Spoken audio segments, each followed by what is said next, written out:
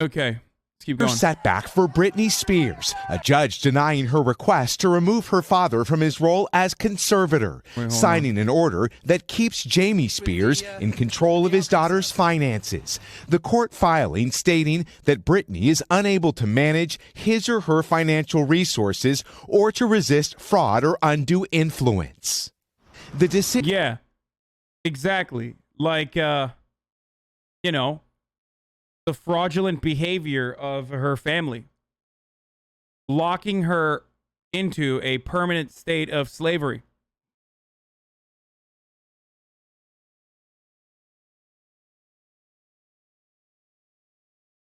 This is from today, or well, from yesterday, technically. Decision coming after the superstar's explosive testimony last week, calling the conservatorships abusive and traumatizing. In new legal filings, Jamie Spears insists he had nothing to do with his daughter's poor treatment and is demanding an investigation into her concerns. Since her very public breakdown in 2008, the pop superstar has been under a court-sanctioned conservatorship that has given her father and others power over her personal and financial affairs. During the explosive hearing last week, Spears said she had been drugged, forced to perform, and prevented from removing an IUD meant to stop pregnancy. All decisions, she says, were approved by her father. But Jamie Spears pushing back, pointing out in new court documents that control of his daughter's personal life and medical treatment isn't currently under his control. He blames Jody Montgomery, a temporary conservator who was brought on in 2019 to oversee Britney's personal affairs. An attorney for Montgomery says she's been a tireless advocate for Britney and for her well-being, also noting that decisions about marriage or family planning are not affected by conservatorship. But one expert says the rules and dynamics in a conservatorship are rarely straightforward. It's my impression that Britney has been under this conservatorship for so long. 13 years of legal slavery where Britney tours the world, does a Vegas residency, does all of this stuff and more. And then they turn around and basically extend it. How are you so unable to take care of yourself and yet you still are making millions of dollars a year for both your captors and their legal team, including your legal team that is working against you?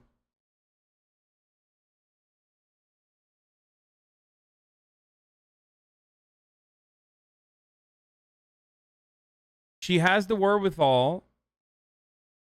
She has the wherewithal to be able to tour the world and do a Vegas residency, but not enough to have her own freedom. The lady that's speaking is Amanda Bynes' conservator. Really?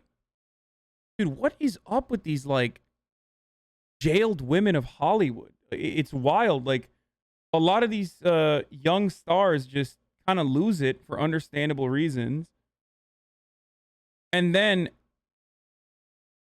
they're held captive in perpetuity by the very same individuals too. Like, it's almost always the same people, dude. There's like an entire industry for this.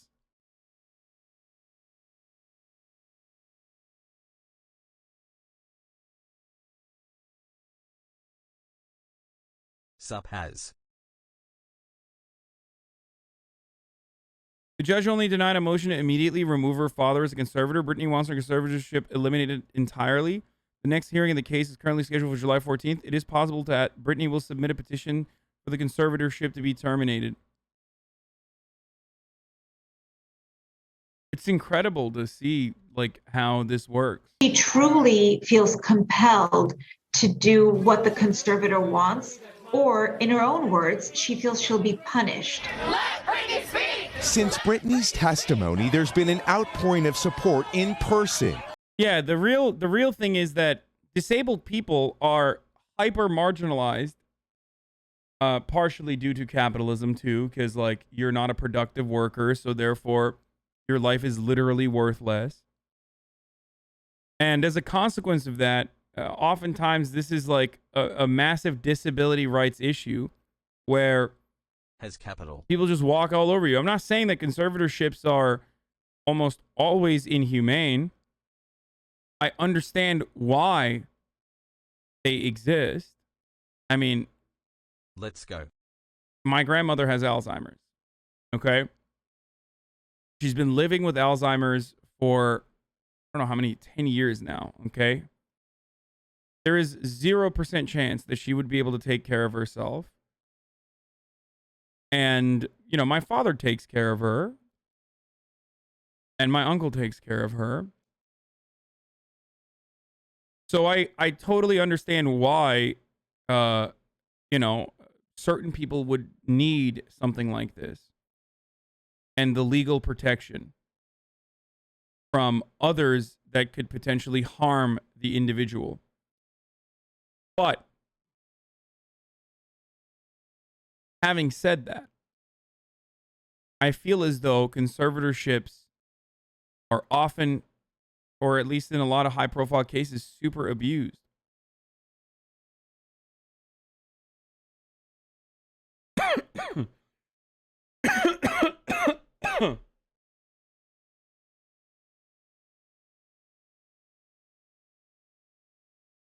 Like, conservatorships are supposed to exist so that conservatorships are supposed to exist so that people don't exploit the person that can't take care of themselves. They're not supposed to exist to legalize that exploitation. Okay? It's literally like who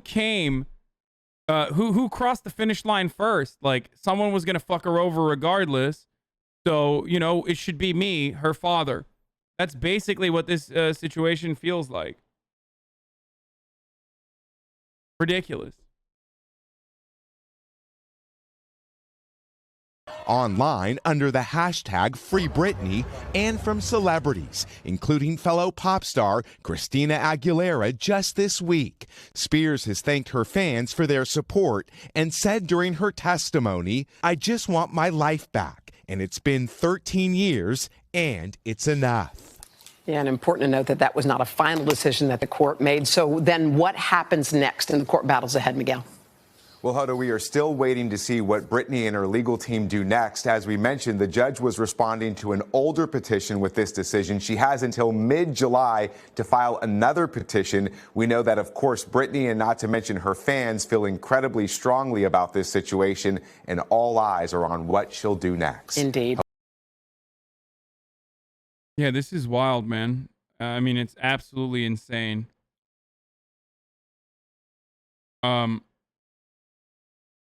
The first season of Better Call Saul is a good example of conservatorships for the elderly.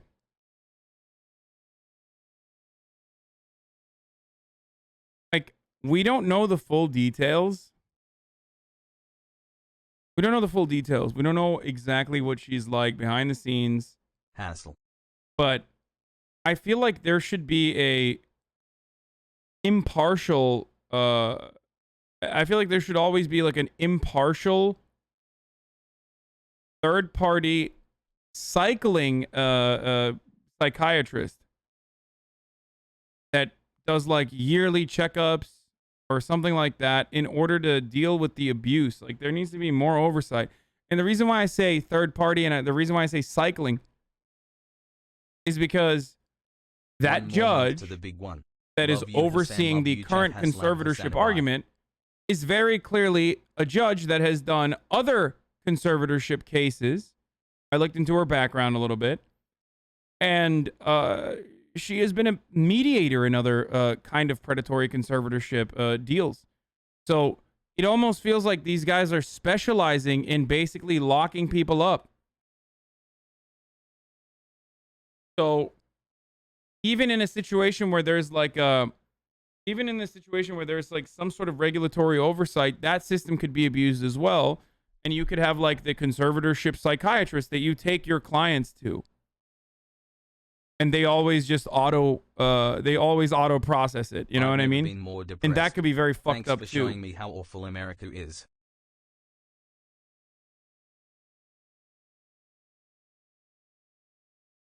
it's normal for counties to divide up judges by case type.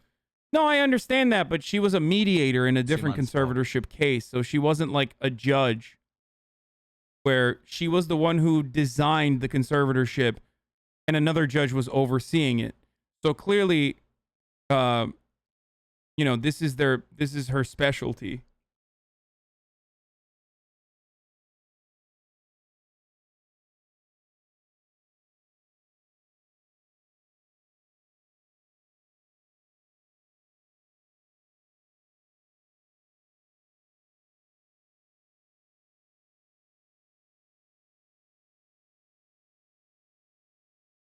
The judge, not the judge, one of the lawyers that has been overseeing Britney's side for the past 13 years has been getting paid 10 grand a week, has made more than $6.7 million, and has not even told Britney Spears that she was capable of filing to end the conservatorship. That is insane to me. Okay? That's absolutely insane to me. Talk about abandoning your most significant responsibilities. Like, there should absolutely be a bar review for every single judge and every single attorney that has been involved in this case. I haven't been paying attention to this. Why do we care about Britney Spears, to be honest? Because a system that churns out, a system that can legalize slavery for a blonde, white Southern woman who is mega rich is probably routinely behaving in a significantly more, or in the exact same predatory way towards no-name disabled people, okay? How do you not know that? How do you not understand that? It's so easy to just be like, oh, she's just rich. Why should I care? It's like, well, she's not. It's not her money. She's making money for the people that are holding her captive, for the system that's holding her captive.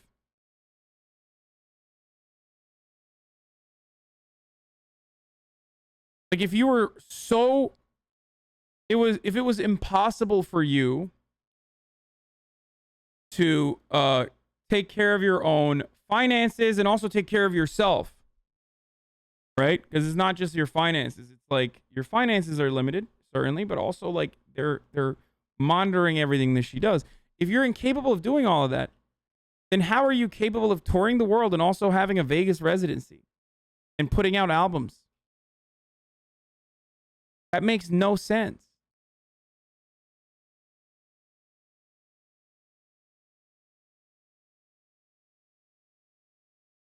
And the seriously scary thing is that if it wasn't Britney fucking Spears, this would have never been brought to light. Yeah. Except the really, really scary thing is that it is Britney Spears. It has been brought to light. And yet, there is still no justice. That's the really scary thing, that they can do this in front of you. That's how little rights people with disabilities have in this country. That, like, the perception of a debilitating disability is enough for the American justice system to just completely take away your autonomy. So it's more so a disability rights issue than anything else. Feel me? And I say this as someone who believes that there could be uses for a conservatorship. I'm not like fully in favor of abolishing it.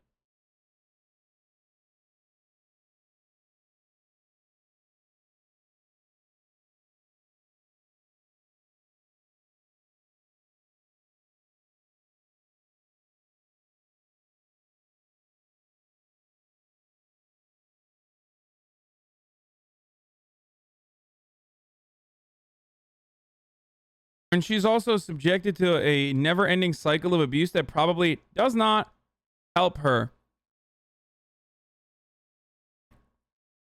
Does not help her get out of the mental state that she might be in, that perhaps justifies the continuation of her conservatorship. You feel me? Like, if you're held captive for as long as you've been held captive, like, you're not going to have it all, not everything is going to be working fine up there, right? That's an incredibly traumatizing experience. Anyway.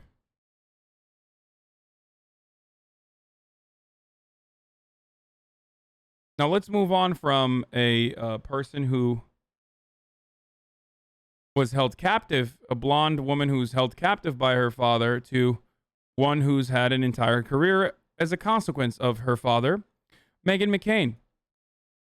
Meghan McCain is officially announcing her departure from The View at the end of the show's season, saying, "This was not an easy decision.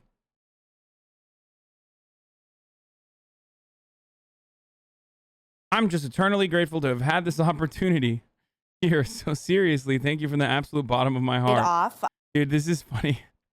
Dude, the roast has got me on my tippy toes. I'm quick with it today.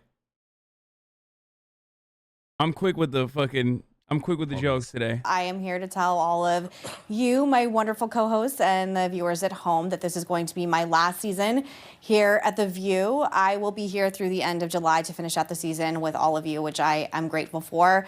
This was not an easy decision. It took a lot of thought and counsel and prayer and talking to my family and my close friends. And, look, COVID has changed the world for all of us, and it changed the way, at least for me, the way I am looking at life, the way I'm living my life, the way I want my life to look like. And when I said goodbye to all of you in the studio over a year and a half ago, I had just found out I was pregnant.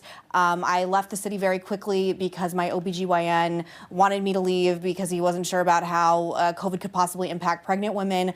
I came to the DC area, which is where my husband and I have always split time, and it's where I grew up splitting time. And we have this incredible life here. We're surrounded by my family, his family, by friends, by this. I wonder if they're like subbing her out for a newer model like Tommy Lauren or some shit. You know what I mean? Yo. It's like either she's like, I don't know if she's leaving on her own volition. I mean, it doesn't really matter. No matter what happens, she is still going to turn around and just be like, I was canceled. Like, it doesn't matter if she's leaving on her own volition or if she's being forced out of The View. She's going to say she's canceled regardless so that she can launch her new media op. Why would you say that? Oh, no. Oh, because I said Tommy Lauren?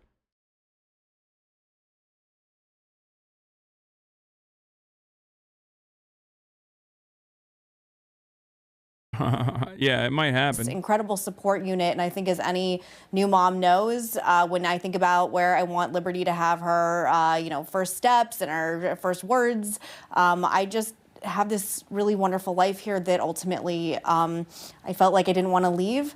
On a professional note, this show is one of the hands down greatest, most exhilarating, wonderful privileges of my entire life. And I have had so many amazing experiences in my life, and this is definitely one of the top. It is a privilege to work alongside such strong, brilliant, intelligent, incredible broadcasters like the four of you. You are the most talented women on all of television, hands down, and it has been so incredible to be able to do this with you. Before I came onto the show, I didn't want to join the show, as I think I've talked about in the past, and it was my dad who encouraged me to do it. He said that I could never give up an opportunity to work on such an iconic show and to work with Whoopi Goldberg, and he was right. It was one of the last things he told me to do before he died, and since we've been here the last 4 years together, we have won an Emmy, we've gone to #1, we've been parodied on Saturday Night Live, we were on the cover of my personal favorite of the New York Times Magazine as the most important political show in America. We have all interviewed every presidential candidate. This is the show.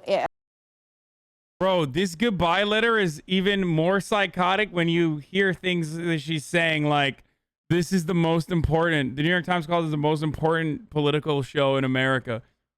And she's not even wrong, to be honest. Like, unfortunately, it is true.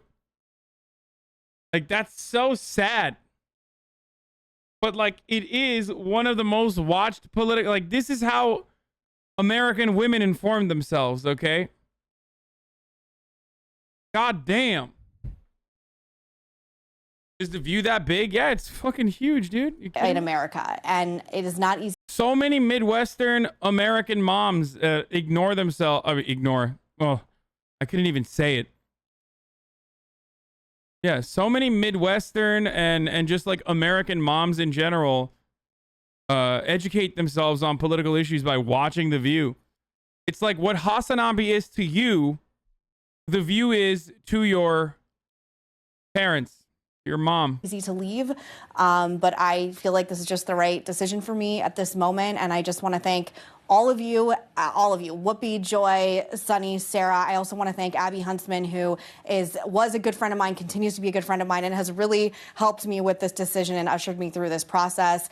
And I also really want to thank our incredible leader, Brian Tetta, our executive producer, who is the heart and soul and Morpheus of this show. And I would not have had any success on here without you. Your leadership is paramount. We are grateful to have you. At least I know I am. And I want to thank Kim Godwin, the president of ABC, for being so respectful and understanding, and to this incredible crew. Chad, I only fuck your moms. I don't actually inform them on politics. I do inform them on the top of the hour ad break, though. Yo. Just like I inform you on the top of the hour ad break. Yeah. There's a 60-second one coming up right now. Now, of course, you can avoid those ads if you subscribe, whether it's a $5 a month subscription or a Twitch Prime subscription that you all have for free that you can use here. You can avoid the ads now as well. Tactic. Or you can use an ad break, or an ad blocker, sorry, or a VPN. But here's the ad break now. You are literal scum. And the producers and everybody who makes this work every day. Again, you're the best in the business. I wish nothing but continued success and good wishes and good luck to all of you and to this show. And I'm just eternally grateful to have had this opportunity here. So seriously, thank you from the absolute bottom of my heart. And I will still be here another month. So if you guys want to someone in the chat said, do you think Meghan said it's me or my hairstylist and they chose her hairstylist? a little bit more, we have 4 more weeks. Oh. Well, you know what? It has been quite wonderful to sit across from you. Your dad was very smart. He wanted you to be here with us because I think he thought we could help toughen you up for what was coming, which was so true. You know, the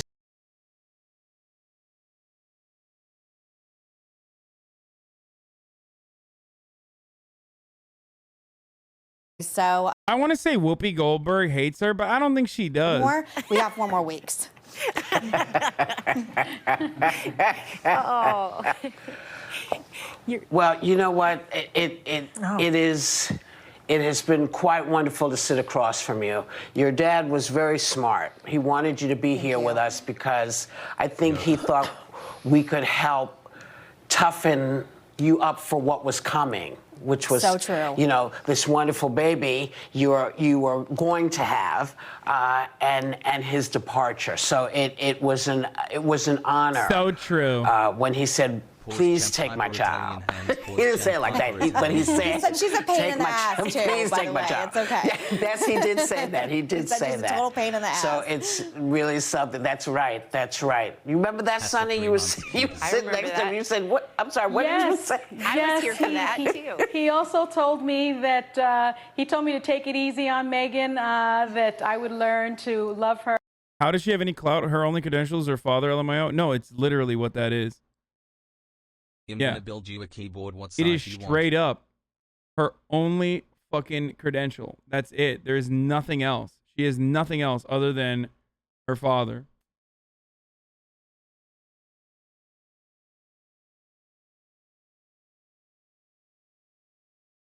And understand her, and that she would be a pain in the ass, and he was right about all of those things. You know, Meghan and I probably talk every day, all the time after the show. We text during the show, and I'll miss those conversations. I think you have a really important point of view. And Thank it's you. just been wonderful, wonderful. Also, getting to Sonny, know I you. hope I can share this and it's not too much information, but he is dead now. But my dad also backstage was like, Sonny is just gorgeous. That woman is striking. Well, we do know John McCain was a bit of a fucking horny guy. Wow, this video is crazy. I've never seen... This is awesome, dude. This is just like old rich conservative women behavior. Just like 8 minutes of just passively fucking one another. This is a bunch of old posh conservative ladies literally just passively jabbing at Meghan McCain's like announcement of her final exit, like her exit that they've clearly been waiting for. And then they went on air and had this like connection We on were air, and crushing I was on each like, other. I don't know Yeah. what. If anyone rewatches it, I think he had a crush on Sonny, which is kind of uncomfortable, but awesome too. But if you watch it, and then afterwards, Sonny goes, "We really connected," and I was like, "Okay, well, fantastic, you guys." Damn, that is so awkward, dude. What a fucking weird way to end that. Yeah, by the way, my dead dad who cheated on wait. Is Meghan from the first marriage? It is, right? Or no, Meghan's from the second marriage, right?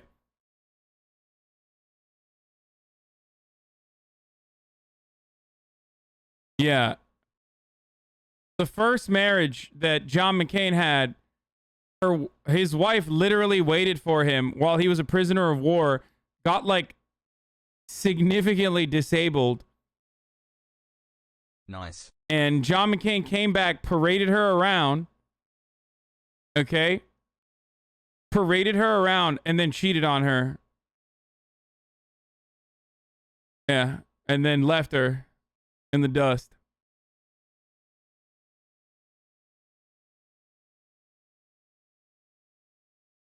And had Meghan McCain.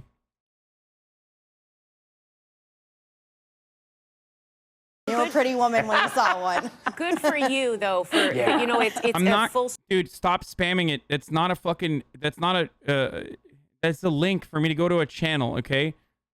How many times have I told you, stop fucking sending me Discord links that like prompt me to log in? I'm never going to do that.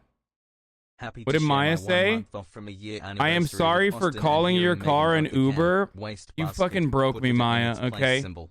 The roast is done now, okay?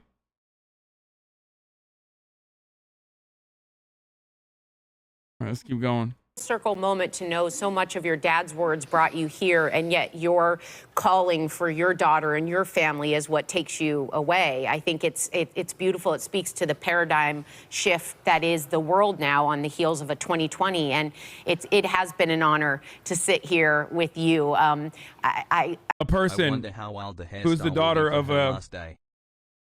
person of note. It's been an honor to sit here with you, the daughter of John McCain.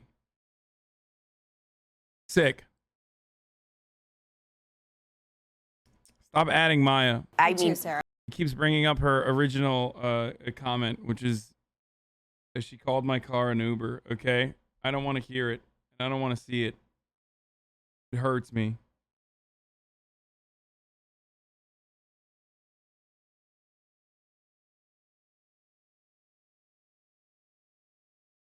you are Sick a drip dog. tough.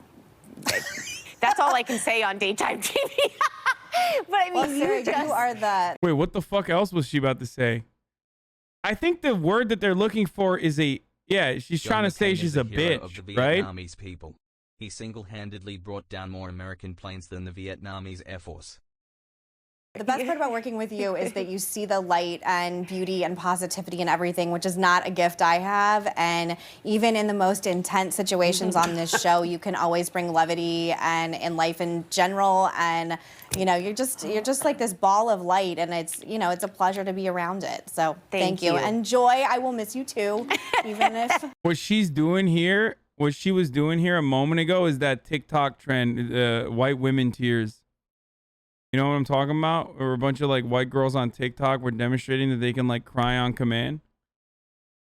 That's basically what she's doing here. In Look. general, and you know, you're just like this ball of light, and it's, you know, it's a pleasure to be around it. So did you guys know that? That's like a thing that was on TikTok. It was like a trend for vampire diaries or whatever the fuck. I don't know.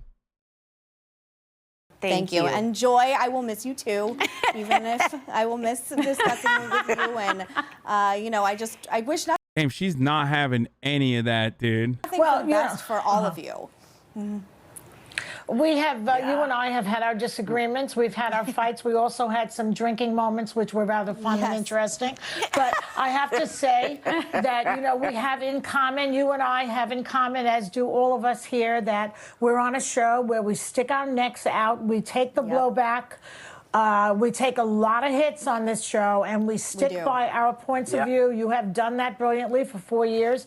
I hope that you can say that I did the same thing. I really, really appreciated the fact that you were a formidable opponent in many ways, and that you spoke your mind, and you're no snowflake, Missy. Yeah. That's the truth. Thank you, and thank you, Joy, and really, like, it's just, this show's incredible. But I will, my final note to the world watching, this show will continue. The show will probably be on long before all of us. Save the world, my final message, and then boom, she pieces out. That would be funny, but that's not gonna happen. Us are here, like, we're long gone. The media needs to do a better job of covering the women on this show in general. As Joy pointed out, it is not a fair fight. We are covered with deep misogyny and sexism by the media. Though if 5 men were doing what we do every day, I really do believe that we would probably have a Pulitzer Prize at this point. Are you fucking kidding me, dude? Are you fucking joking? Are you insane, dude? Are you out of your mind, dude? First of all, 5 men do what you do every day. It's basically like every ESPN broadcast, but at least with the ESPN broadcasts, they have, like, I don't know, commentary on things that I guess matter to that audience, like sports. Not that it's for me. Never watched a single fucking ESPN broadcast in my life.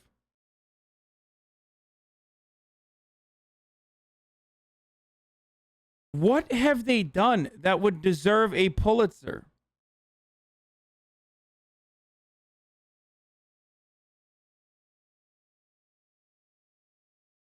What?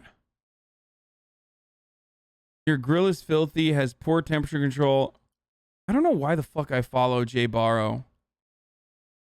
He consistently says the most annoying shit. I think that's why I follow him, to be honest. Just so fucking says like the most annoying shit and then writes it up.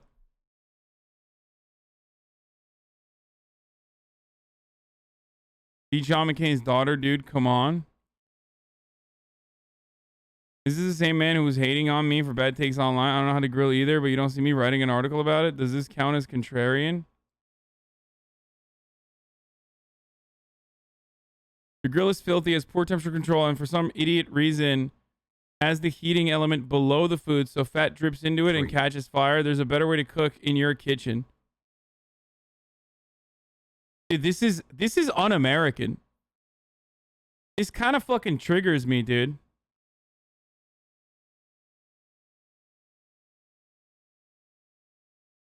Stop saying it's not a horrible take. One,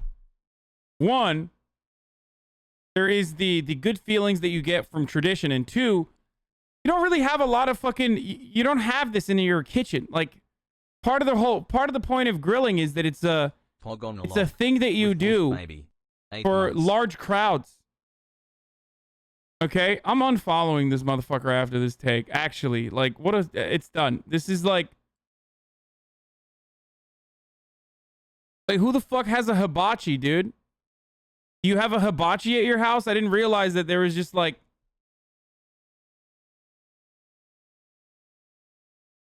I didn't realize there was just motherfuckers with like actual hibachis in their house. Maybe that's why. You're grilling outside, okay? Like, it's the best. It is literally just, I don't know. I don't know how to describe it. It's like an awesome fucking experience, dude. Oh, yeah, sure. Oh, I'll definitely fucking join Business Insider to read this dumbass article, dude. Yeah. Fuck no. I'm a hacker. Oh, God, it's not working. Fuck! I'm not a hacker anymore. Chat, save me! How do I hack into it?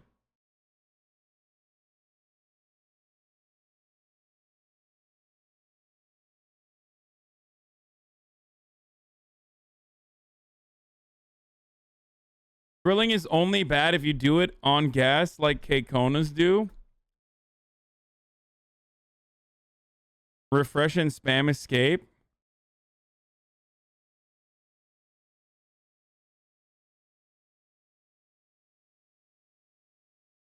Wait, I can't stop it. I can't spam it.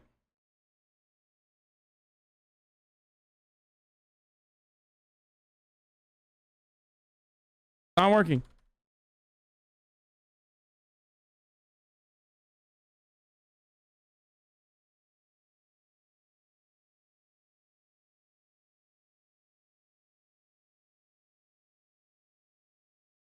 Charcoal is the only way.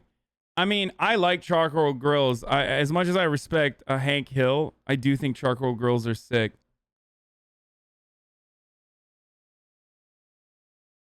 Wait, you just did a Google Translate on it? Oh my God. Wait, nope, it's not working.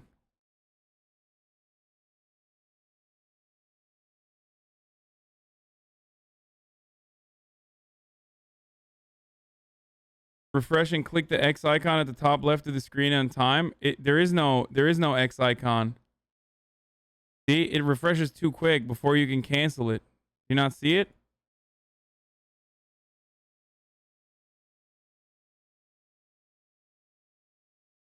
Outline.com.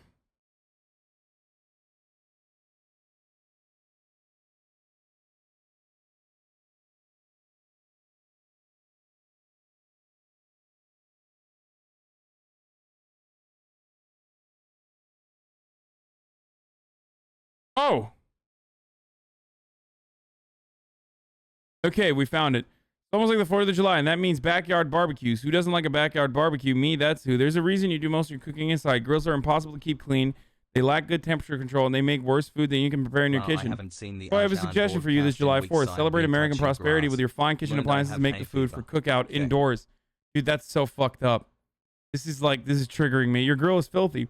The very first time you use a grill, it's delightfully clean. Then the food touches it. Grill runs at high heat, and food burns onto the grates. Like with pots and pans, burnt on food is tough to remove from all grill grates. Okay, so you just don't know how to fucking remove the shit from the grill grates. Got it. But admit it, you don't even really try. You turn the heat up, you scrub the grates with a brush, and some soot falls in the fire, and you call it clean. If you did that with a frying pan covered in burnt on food, people would call you disgusting and refuse to eat in your house.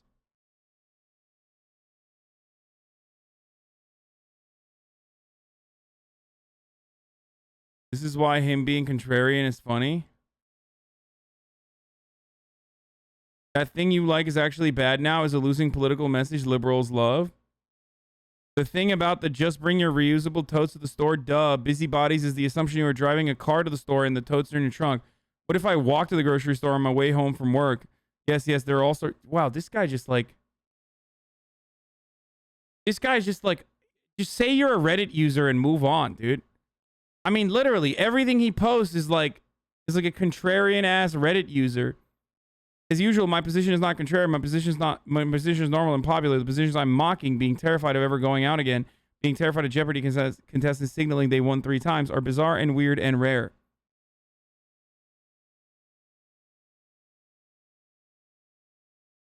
Just say that you're a fucking Reddit contrarian, and therefore absolutely 0 people want you to be at the cookout or barbecues in general, and move the fuck on.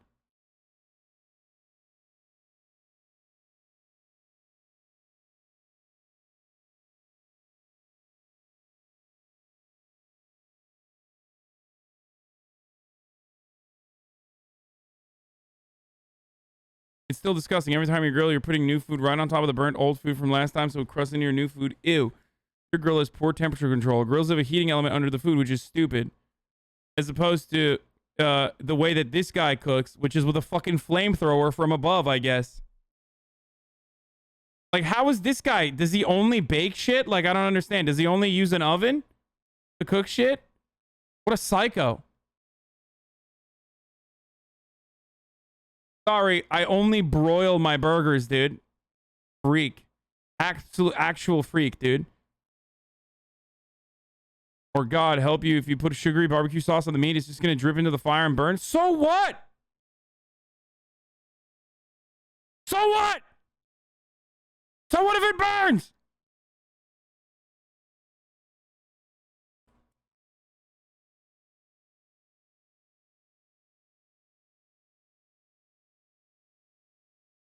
Unless you're cooking using a truly traditional method, most Americans have moved past cooking on open flames. Either you cook on top of a surface that keeps liquid from falling into the heating element, like a pan or a griddle, or you cook with an open heating element that is above the food, like a broiler. Oh my God, he literally does just broil. A broiler makes sense. It provides the same sort of open flame cooking you get with a grill, but it doesn't make a huge mess because gravity carries the drippings away from the fire. The superior tool is already in your own home. Oh my God. Oh my God, dude. Support this man. Jail this man. You secretly agree with me about grilling. People often accuse me of being a contrarian. Almost always these people are wrong.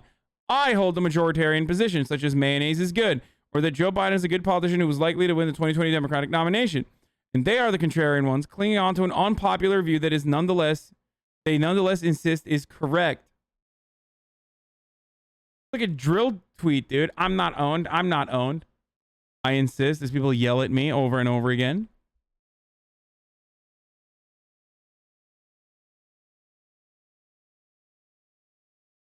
You guys actually agree with me.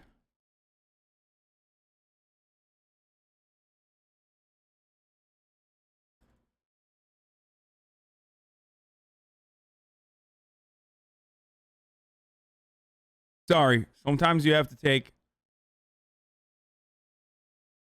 Sometimes you just have to fucking go there, okay? Sometimes you have to go there.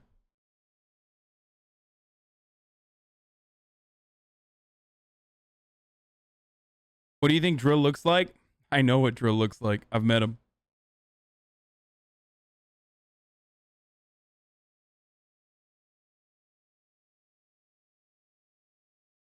I'll never tell.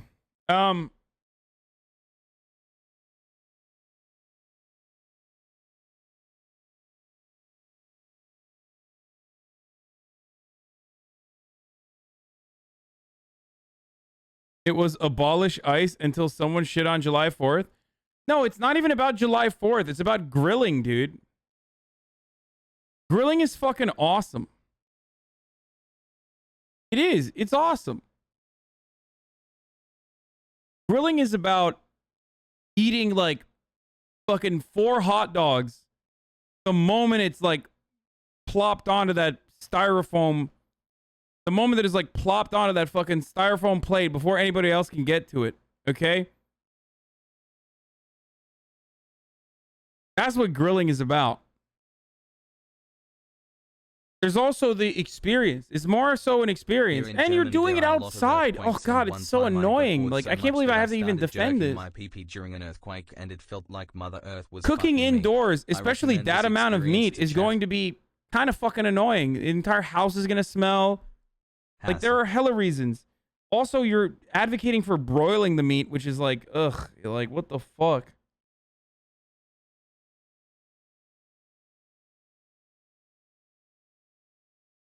You know? Yikes. This anti-grill propaganda that's happening in Biden's America, thoughts? I mean, dude, we're pushing back against it. Yes, of course I've seen that there is no such thing about coincidence TikTok. As a matter of fact, I'll go so far as to say, wait, that's not what I was looking for. What the fuck? Oh, this. I'll go so far as to say that this shit popped off when this community saw it. I swear to God. Well, no, not really. We saw it when there was a viral tweet, I think. But like, we did an extensive background check on this dude. And then now he's everywhere. Like, it reached peak volatility or peak virality. Means you're energetically. There is no such thing as a coincidence. This is what started me on the witch talk thing. We watched TikTok because of this guy. The fact that you're watching this video means you are energetically aligned with me and this message. Your thoughts create your reality. But you already knew that, yet you still live a life that you dread. Excuse me. That is because when you visualize your dream life, you unconsciously believe that it is unreal. I love that they put that in the background. It just makes it so much funnier.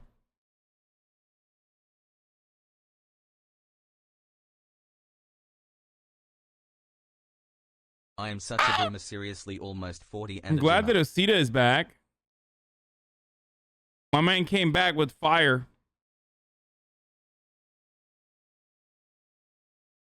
This guy tweeted that Talenti was bad ice cream masquerading as good ice cream, and I responded that he was a bad pundit masquerading as a good pundit, and he blocked me. Talenti is fucking good, dude. God damn, this dude. I now remember why the more I see his takes, the more I recognize that, like, I think I hate followed him like a while ago because he's only had bad takes.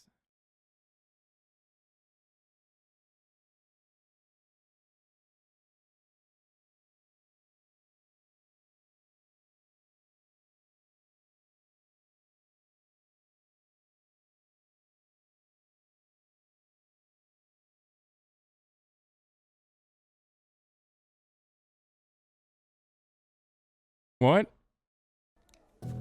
Exxon's lobbyists were caught on tape basically bragging about pushing climate denial, undermining Biden's climate policy. This issue is pretty fucking depraved.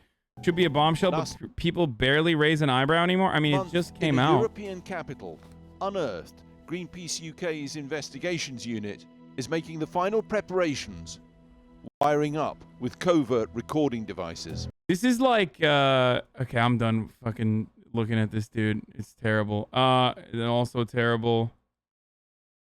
A lot of terrible stuff there. On K Street, Washington, D.C., home of America's most powerful lobbyists, Keith McCoy, a key representative of the biggest oil company in America, is waiting for the call. The timing's vital. What may be America's greatest chance to combat the climate crisis is going through Congress right now. The video connection is set up. It's time to go to work. Hi, good to see you. How are you? Moments later, Mr. McCoy will become one of the first ever executives to claim that ExxonMobil Street's called K. What the fuck, America? K Street is where the lobbying firms are. has aggressively fought climate science using front organizations to maximize shareholder profit. In Washington, Did D.C. we aggressively fight against some of the science? Yes.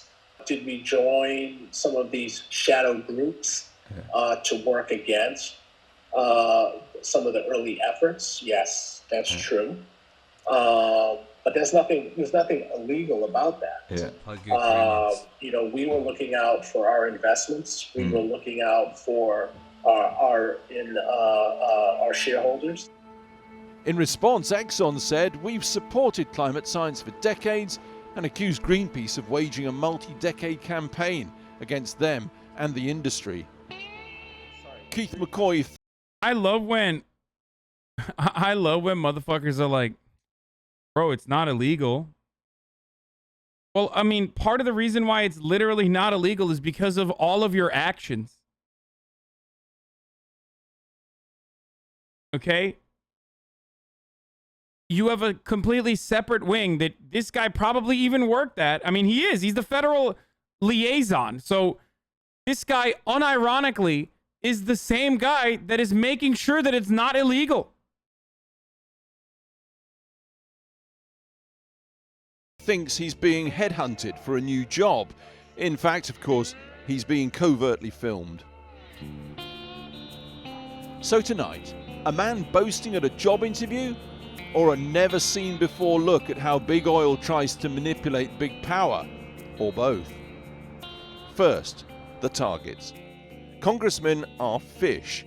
Exxon is the fisherman. When you have an opportunity to talk to a member of Congress, you know,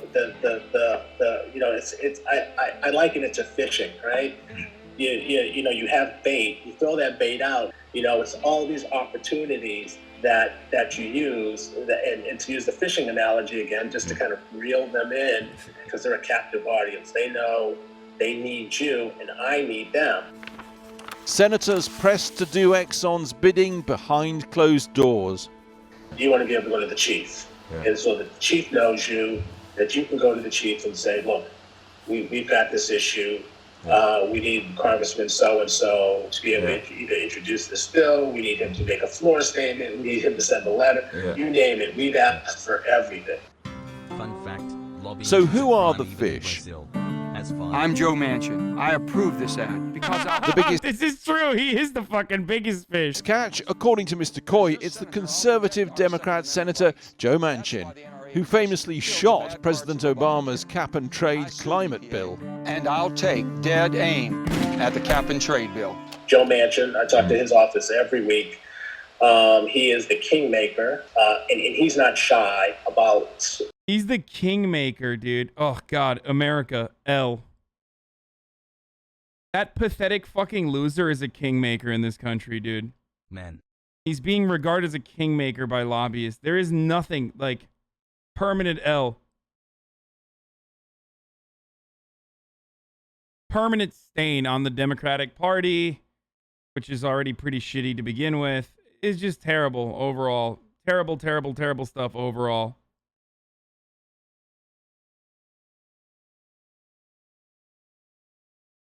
Sort of staking his claim early and completely changing the debate.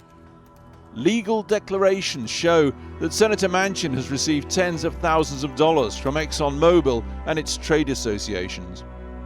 Keith McCoy names 10 other senators as crucial to ExxonMobil.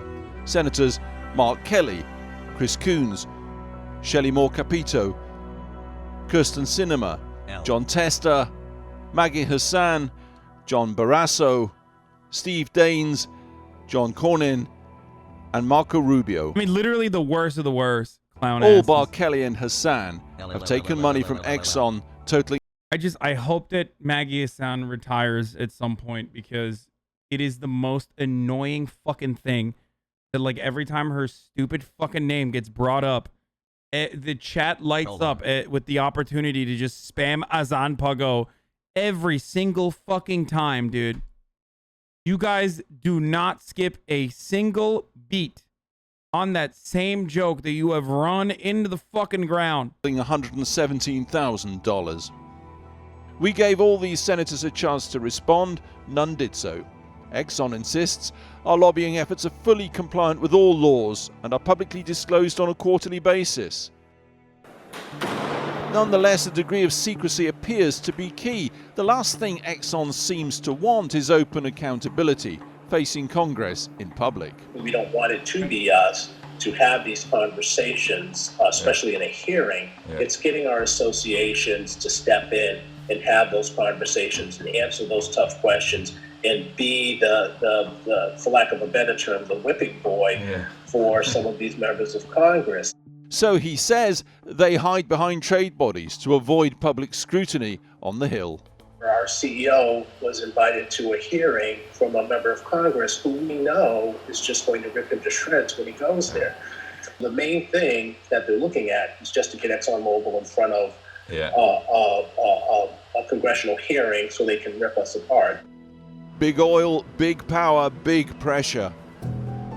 The route from the K Street lobbyist offices to Capitol Hill is very well trodden. From the street to the Hill, we can now reveal the current ExxonMobil battleground and strategy. It's big, yes. It's bold, yes.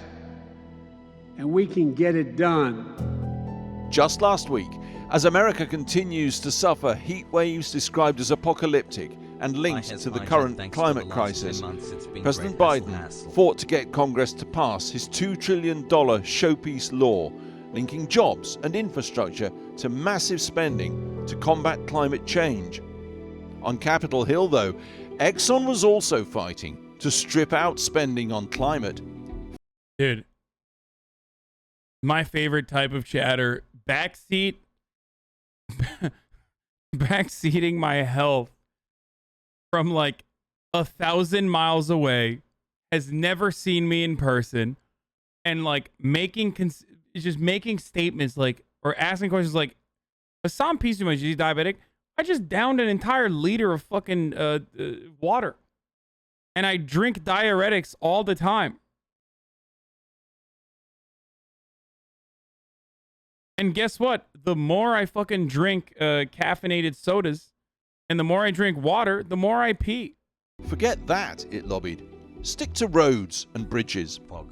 So that's a completely different conversation. When you start to stick to roads and bridges, and instead of a $2 trillion bill, it's an $800 billion bill. If you lower that threshold, you stick to highways and bridges, then a lot of the negative stuff starts to come out. Why would you put in something on emissions reductions on climate change to oil refineries in a highway bill?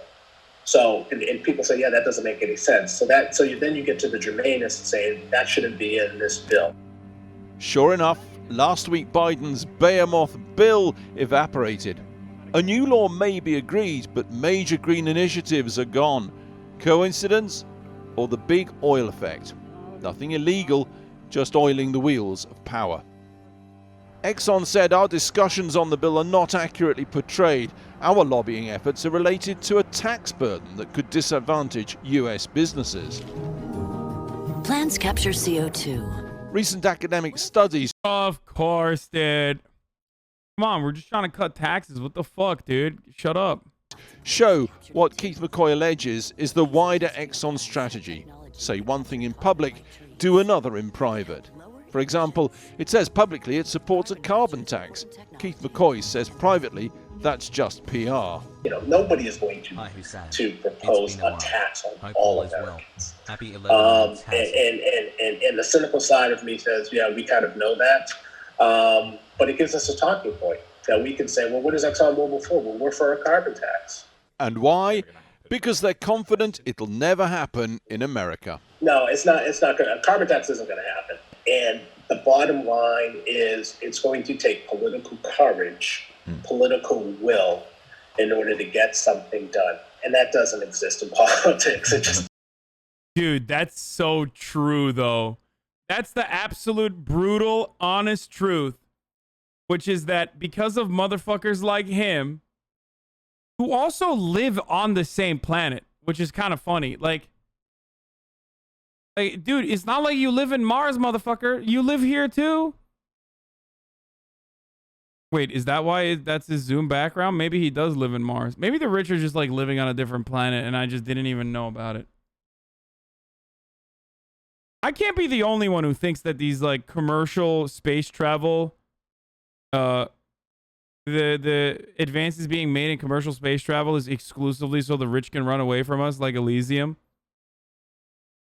I'm not alone in this, right? When the planet becomes like uninhabitable.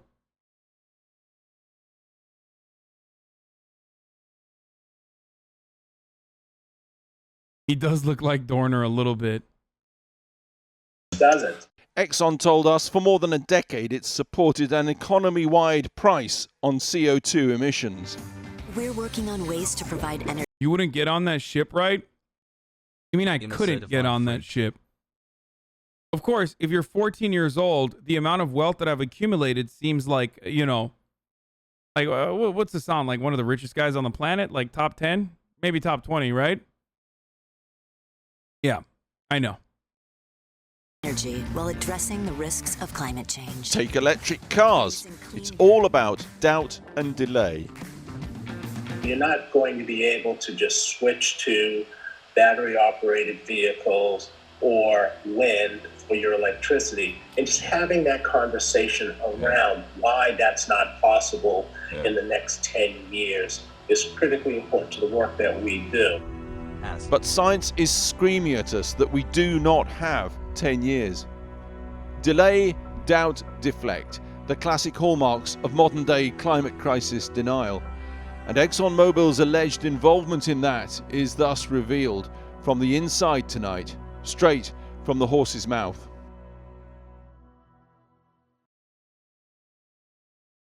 You're still firmly in the top 1% in America? Yes, of course. Being in the top 1% in America, a country with 330 million citizens, does not mean I'm getting on a spaceship that's going to hold what? HasanAbi.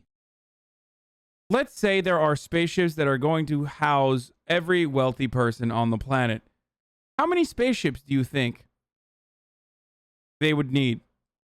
How many people would be able to live in the spaceships? 2/3 of Americans are in the top 10 wealthiest of the world. I mean, yeah, we're not even talking about that. Don't get mad, Hasan. You're rich as fuck. It's okay. No, I'm wealthy for sure.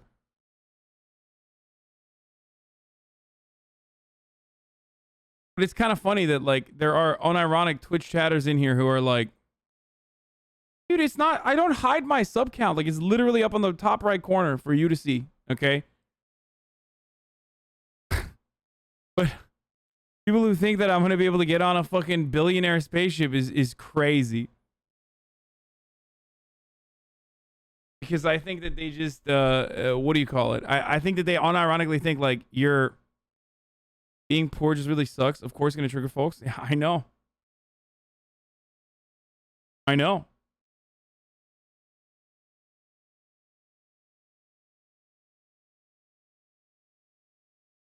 If they somehow made spaceships to house 1,000 people, I still don't think you would make it. No fucking shot, dude. No shot. No fucking shot. That's what I'm laughing at. Because, like, Twitch watchers think that, like, the entire world is inside of Twitch.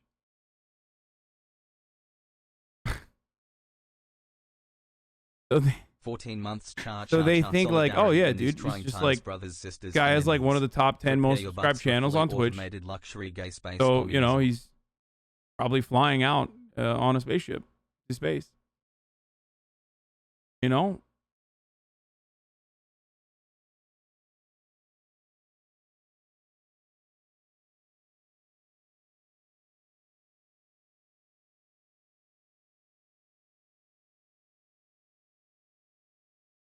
One percent of 330 million Americans is still 3.3 million people in the 1%. No shot you're getting a ride. I know.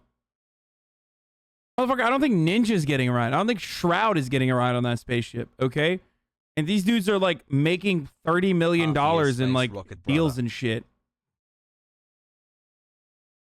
Hollywood celebrities, the majority of Hollywood celebrities and athletes are not getting on that spaceship.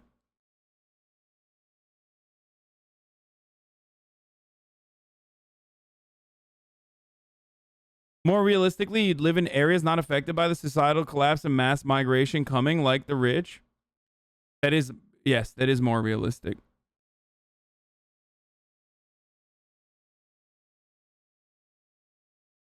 $2,700 billionaires and not all of them are getting on. I mean, I'm sure that they would have enough spaceships for 2,700 people.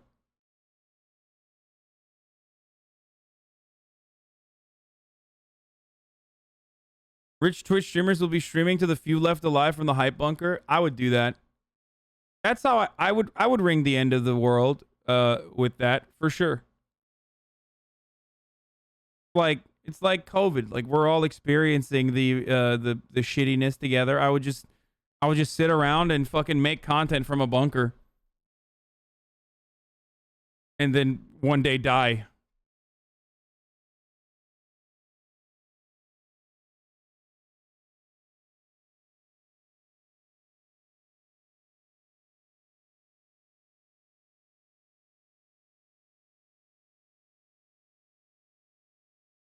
This is a next level Doomer stunlock. I mean, it's what I enjoy doing.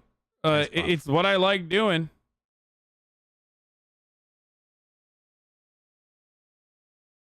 Gaming in space would suck, though. I heard the Milky Way servers are the worst lag in the universe. Good one. Someone's got to clean the toilets and serve the drinks. I'm on that fucking ship, too. I mean, I've talked about this before. Like, in the end of the world, because, like, we've talked about, like, rich billionaire bunkers. Like, end of the world bunkers and shit. And I've talked about it before where it's like, you need cops. And you need slaves, right? Because you need slaves, and then you need the slaves to not rise up and murder the billionaires. And so you need cops to stop the slaves from rising up and murdering all the billionaires in the bunker. But even then, I just feel like perhaps it would be easier to instill class solidarity in such close quarters, you know? Kind of like Snowpiercer, yes. As prey. If you could afford it, would you go on the spaceship, though? I don't know. If I had enough money to be able to go on the spaceship, the billionaire spaceship, what use is surviving at that point when everything you know and love is dying? Like, my mom is no longer with me. My brother is no longer with me. Like, my fucking friends are no longer with me. What the fuck am I going to do? Hang out with Elon Musk? That sucks. That's the other part of it. Like, imagine the continuation of humanity is just a bunch of fucking chodes like Bill Gates and Jeff Bezos and Elon Musk. No, the Dua Lipa's not making it on, dude. The celebrities are not making it onto that fucking ship. They're not rich enough. That's what I'm trying to say. Like, the people that are at that level of power, they suck. Dude, there's no Ariana Grande on that spaceship. There's no Dua Lipa on that spaceship. There's no one who's like unique or fun, because they have literally made their entire lives into making an endless amount of money. Those people fucking suck. Hanging out with Elon getting high in space would suck. The smell never fades in space. The rich will bring the hot people, though, right? Well, that's the problem. It's like, if you're bringing the hot people, okay? If you're bringing the hot people onto the spaceship, then, like, you have to be bringing, like, again, servants as well, right? It's my radicalization birthday. Thanks for all the laughs and love. I just don't understand how that would work. I literally don't understand. I guess automation would have to come to a point where, like, robots can take care of all the menial tasks. Because there's no shot rich people are bringing poor people up there with them, because the poor people just fucking murder them and take over. Like, why wouldn't you? Like, literally, why the fuck wouldn't you do that? This is turning into the train movie in the cold. Yeah, Snowpiercer.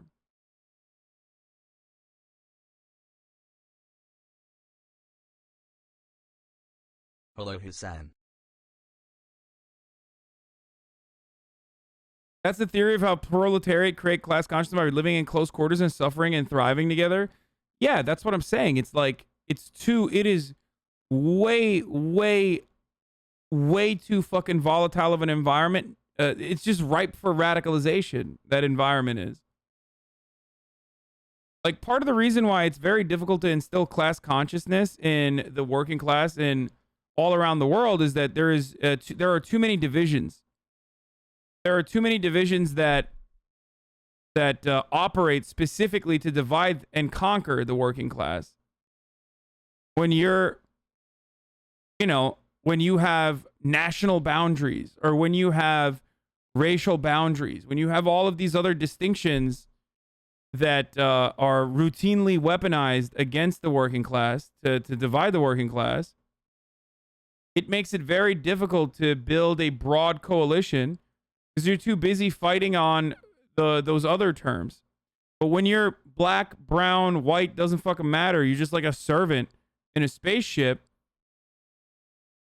There's a okay, wait, hold on. Let me stop this for a second. There's a theory that part of the reason why building class consciousness in the modern era is a lot more difficult than the Industrial Revolution, and that is because due to, like, hyper-specific parts of working class, due to division of labor on overdrive, due to the fact that there isn't, like, a factory floor anymore, it is very difficult to build solidarity both in the workplace and then overall, all around and nationwide. Okay, thanks. Because nobody works on a fucking factory floor anymore. If we still did that, it would be easier to build working class solidarity.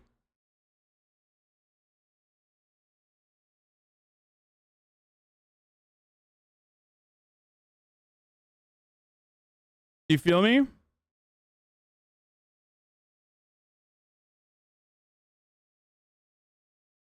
I know Internet how saved me Britney is almost after controlled by destroying me. her Like this, a dude guardians. psychologically She does not conditioned have a people to do an armed smartphone and thus robbery. does not have immediate internet access at all times like everyone else. Thanks for the content, but I just realized this and felt it was important for some reason.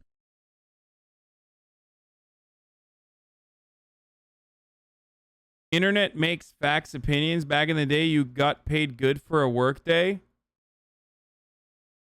Yeah, I wonder why you got paid good for a work day back in the day. Appreciate your content.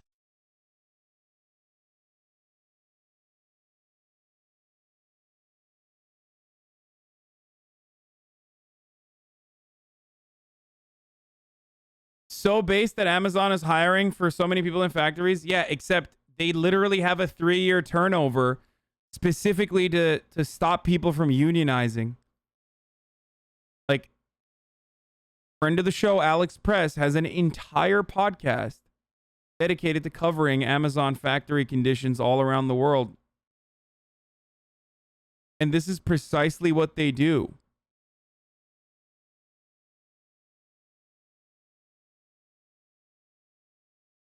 Okay?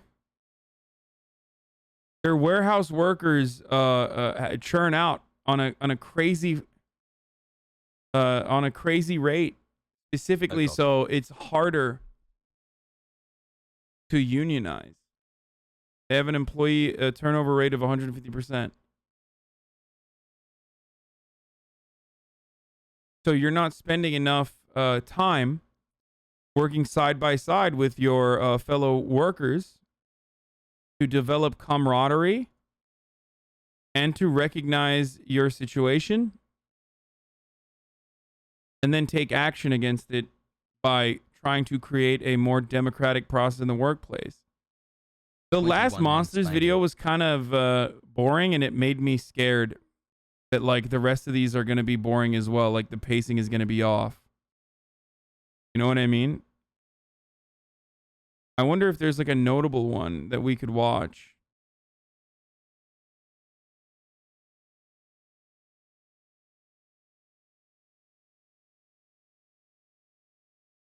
HasanAbi. To the controversy of Ryan's world, it's fucked up, honestly. I did sort by most viewed. Grant Amato is fucked up. Sounds familiar. I don't know why. Grant Amato.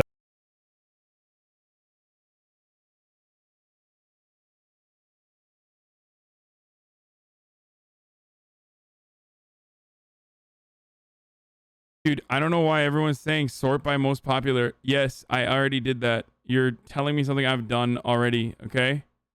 Okay, this one looks good. Luca Magnata. You said you were really tired then? I think it should be easy to get through now. No, Amato had been struggling to get his life back on track after a pretty rough year. This is like Stephen Miller on crack, or rather, Stephen Miller on more crack than he actually is on. When his family members began working to cut him off from the love of his life, he chose to do whatever it took to spend more time with her. This is Monsters.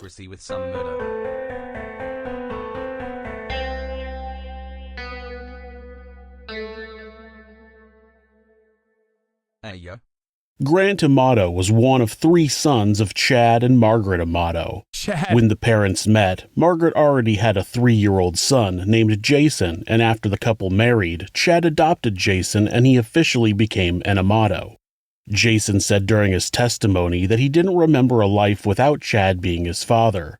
He said that he was a very stern, very particular person. Everything was in its place, straight and tucked in. If he was going to have a serious discussion with someone, he would make a list in one color, then make notes with another color while talking to the person. Jason says that his father could get overly angry, but he had never seen him be physically abusive to anyone in the house. Chad was a pharmacist who worked in a conventional pharmacy role before he started working for a call center where people, such as doctors or other pharmacists, would call in to get pharmacy instructions. Chad was described as being very focused on the future and what he worked for, and he was stressed about the cost of a second home they owned in Tennessee. Chad had purchased a house with at least 4 acres in the mountains, about an hour away from Gatlinburg, to move to when he and Margaret retired. Apparently, they were having a problem with feral hogs destroying the property, and Chad was spending a lot more time and money maintaining the house than he wanted to. Margaret was the supervisor for a transcription company. She had started off... The mic on? Hello, hello, test 1, 2, 3, test 1, They got 2, 3. feral hogs, brother. Let me tell you something. This is precisely how every bad story starts, okay? That's why you need a fucking... Wait, hold on. I need to play the video, dude.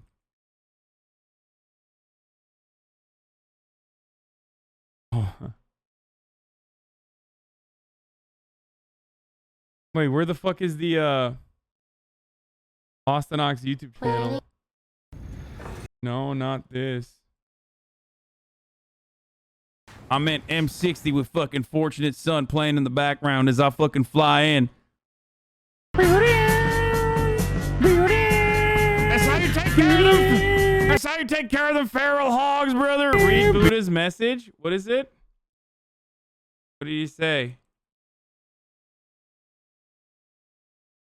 Let's play Tarkov or just get on RP an hour. I'll give you 5K. Dude, I don't care. Oh, Jesus Christ. What's good, dude? Buddha, you got roasted by Candyland. You don't even know it, dude, on my roast because they thought you were going to come on. Okay.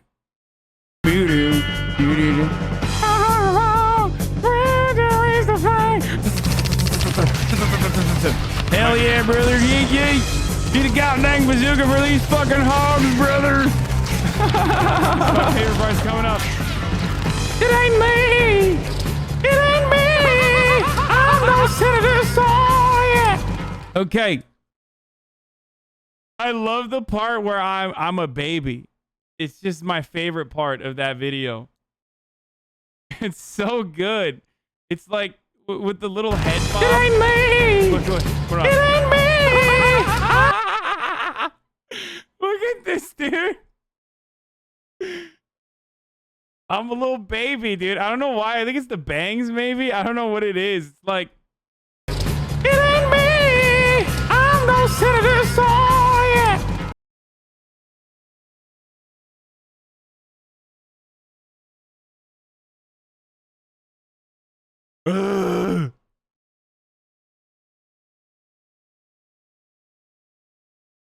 It's so good. It's so good. Anyway, that's how you deal with feral hogs, brother. You fucking kidding me? It's how you deal with feral hogs, brother. 30 to 50 feral hogs. You gotta fucking gun them down, brother. You gotta gun them down, brother. As a medical transcriptionist and worked her way up the ladder until she got to management. She worked from home in her own small office on the main floor of the house. A few years after getting married, Chad and Margaret had a son together, Cody, and then had Grant a few years later. Jason said that in 1989, his parents bought a piece of land off Fort Christmas Road in Chulota, Florida, and Chad designed and built their family home. Each boy got their own bedroom, and they had a game room and almost 3 acres for the boys to play on. For Margaret, there was a nearby stable that she used to board a former racehorse that she would eventually rescue named Lady. In around 2009, a hungry mare would wander into their property and eventually she was able to save the horse and begin rehabilitating it. The owner of the stable said that Margaret worked tirelessly to get Lady back into riding condition. Even after Lady died, Margaret would regularly ride her bike down to the stable to visit with friends and brush the horses. Grant described how he and Cody became good friends. Me and Cody had the quintessential rough, like, fighting each other and whatnot when we were younger. The love-hate, right. Typical siblings. But then I would say, like, my junior year of high school, we were all on the weightlifting team together. That's where I got to know a lot of, like, his guy friends. And, you know, we stopped, like, arguing at that point. And then we all, you know, we decided to go to nursing school together. We decided to go to the nurse anesthesia school together. I mean, we did everything together. I mean, Who was the better student? He was the better student in everything up through nursing school, and then I was actually the better student in nurse anesthesia school. But there was like again, kind of like. Are you guys? Sorry, No. Are you guys at the same time in the same classes? Yeah. So you're the but exact same. not for nursing school. Not for nursing. No, school. I mean for the anesthesiology. Yeah, we sat right next to each other. So you're in there doing things together. So you got somebody to study with. Yeah. Somebody to bounce things off of and work with. Yeah, and we would do that all the time. We were burning the midnight oil. But you were better at it. Yeah, and that was the one time that he actually admitted that I was didactically more competent than him in that field. And then who's better in weightlifting? He was. Oh, okay. He broke a number of school records. I think he was like the 129 weight class. I was the 119 weight class. But he was definitely stronger in high school. And then but yeah, we were close. I mean like bonded, you know. So a normal brotherly relationship up until high school where they became extremely close. Jason was a few years older and was out of the house by the time Grant and Cody were finishing high school. The brothers had plans to both become nurses and then go to nurse anesthetist school together. After that, they were going to buy matching BMWs and then their parents' house when they retired and moved to their retirement home in Tennessee. The plan started out okay, and when Grant graduated with a Bachelor's of Science in Nursing in 2011, the brothers enrolled in the same nursing anesthetist school. They literally sat next to each other in class. Even though Grant claims that he was the better student during this time, he still managed to fail out of the program. Cody would go on to complete the program and land a job as a nurse anesthetist at a local hospital, making a very decent amount of money. Grant managed to find a job as a nurse at a hospital and worked there for about 5 years, but was eventually accused of stealing medication. In June of 2018, they fired him and pressed charges, but after Cody paid $8,000 to hire a lawyer for his brother, the charges were dropped. According to Grant, he said that the fact that he now had an arrest on his record made him not able to get a job, and he spent most of his time in his room playing video games, trying to become a famous Twitch streamer. You know, kind of like a YouTuber, just not as cool. This solitary time playing video games is also when Grant discovered the wide, wonderful world of cam girls. He said in an interview that the first time he talked to a cam girl, the first one was a woman named Sylvie who operated out of Bulgaria. He immediately fell in love with her. Are you fucking kidding me, dude? Are you fucking kidding me? Okay, fuck Hasan, this. you are good Okay, how about that? No, I don't think Twitch streamers are less cool than YouTube. Do you understand? I don't. Okay, I think we're both equally fucking nerdy. No, you don't need to rewind 30 seconds. I'm watching it while I'm talking to my brother. Okay? This dude is literally like, this is like what happens if Twitch streamers go wrong. Like, my man fell in love with a e-girl, and it's got it all. What the fuck? I don't appreciate that this guy is saying... Well, of course he's saying that. He's a fucking YouTuber. That's why he's saying it, okay?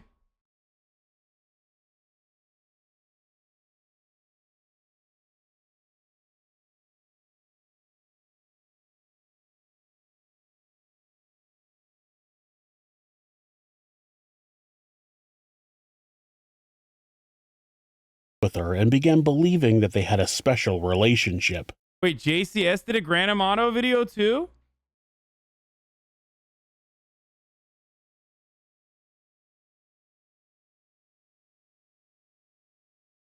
Praise Rick the Crypto Nerds. A statement from FaZe Clan.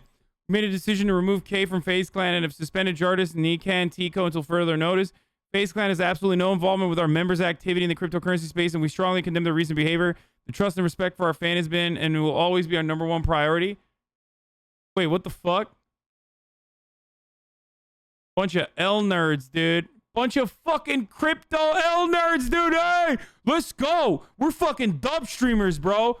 We're fucking dub streamers, baby. We don't do none of that crypto nerd shit, dude. Woo! I'm fucking pogging my face off, dude. Take an L, crypto nerds. Fucking debate lords, dude.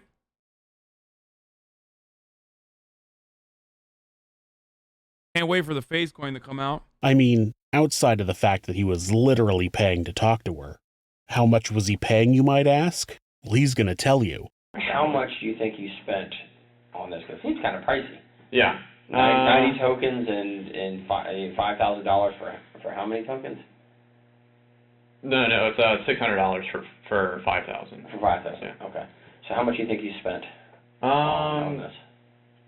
Probably close to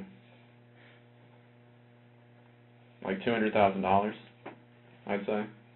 $200,000? Yeah. And where'd the money come from? Money came from me, my brother, and then my dad. Did they know where the money was going to? They didn't know that it was going to a cam model. What did you I was think? saying that it was going towards my Twitch streaming, like advertising, like putting my name out there and that type of thing. $200,000 on a cam girl in 6 months, and he thinks that she's legitimately interested in him. It's $600 for 5,000 tokens, and the cam girl takes 90 tokens a minute. Grant said that he was talking to Sylvie for about 4 hours a day. 4 hours of time would cost him 21,600 tokens, which means he would need 4.3 blocks of 5,000 tokens. That would be over $2,500 a day. That works out to be more than $77,000 a month. Clearly he wasn't talking to this woman every day because it would only take him 2.5 months to rack up 200 grand in debt at that rate. He said that the money came from himself, his dad, and his brother. He was telling them that he was buying advertising for his new Twitch streaming business, but he was really spending it all on a cam girl. On top of the money it even took to talk to Sylvie, he was leading her to believe that he was rich and successful. In the world he lived in while talking to Sylvie, he already drove that BMW that he had dreamed of with his brother years earlier. In order to keep up appearances, he would send her lingerie and sex toys to use during her performances. After the credit cards that Grant stole from both his father and Cody got maxed out, he would just lie about promoting his Twitch stream and steal more credit cards.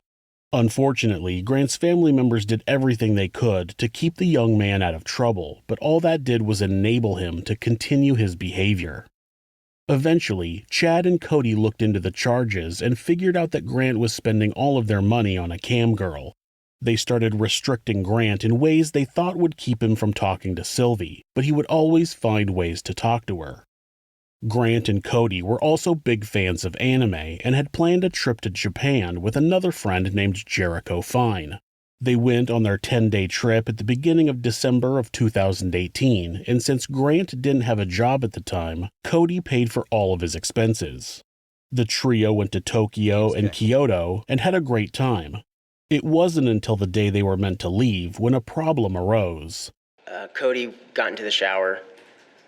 Grant told me that he was going to go down to the lobby and find something to eat.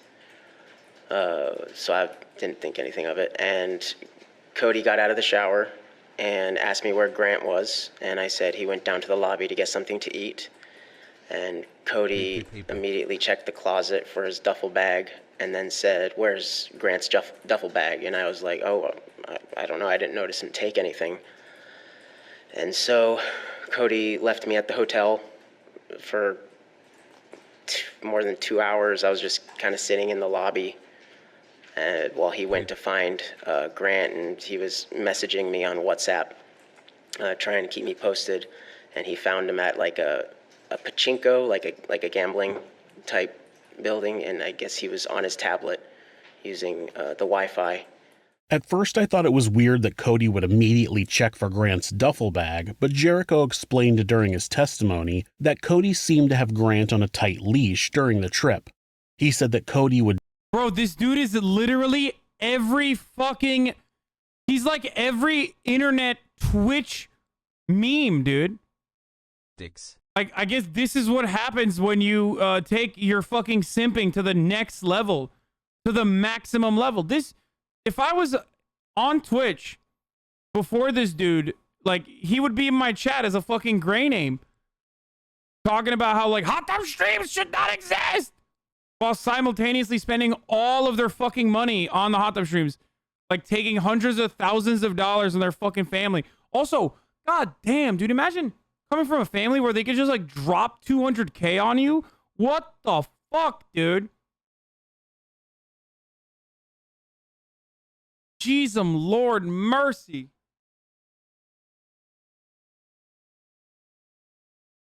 Would never let Grant get too far away and would yell at him, "Get back over here." This seemed to be part of the process of trying to keep Grant from spending more money on cam girls, something that he was caught doing the day they left Japan. It wasn't until later that Jericho discovered how Grant had paid for his time with Sylvie that day in Japan. I was out to dinner, and I went to pay for the dinner with the Discover card, and it had been frozen. So I contacted my father, since it's like a family account, and he sent me a screenshot of like three charges on the Discover.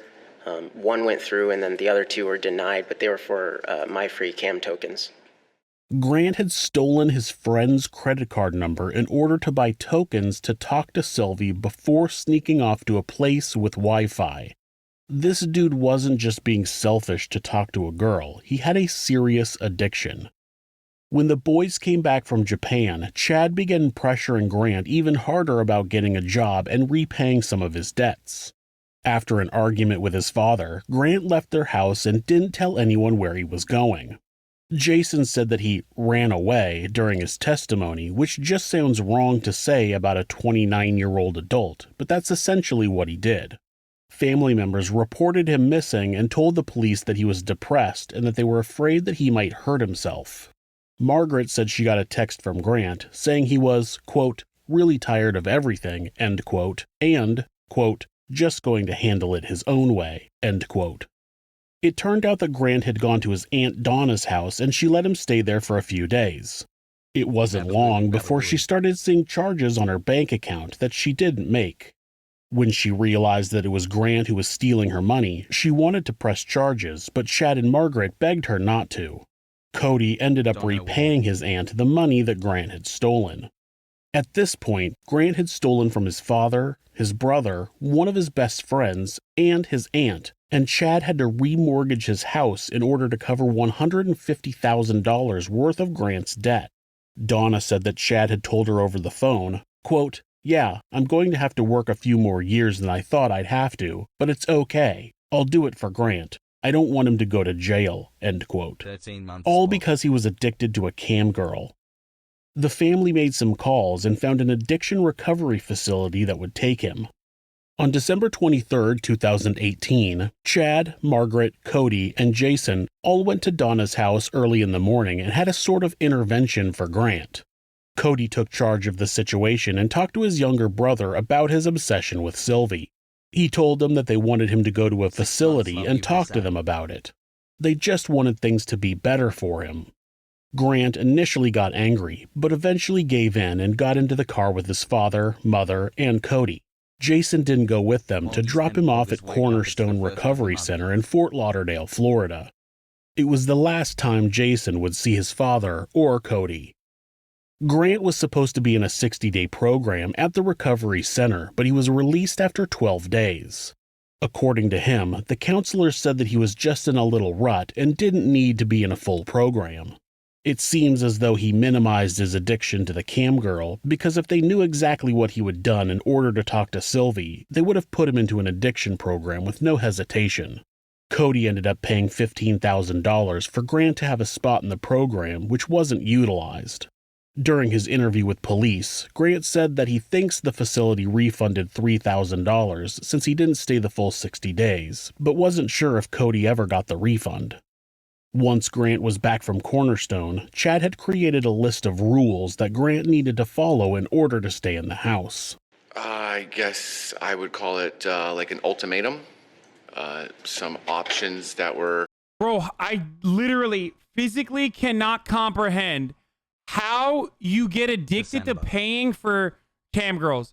I do not understand how this man had to go to a rehab facility. Like, I guess there is a thing, but I literally don't understand how it's a thing. It doesn't make any sense to me.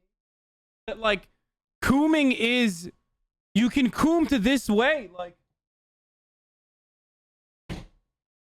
it doesn't... It's a very real and serious thing. I don't get it, dude. Because they acknowledge them. I mean, but like... Kink shaming Puggo. Shut the fuck up! Shut up! Yeah, I'm kink shaming, motherfucker. If your kink is literally findom to the degree that you're like destroying your family, yeah, your kink should be shamed. Okay? What the fuck? I just don't understand it. It makes me mad that I don't understand it. Porn is fucking free. Like, do these people not recognize that porn is literally free if you want it? But I guess it's more so like just like feeling like this person knows you and changing the content or something. I don't know. Fuck! Sorry. Given to Grant to choose between after leaving the facility, and based off of some of his choices, there were specific rules and regulations that my father had laid out for him. And give some example. I mean, I'm not asking to read the entire document. The jury has it. It's going to go back with them, and they can read it. But give the jury some examples of what are the options given to them. all right, so the first thing that was covered was living arrangements. You know, does he want to live at home, move out on his own, go to the military? Looks like my father pre-wrote this and then updated it with a different color pen. I'm assuming with discussion with Grant. So there are some markings and highlightations of things that were discussed and chosen. It looks like Grant chose to live at home. He understood that the family would not cover or pay any current remaining future debts, etc.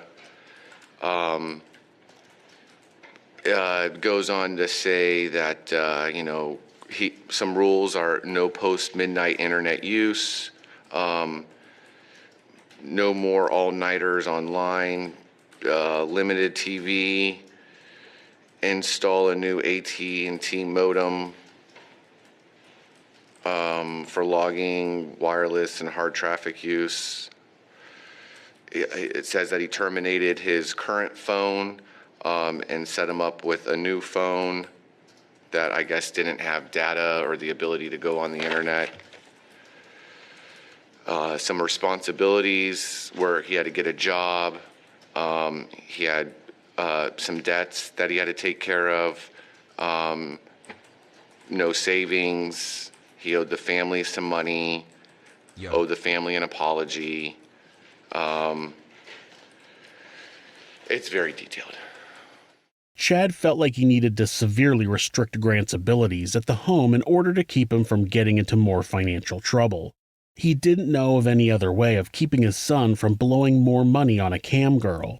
He even contacted Sylvie in Bulgaria. It states that it informed Grant that they had reached out to this woman to let them know, or to let her know some of the things that Grant had been saying weren't 100% true.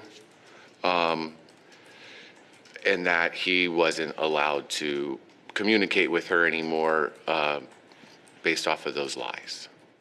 Unfortunately, it sounds like his mother wasn't as strict. One of his rules was that I wasn't allowed to talk to the woman anymore that I had been talking to. But I guess you could say behind the scenes, my mom would let me talk to her through her cell phone using Twitter.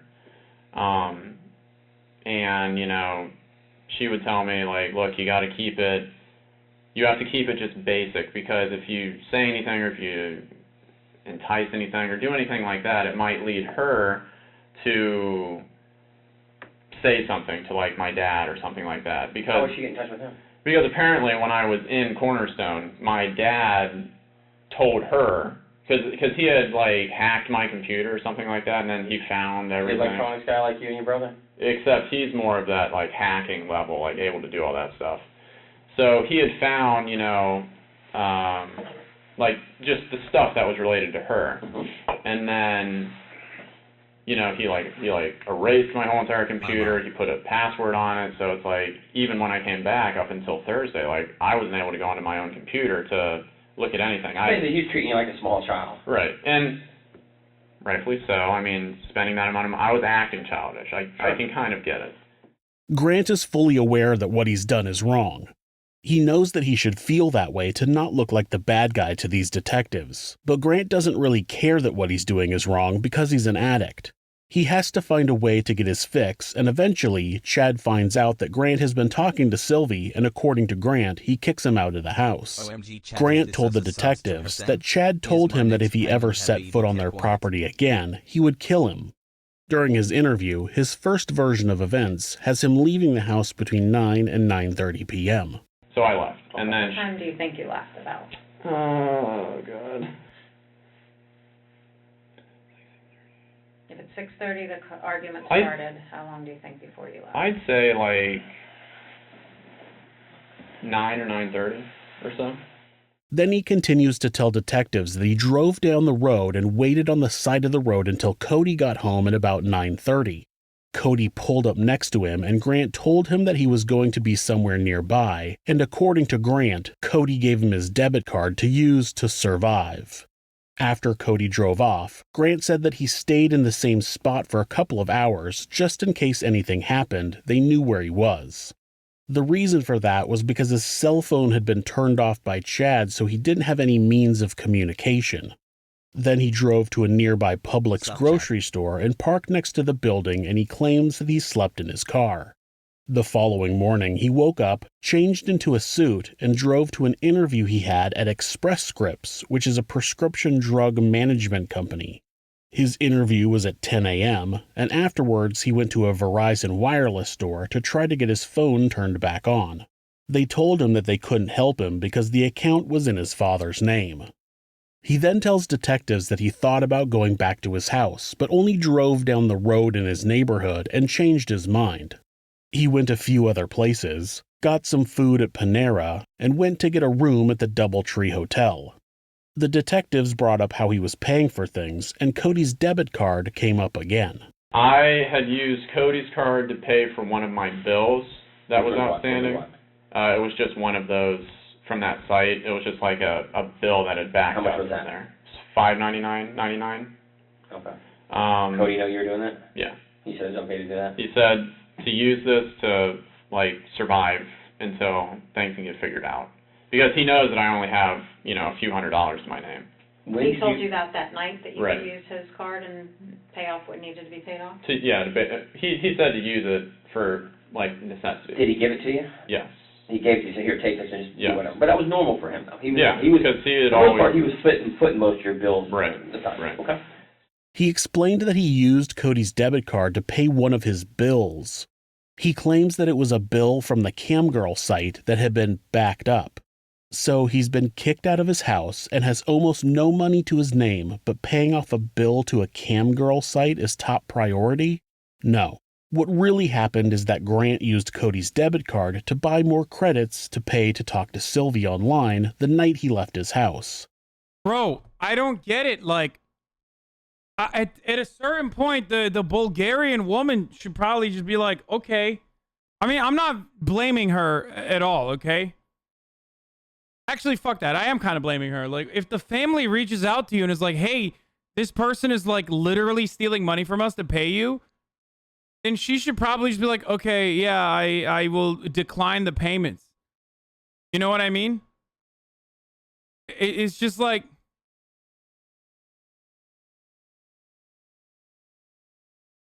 the girl this guy sent all this money to changed her name on the campsite and carried on acting like she never knew who he was or what he did and banned people that even remotely brought it up. Yeah, I mean, she's kind of a dick too, to be honest. And you guys know I love sex work. I'm pro sex work all the fucking way. And at first I was not going to defend her at all. Or at first I was going to defend her up to the point where the family reaches out to her. And anything beyond that point, you're kind of a fucking asshole, dude. You're literally an asshole. I mean, you are. You are a piece of shit if you do that. She's Bulgarian. This doesn't concern her. Listen, if I said some shit like that, you'd say that I am being racist towards Bulgarians as a fucking Ottoman Turk, okay? Just because she's in Bulgaria doesn't mean that she has no fucking soul, all right?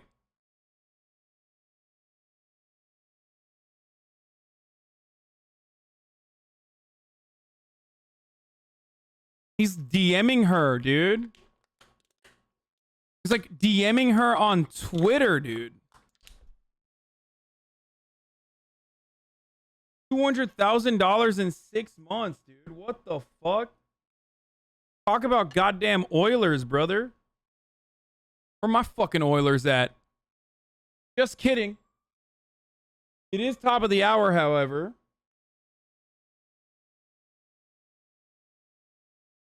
Which means that, you know, fuck the Oilers. This is a joke, but it is top of the hour, so there is an ad break coming right now. I missed it at 5 because I was too busy cooking up absolute fucking delicious, goody curry chicken in the kitchen. But, you know, I'm going to run the ad break now. If you no longer want to see the ads, if you want an ad-free broadcasting experience, all you need to do is subscribe. But don't steal your fucking parents' credit card to do so. Okay? You psychos. You fucking sickos, you. You can subscribe for free with Amazon Prime, though. By connecting your Amazon Prime to your Twitch account, you get 1 free Prime subscription. That I don't really care about as much. If you're using your mommy's Amazon Prime, who cares? All right, here's the ad break now. He was a streamer, not a viewer? No, he claimed he was a streamer, but he never actually streamed, I don't think. He was just like... The internet history on Grant's Microsoft Surface shows that he paid for tokens and then used the Camgirl site at about 3 o'clock in the morning on January 25th. At this point, Grant has been sitting in a room at the sheriff's department talking to investigators for over 2 hours, and he's not asked why he's there or if anything has happened to his family. Cody was described as an extremely dedicated worker. He was always at the hospital early, getting ready to take... Cody seems like a fucking hero in this story, by the way. If he did stream, but it didn't go anywhere. He used to act as if he was big, though. Yeah. Show us the chicken, please. You know what? I often get fucking annoyed when you make this demand, but today I'm going to show you the chicken. This is the curry chicken. I hate being a leftist. Call me. This is the rice. Okay? There you go. I showed it to you. I hope you're happy. Care of patients and talking with his colleagues about the day's plans. He had never missed a day of work and always stayed late when needed. The shifts for a nurse anesthetist were 7 a.m. to 11 p.m. They worked 16-hour days, and any hours worked after 12 hours were paid at double time, so people didn't regularly volunteer to leave. Cody worked with a man named Chris Sisko, who described their day at work on January 24th, 2019. Our days are normally filled. They're very busy. But I do remember that that afternoon, it had kind of slowed down a little bit. And so what happens is there's 4 of us that are scheduled that 16-hour shift. And again, if it, for some reason, if it slows down in the afternoon, what we'll do is either we have to stay there on call, even though there's no cases going on, or if there's even sometimes no cases going on, sometimes the head anesthesiologist that's running the board for the day, who's in control of the board and of when we get to go and come, they will first ask us if there's any volunteers, if anybody wants to leave early. Well, that day I remember that none of us wanted to leave early. So instead of any volunteers, what will happen is they will we'll put all of our names in a hat and draw names out of a hat. And Cody's name came up first, and he was going to leave at like 9:30 that afternoon. And then since my name that was, evening, afternoon or evening? You said afternoon. Yeah, 9:30 p.m. Okay, go Yes, ahead. sir. I'm sorry. Yep, 9:30 p.m. is when he was going to leave because we didn't need him. And then I would stay until 11 to cover until the night guy came in to cover the night shift. It was slow and Cody was picked to leave first, but he actually left a little early. Chris described Cody wandering off to make a phone call, so he decided to sit. I don't like that they don't show like the murder details first. It annoys me a little bit. Am I right? I feel like the storytelling would be a little bit better if we knew what the fuck was going on, you know? I don't like the mystery. I want to know. Sit down and have some lunch. I mean, it's At really about interesting. This one is really Cody interesting popped because his it's head in like the which door and guy said he was who's going like a to fucking simp, you know what I mean? Like, and he's like a psycho. But leave. He told Chris that he'd see him in the morning since they both had another shift together. Chris said that the next day he clocked into the hospital at 6:19 a.m. They had to be there by 7 a.m., but were allowed to clock in up to an hour early. He said that Cody would normally already be on site by the time he got there, but that day he wasn't. When I first got in, I had clocked in at where we clock in at, and you walk right by that, and there's the surgery OR board where you can see where your case assignment is for the day.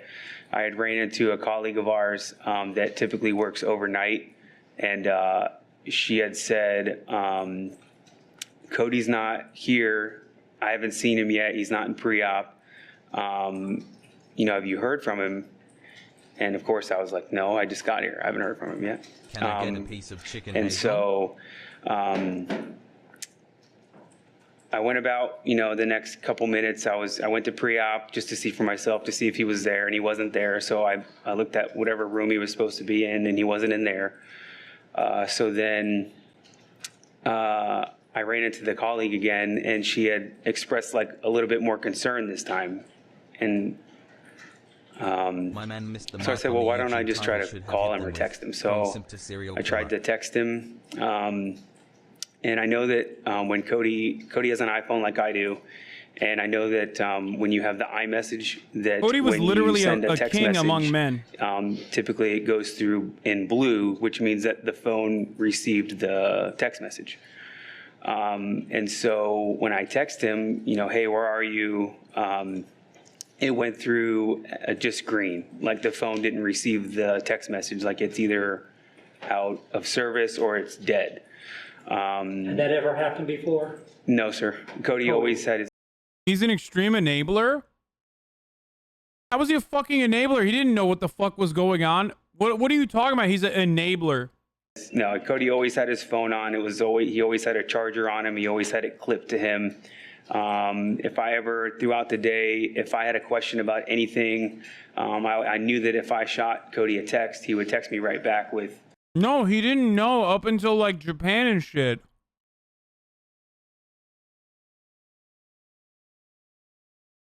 The mom. If there's anyone who's an enabler, it's the fucking mom, dude. Advice or whatever. So then when it went through green, it was concerning. So I thought, well, maybe I'll just try to give him a buzz. So I tried to call the phone, and it went, rang a couple times and went straight to voicemail. To explain to anyone who hasn't used an iPhone, if you send a text from one iPhone to another, it will actually use the Apple software iMessage, which is now just called Messages. The same text will also pop up on your computer if you use a Mac. The text bubble in the app will be green when you're texting through Messages. If you text a non-iPhone, it will just send it as a standard SMS, and the text bubble will be blue. At the same How the fuck does this dude not know? I love that he wanted to explain something so simple, the concept that like most people who have Androids know, and then he ended up failing. Same time, if an iPhone user texts another iPhone user and the phone is off or it's out of service, the text bubble will appear blue because the iPhone sending the message can't confirm that the recipient is using the message's service. Chris made a few other calls and nobody had heard from Cody, and since it was now past 7 a.m., Chris called 911 and asked if they would perform a welfare or wellness check. Seminole County Sheriff's Deputy Todd Motor said, Yes, I'm still mad. I'm literally still mad he said Twitch streamers are fucking losers. arrived at the Amato home at about 9 a.m. He knocked on the door, pounded on windows, called out Cody's name, and even used the air horn on his sheriff's vehicle, which was a Ford F-150. He called Cody's cell phone, Chad's cell phone, and Margaret's cell phone, but got no answer. Cody's car was in the driveway, so Deputy Motor Wait, in America they give sheriffs Ford F-150s? What the fuck? and believed there was cause to enter the home. After getting permission from a supervisor and waiting for backup to arrive, he used a knife to jimmy open the deadbolt on the back door. There was a large cabinet in front of the door, and they had to push it out of the way. It's unclear why the cabinet was in front of the door. Sometimes people will put something like that in front of a door they never use. But I also noticed in the deputy's body cam footage that the windows were covered with paper. It's never discussed anywhere. Once inside, they found the bodies of Chad, Margaret, and It's blurred, but I'm gonna hide it regardless. Cody Amato. All three had been killed with gunshot wounds to the head. Investigators believe that Margaret was shot first. There were gunshot wounds identified on her face and head. And of note, on the left occipital scalp, which is the back of the head on the left side, there was an oval gunshot wound entrance. Did you observe an exit wound? Yes, and then so the I forgot that it's still on camera. Sorry. other wound on the right cheek was a exit wound. Margaret had been sitting at her computer and someone came up behind her and shot her in the back of the head. This is insane, dude. You can't really tell, but it's blurry, but oh my fucking god. Like, he literally murdered this person on... Hasan. What I'm going to describe to you is basically what it is, right? What happened in front of me. He's paying for attention just like people pay you for a fake friendship, Hasan. Oh my god. Is this dude alright? Dude, should I ban you? People pretend to be your friend and make feel part of a group for money is shitty. Twitch streamers, all of them. Hashtag free Britney. You're going to be able to afford a one-way ticket to Musk's Cuck Farm on Mars. Hasan, shut the fuck up. Women on easy mode. Women on easy mode. He's paying for attention, just like people pay you for a fake friendship. Hey, man. I really do hope you get help. Like, it seems like you have some serious issues. Content monkey. Oh, this guy's been spamming this for a while, dude. Twitch streamers, all of them. The whole thing is predatory.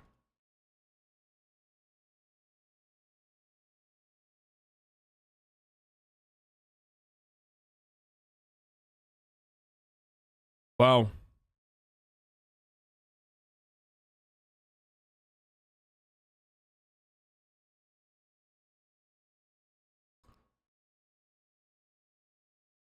Women on easy mode only because of fucking men like you, to be honest. I'm gonna keep it buck 50 with you, sir. Like, because you're such a fucking weirdo dweeb lord that any like above average looking dude who isn't a complete psychopath immediately at first sight is seen as like a gem. So I guess thank you for that. And here, that's, you can't really see, but like I was saying, it's she was sitting on her desk. The last activity on the computer was at 4:44 p.m., January 24th. It was believed that Chad was killed after he got home from work at about 5:30. So beginning on the back of the right ear, there's a gunshot wound entrance. And this one was associated with some kind of abrasions on on the back of the ear, and it was focally lacerated, or the skin was torn. And I noticed that it went through the ear, and then it re-entered through the tragus, which is an area that's commonly pierced by some people of the ear, and it re-enters into the cranial cavity and then exits on the right forehead. So it was one wound track with multiple different entrances, exits, and then re-entries and re-exits. That one involved the skin and soft tissue in the area. It involved the temporal bone of the skull. It goes through the right frontal lobe of the brain. It fractures the right frontal bone of the skull. And tell the jury the direction of that particular bullet. And that wound course was from back to front, and it's from right to left and upwards. The first shot to the back of Chad's head did not immediately kill him. When I first saw Chad's body in the kitchen, I asked the investigators if he had been moved. It was my... Why are you not showing censored images? I just want to be extra safe. Like, obviously it's all censored, so it's still fine. I just still want to, instinct that he was not in the correct position or in the position that he had died in.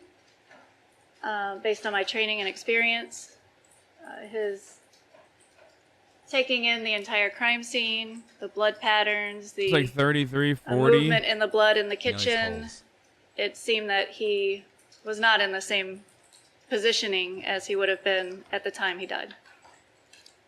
And I'm going to show you again, states 41. Can you please point out to the jury what specifically led you to believe he was moved? Well, initially, when we arrived at the scene, we knew that there were 2 cartridge cases in the kitchen. However, we only saw the 1 bullet hole in the top portion of the kitchen cabinet. And that lined up with the blood pool on this side of the kitchen island, so the right side in this photograph. So we assumed, or I assumed, that that shot caused him to fall down. He bled. And then you can see these drops of blood. Everybody's cut themselves and dripped blood. And some movement in the blood. And these palm prints. So it appeared that he was face down and possibly crawling around the kitchen floor. And then he ended up on this side where he bled more and died. So if somebody's crawling around and they just bleed out and die, you would assume that they would be face down. The evidence showed that Chad was shot in the back of the head. He crawled across the kitchen floor and was shot a second time in the back of the head, but he was face up when deputies found his body. It's believed that Chad was rolled over so that whoever shot him could clip a gun holster to his belt. Christine Snyder, who's the crime scene supervisor. Oh, that makes sense. I was like, why the fuck does he have a gun holster on his belt? For the Seminole County Sheriff's Department, explained why the holster was unusual. The firearm was inside of a holster, which you can see on the screen. The holster had a metal clip, which attached it to the belt. However, it was placed between the pants and the belt, which would make it unstable.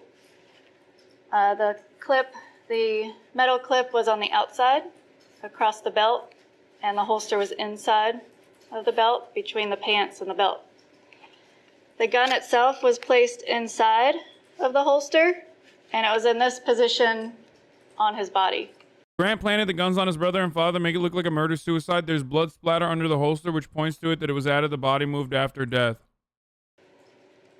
Which was strange because we learned from his son Jason that he was right-handed.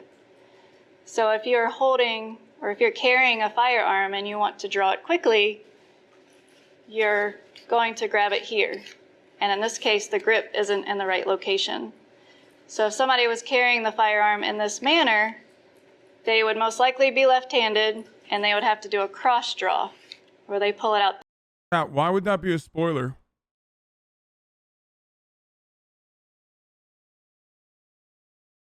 It's literally her explaining. It's additional detail on exactly the moment that she's This way. explaining. This is not a very common way to carry a firearm because it's a little bit harder to get to. It takes longer to pull it out. And I've heard of people who are left-handed who shoot right-handed, but it's very not as common for a right-handed person to shoot with their left hand. So normally, if you're carrying a firearm, you would probably put it inside of your pants for stability, especially a large gun like this, and he's a smaller individual. And you would have the grip towards the side. So then you can grab it quickly and pull it out. If you were carrying it the way that he has it, and you're right-handed, you would have to pull it out awkwardly, point it at yourself, and then point it towards somebody to fire it, which just doesn't make any sense. If you were right-handed and you were doing a cross draw, you would carry it on the other side and pull it out this way. But the only way that this is strange. I think some of you have actual mommy issues and definitely women issues. You see one fucking specialist with big boobs and you're like losing your mind. Jesus Christ, dude. Chill the fuck out, chat. For a right-handed person to carry it this way. Not only was the position of the holster... My man literally said, I wish I was that gun. What does that even mean? Think it through. What does that mean? Like, do you wish you were, like, stuck on her belt or something?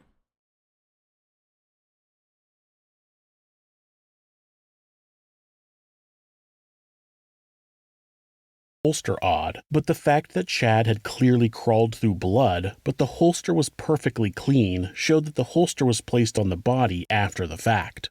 The crime scene analyst also found a drop of blood on Chad's pants under the holster. Someone was trying to make it look like Chad had a gun on him prior to his death.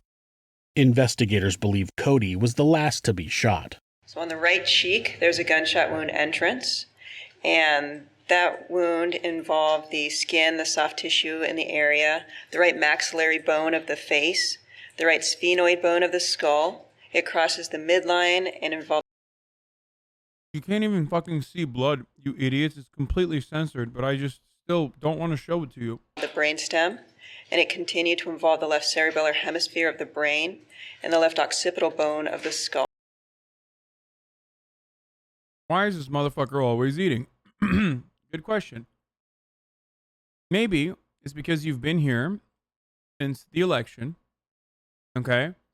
And you only come in here to react either when there's like a big news story that's happening and you want like the main political commentator's reaction, or because you come in here once a day when I end up eating food, because I intermittent fast and I eat at the same time every single day. It also happens to be at the same time that I'm watching, you know, bubblegum style bullshit react videos.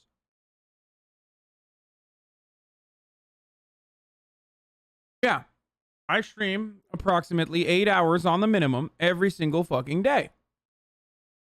Precisely why I have to eat at a certain hour.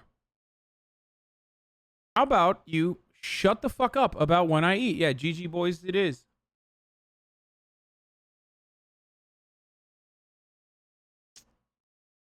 Makes me so fucking annoyed whenever people are like, oh, you're constantly eating, you're constantly eating, you're constantly eating. I'm a fucking human being. I stream 8 hours a day and I eat at the same hour. The issue is you always come in at the same hour, so you're like, oh, he's always eating. No. It's because you came at the same hour because you saw that I was reacting to fucking murder videos. And finally, on the back of the Fuck, head, I'm so hot. There was a gunshot wound exit. Cody's body was found just inside the door that came into the house from the garage. He was still in his work scrubs and had the backpack he took with him to work. It appeared as if Cody was shot in the face the minute he walked in the door. Near Cody's body was one of the 9mm guns that he owned. The question became whether Cody had killed his parents and then himself. There were 4 shell casings collected from the scene which matched the amount of times the victims had been shot. Bullets collected from the scene were sent to the forensics lab for comparison, but strangely, the bullets were found to not have come from the shell casings. The shell casings had been fired from Cody's gun, but the bullets did not match the rifling of the same gun. Also, investigators found no gunshot residue on Cody's hands, and there was no stippling on the bullet wound to his face. Stippling is when the skin gets burned by gunpowder when a gun is discharged close to the skin.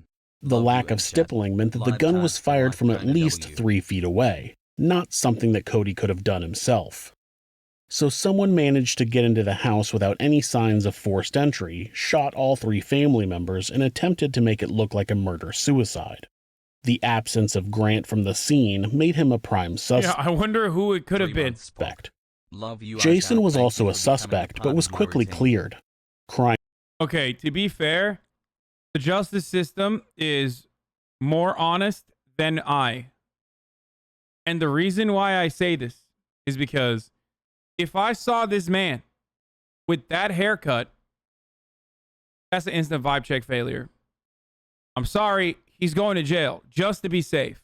And I say this as someone who also has done that haircut. Okay? And I would throw myself in jail if I saw myself in a court case with that haircut. Sorry. Just the truth. That's my haircut, dog. I'm going to jail, is what I have to say here. As someone who also used to have this haircut. Crime scene analysts went to Jason's employer and searched him and his car. Then they searched his house. He had no injuries, and they found no blood or weapons anywhere. He also had an alibi, as he was out to dinner with his girlfriend and her daughters at the time authorities believed the crimes were committed. The morning of January 26, 2019, Grant woke up at the Doubletree Hotel and walked outside to get a bottle of water from his car. There were sheriffs outside who asked him to come to the sheriff's office and answer some questions. From there, Grant sat in an interview room for more than 2 hours, telling investigators all about his life and his relationship with his family without ever asking why he was there. The detectives finally tell him that something happened at his house, and he starts changing his story. When I had come back that other time, I crossed in front of the dude's fence, the red blinking lights ones. What time was that? I can't remember. That was Friday during the day, when you said you were going to come back. Right, yeah. Okay. But it was after you did your interview. Correct. Okay. Yeah. If you did that, you would have seen something, and there would be something out of the ordinary that you would have seen. If you passed that, you passed something out of the ordinary. What was it? I saw, like, a news van. 17 months. These are the worst kinds of motherfuckers because, like, their family obviously cares about them.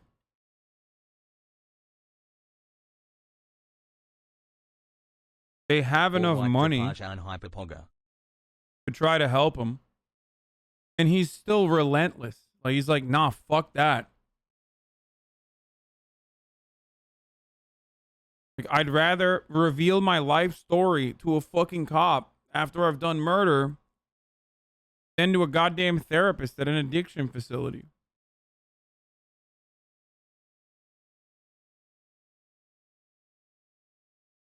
And then I don't think there might have been like a cop car. There was like traffic being Human nature. Human nature. What do people do when I go back to my old neighborhoods? And I've lived a couple places in Central Florida in the 23 years I've been here. I see something major going on. I get on my phone or I get on my computer. So I look. I wonder what's happened by my neighborhood. And look. Did that even spark your attention? There's a digital footprint of where I went on my phone. This right here phone, they can tell me I looked at these maps on my phone because it's on there. Right. The memory's there. You can't delete it. You can't. You came back to the neighborhood. You saw some things that are really out of the ordinary. Right. And I don't believe for a second that you thought that I'm not going to look what's going on. What happened to my neighborhood? I mean, I didn't search it up on anything on any of the devices that I have. Bro, how'd this guy not make it on Twitch? He's bald already.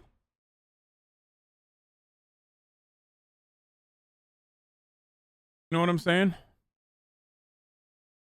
Did you search it somewhere else?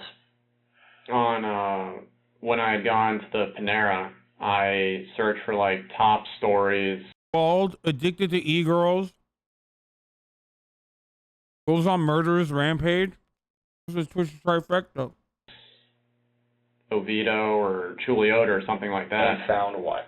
And then I saw that there was, it was like just the initial, like it had like a video, but I didn't listen to the video, but it had just an initial thing of that there was shootings in Salton Circle, but it didn't say like the address or who was involved. It was just like this is the preliminary. Was that on one of the news stations? What was the site you searched? I honestly can't remember. I think it was one of the Weshes, but. And you saw the story, because we've seen the same stories. You've seen the story. Because there's a thing that will tell me how long of the time you spent on that. Right. You saw what happened. Yeah, I was on there for like 20 seconds. Well, what was your thoughts when you reviewed that story? I was freaking out, and I was just like blank. I didn't know what to do. He changes his story within that clip alone. He claims that he saw a news van in his neighborhood, but that he didn't. It's blowing my brain that it's just, he looks so much like Stephen Miller, dude. Crazy. Search for what happened. Then he immediately says he did search, but he didn't read the story. He was freaking out about it, but spent more than 2 hours at the sheriff's office and never brought it up. They finally tell him his family is dead. Wait, JCS has a 2-hour video on this? And it's one of his best? Oh my God, why didn't you send this to me? Bro.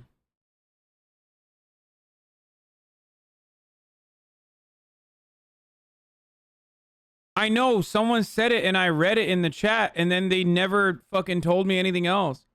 They ask him what he thought happened in the home.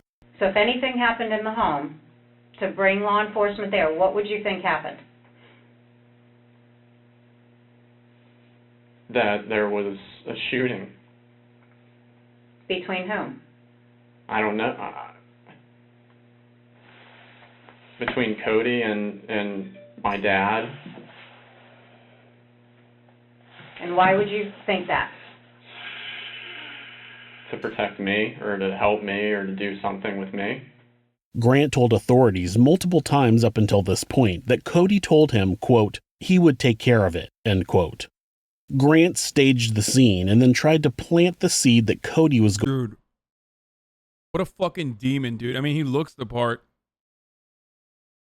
But like, imagine placing the blame on the one 9 months, person. congrats, it's an I mean, your entire family looked out for you. You sick freak. And then you thank them by murdering them. But the worst part of that entire murder, portrait that you wanted to put together was that you literally put the blame on fucking Cody and tried to use his love for you as a way to like add additional evidence that it was him who did this. Going to kill their parents to protect him. They tell him that they know that Cody didn't shoot anybody. The evidence shows that nobody in the house fired a weapon. I mean, he has gamer posture too, big time. So he's got it all. She never held a gun. She didn't have a gun that night. Fact. He never fired a gun. Fact. He never fired a gun. Never did. This is the person right here, Mom, who always stuck up for you. Something happened so bad that caused her death, your dad's death, and Cody. And I'll tell you just about how it happened. 1, 2, 3. Based on evidence. Based on evidence. I know he did not shoot your mom. I know he didn't shoot your dad. I know he didn't shoot himself. And I know from video surveillance camera in the neighborhood, nobody else came to that house. I know. I can account for everybody that went to the house. I know. So tell us what happened. I know it. Listen to me. Hey, I know. Video surveillance tells me everything that happened this night. I'm telling you. Of people that... That's a power move.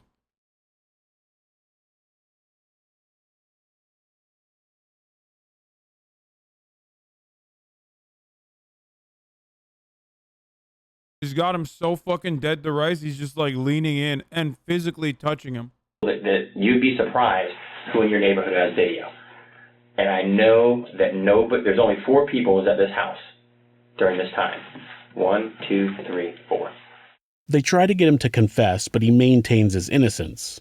They take a little break, and when they come back, Grant's story has changed some more. Now Grant said that he was still home when Cody got home from work, and that Cody began arguing with their father. It didn't help because Grant still had to leave. And then, so is it true that you still met Cody up the block, or was that? No. So you didn't meet him up the block? So why did you tell us that? I don't know. I don't know. I was talking to detectives about a very specific part of my day, and I just made a bunch of it up. Why the hell not? Grant's clothes are taken to be analyzed by forensics, and he's given some other clothes to wear. He asked to talk to his older brother Jason, and Jason came down to the sheriff's office to talk to him. I'm sorry. I don't believe you.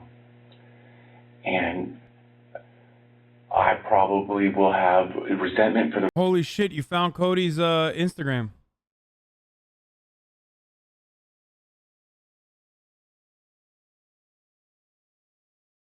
God damn.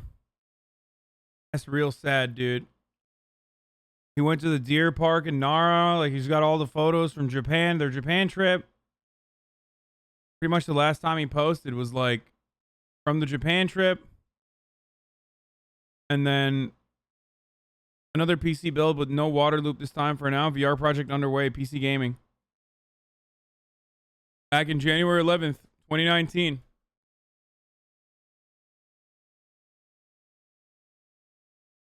That's real sad.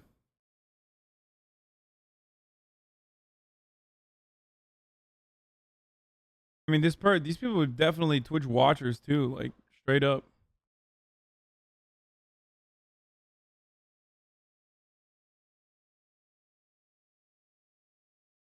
The rest of my life, whether you did it or you didn't do it, but I need closure. I need to know what happened to my mother, my father, and my brother Cody. Because I wasn't there to fucking help. And that hurts me. That hurts me a lot, man. I may not have been able... Omni Valor has a really important message for all of chat to hear. Chat, talk to someone. Don't murder your family, lol. That's a really important message that people should hear, I think. Thank you, Omni Valor, for that take. It was just one I could not have thought of myself, so thank you. Able to stop you. You probably may have hurt me too. But at least I would have known what happened. And now I'm in fucking who knows what now. I'm lost. And it scares me that you want to leave here and not face what happened. Because you're putting my life at risk then. You're putting Donna's life at risk, Grandma's life. How do we know what you're going to do? Clearly, Grant hasn't fooled him. The sheriffs put Grant up at a different hotel since his room at the Doubletree has been searched and his property has been seized. In the room, they found a pair of gloves that tested positive for gunshot residue. Okay, that's it. It's GG's. I mean, Jesus Christ. You don't need any additional info there. On the outside. They find the information on his tablet that he had purchased more tokens with Cody's debit card in order to talk to Sylvie. The same card that Grant claimed that Cody gave him, but it's clear that Grant took it from his brother after he shot him in the face. When they searched Grant's computer, they found pictures of credit cards that belonged to his parents, his grandparents, an uncle, and one of his cousins. He was willing to steal from anybody in order to talk to a woman that he thought was having a personal relationship with him. People don't make you... Dude, that's crazy, dude. I don't know how those websites work. I guess like there's no way that she could have like personally banned him, right? Imagine you kill your family and you can only think about an e-girl. Yeah, he like killed his fucking family so he could freely talk to a fucking e-girl until the credit card just completely ran out. He wasn't even thinking at that point. No, you can ban people on those sites. Dude, if there was a fucking psycho here, I mean, look, I ban people for way less. You know what I'm saying? Like, I ban people for like saying the wrong thing in the chat at the wrong time.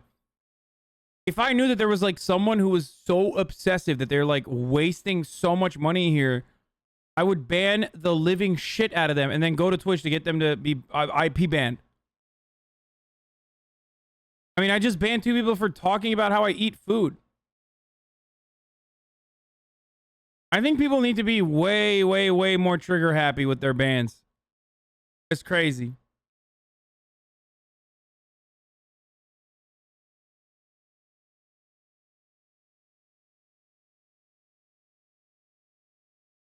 Got 200K off him in months. The cheddar was good, dude.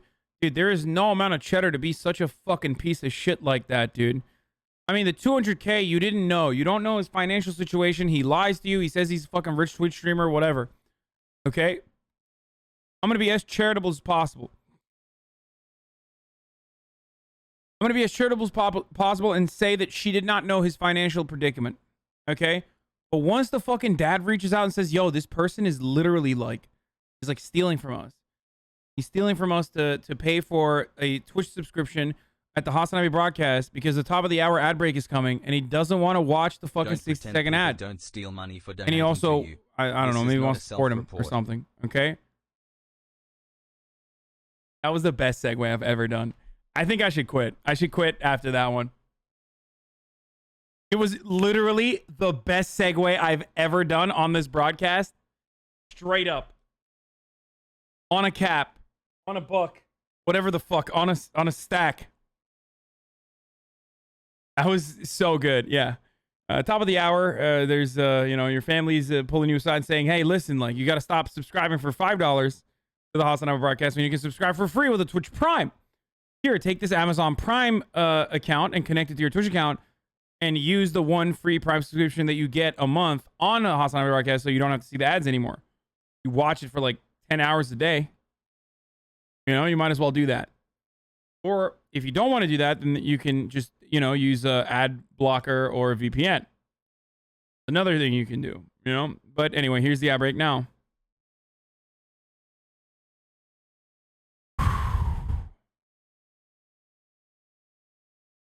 Dude, that was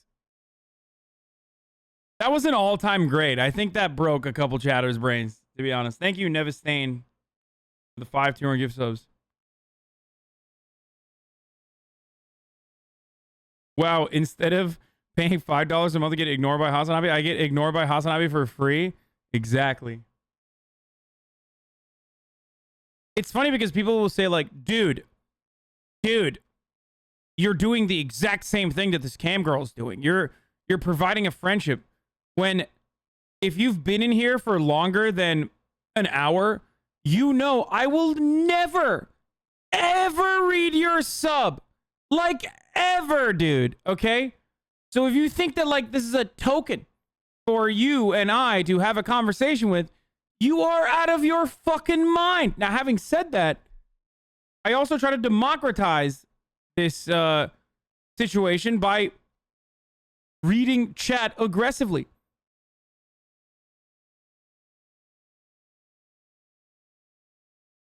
I'll sub if you read it. Man, shut the fuck up. Too late. You've already fucking subbed, and I didn't read it.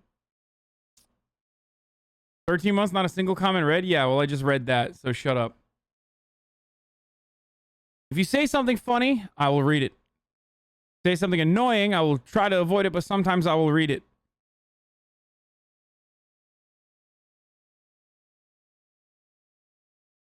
You pay to talk to them when they really want to have a personal relationship. Just stop saying something funny. Actually, be funny. Be funny. Be funny. Writing something funny is not what I mean. With you. The search of his computer also included logs that a USB drive had been plugged in at 11:32 p.m. on January 24th and unplugged at 12:27 a.m. on January 25th. They showed that Chad's iPhone had been plugged into Grant's computer at 11:39 p.m. on January 24th. It was unable to connect to the computer because it would have needed prior permission, so it was unplugged. Then the phone was placed into recovery mode and plugged back into the computer at 11:43 p.m. the same night. There had been a search history on Grant's tablet about how to unlock an iPhone. The logs of Chad's iPhone showed that the USAA Bank app had been unlocked using a fingerprint at 12:08 a.m. on January 25th. No. The defense actually brought this up, thinking it was a way to show that Chad could have still been alive after investigators theorized that they had been killed. Dude, are you fucking kidding me, dude? Yo, he had the worst. Yo, look at my lawyer, dog. I'm going to jail is literally this, okay? If that is your defense, dude, you are so fucked. You actually, You can what also the get fuck? Twitch Turbo to disable ads on all channels. What a stupid way to defend. Actually, like the dumbest defense of all time. I think what they really showed was that Grant had pressed his dead father's finger against the phone so he could log into his bank app. One thing that investigators didn't find was any evidence that Grant looked up news about what had happened in his neighborhood. One of the only things he said that was true was that he didn't look up the news after seeing the news van in his neighborhood. He only said he did because he thought it would make him seem less guilty. Investigators found a note in Grant's car that he cleaned and used his dad's thumb to add himself to the bank account so he could send her $600 after he had murdered them. Dude, actually, actually Volcano, dude. What a fucking low-life scumbag, dude.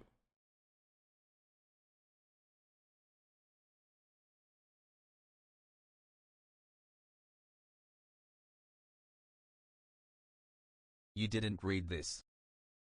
What a low-life scumbag piece of shit.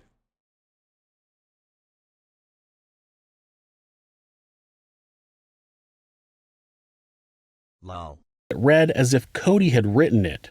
It said, "Grant, I'll take care of all your problems. I just need you back. I can't live without you. I said I'd take care of all your problems at the house, and I have. No one will bother you again regarding this. Just please come home. I can't take this again. If you think I'm part of the problem here, then I've really lost you, and I can't take that loss after everything." When investigators asked Grant about the note, he claimed that he had written the note to memorialize what Cody had said to him the last time they talked. He was trying to make it sound like Cody had taken care of his problems, aka killed his parents, and that he couldn't do it again, aka killed himself. Authorities never found the gun that actually fired the bullets that killed the Amatos, but not long before the trial began, Blake Turpin, a friend of Grant and Cody's, made a discovery. In the end of May, I stopped a full-time position and was taking a little sabbatical, doing contract work. A couple weeks in, I got antsy and started doing some spring cleaning. Motherfucker's falling asleep in the background, dude. He's literally throwing up resident sleepers, dude. Look at this. I'm gonna come. Cody was a Dr. Lupo Ninja Summit Ninja fan? Wait, really? Did you look his Instagram up to see who he was following?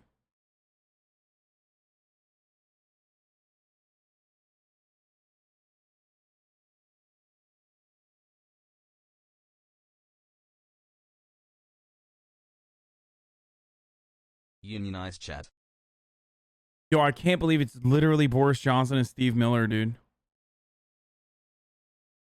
I went into the closet and was getting rid of some older stuff. And when I picked up the gun boxes, I noticed that one was significantly lighter than it should be. I opened it up and noticed the firearm and one of the two magazines it came with were missing. Now, did you happen to notice if any ammunition was missing? I did. As I continued to go through the closet, I noticed the basket. Like I said, when you buy range ammo, it tends to do bulk. So usually I buy 1,000 rounds, and they come in little sealed bags. Notice how everyone in this story owns a weapon, by the way. Any ad, but only 10/10 segues, dankies, easy clap. What the fuck is going on, dude? Why does everyone have a gun? Like, literally every person in the story, mom, dad, dog has a fucking gun. What the hell is going on in Florida, 'dude? Hey, we love our guns so much, we bought our gun a separate gun. Brother, I feel safe, don't you? One of those bags had been kind of picked open, and I went through and double checked, and there were 94 out of the 100 rounds still in the bag. I checked the whole closet, moved the shelf under it, didn't see anything lying on the floor. Just so we're clear, the bags themselves, they're not like Ziploc. Are they Ziploc bags? No, they're kind of like heat sealed, closed. In order to open it, you actually have to tear the... Correct. And throughout your years and times you've been shooting, have you ever yourself tore a bag open partially like that and taken out just a handful of bullets? No, the ammo that I buy that comes in those bags is, like I said, just cheap, ranged, repackaged ammo. So when I go to the range, I would take the little ammo can, which is, the little bucket, and if I needed to put more, I'd open the bag, dump the whole thing in. I do have a concealed carry gun, but I don't load it. Dude, America is such a strange country, dude. It really is. Like, everybody has a gun, and it's just totally seen as like a normal thing. It is actually so wild.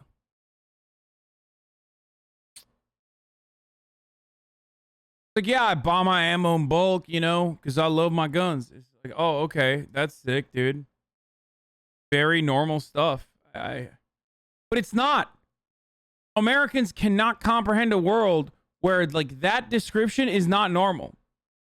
So, like, buy ammo in bulk. And I've been living here for so long that it didn't even catch me off guard at first. Like, I've forgotten a world where, like, every person isn't armed to the fucking gills and doesn't have, like,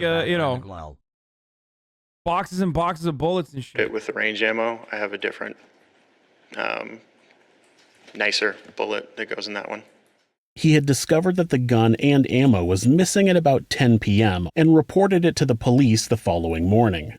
When authorities learned of the missing gun, they questioned Blake, and he said that only one person had been alone in his bedroom recently. When we came back from dinner, we had gone out to a Japanese restaurant, and on the way back, Jericho and Grant both had indicated they needed to use the restroom. Jericho needed to do something a little more substantial, so I asked him to use the hallway bathroom. Grant, I told him he could go on back to my room and use the restroom. So, where is the restroom in relation to your room and closet in your home? Yep, if you walk in the door to my room, it's just a square. It's the front left corner, if you would turn. What a stupid animated emote.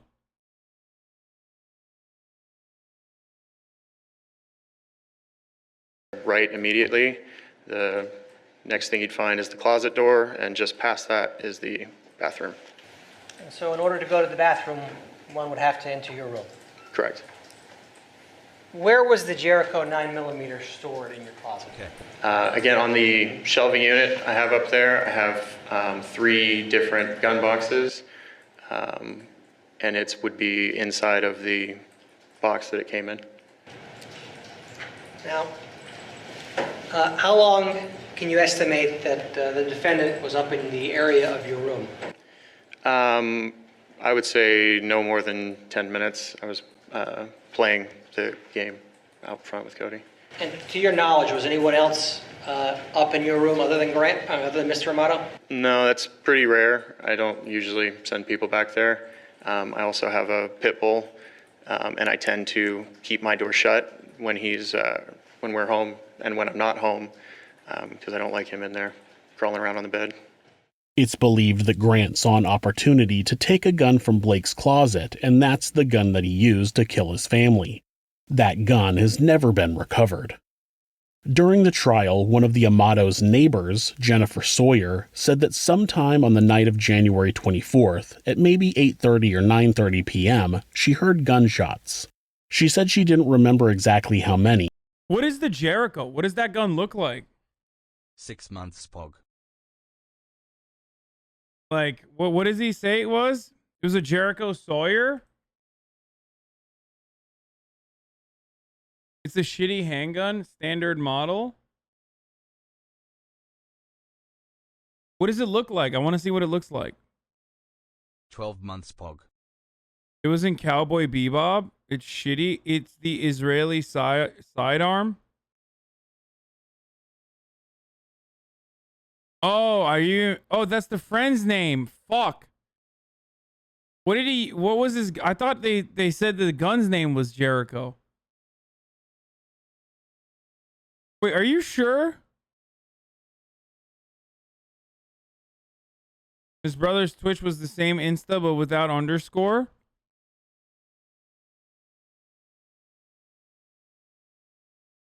Oh, shit. Yeah, he was. He was a Ninja fan, a Nick Merckx fan, a Tim the Tatman fan, Dr. Lupo fan, and Summit fan. That's crazy. He's a big Summit fan, dude. Oh, man, that's sad. That's fucking sad, dude. He's I saw his comments on both Ninja and Summit's chats.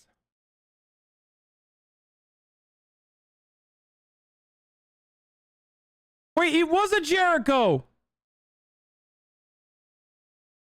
It was a Jericho. Why are chats such fucking gaslighters, dude? Dude, fuck you. Absolutely fuck you, chat. Fucking fuck you, dude.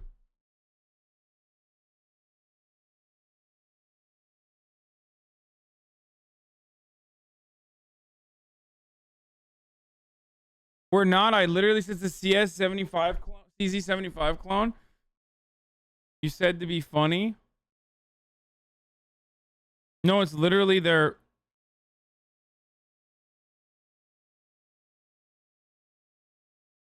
Did he actually say it's his friend's name, or did he actually say the gun was a Thanks for 9 months of great content, Hassel. I don't care anymore. But it was less than 5. She said she brought... RICEGum is starting shit over the rose. He's coming at QT now. To do what? Is he gonna fucking get her? Is he gonna get his fans to like get her to be banned again? Please don't do that. That's so fucking whack, dude. Seriously.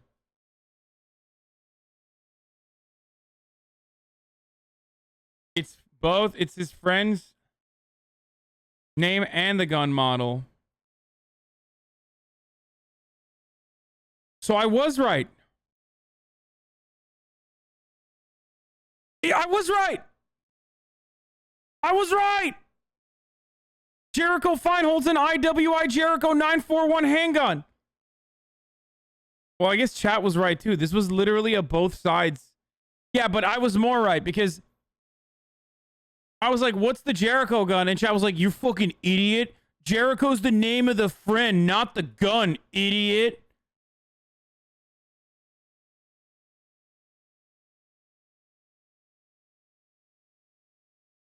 Both sides, but I was more right.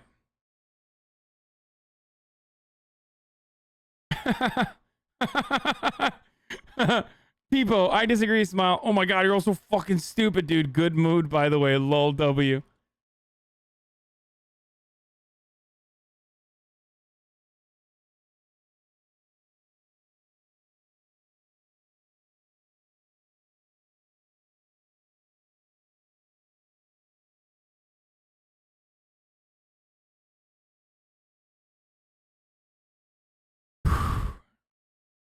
This was fun. This was a fun little stun lock that ended up with me being right.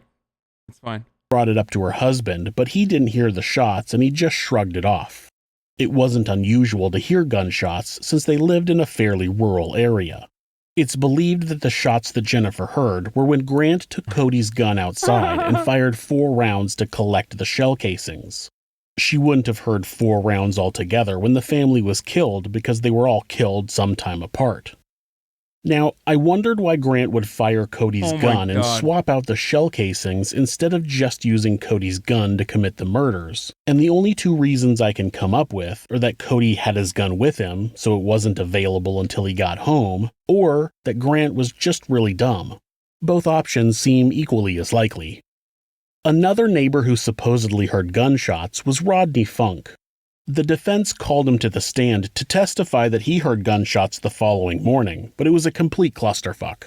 When the defense asked him if he heard gunshots the morning of January 25th, he said no. When they asked him if he heard a popping sound, he said yes. It turned into a bit of an argument between Rodney and the lawyer who claimed his police report said he heard gunshots. He corrected the defense that he said he heard 3 popping noises at about 9 o'clock. Bro, this is why I say lawyers are just debate lords, okay?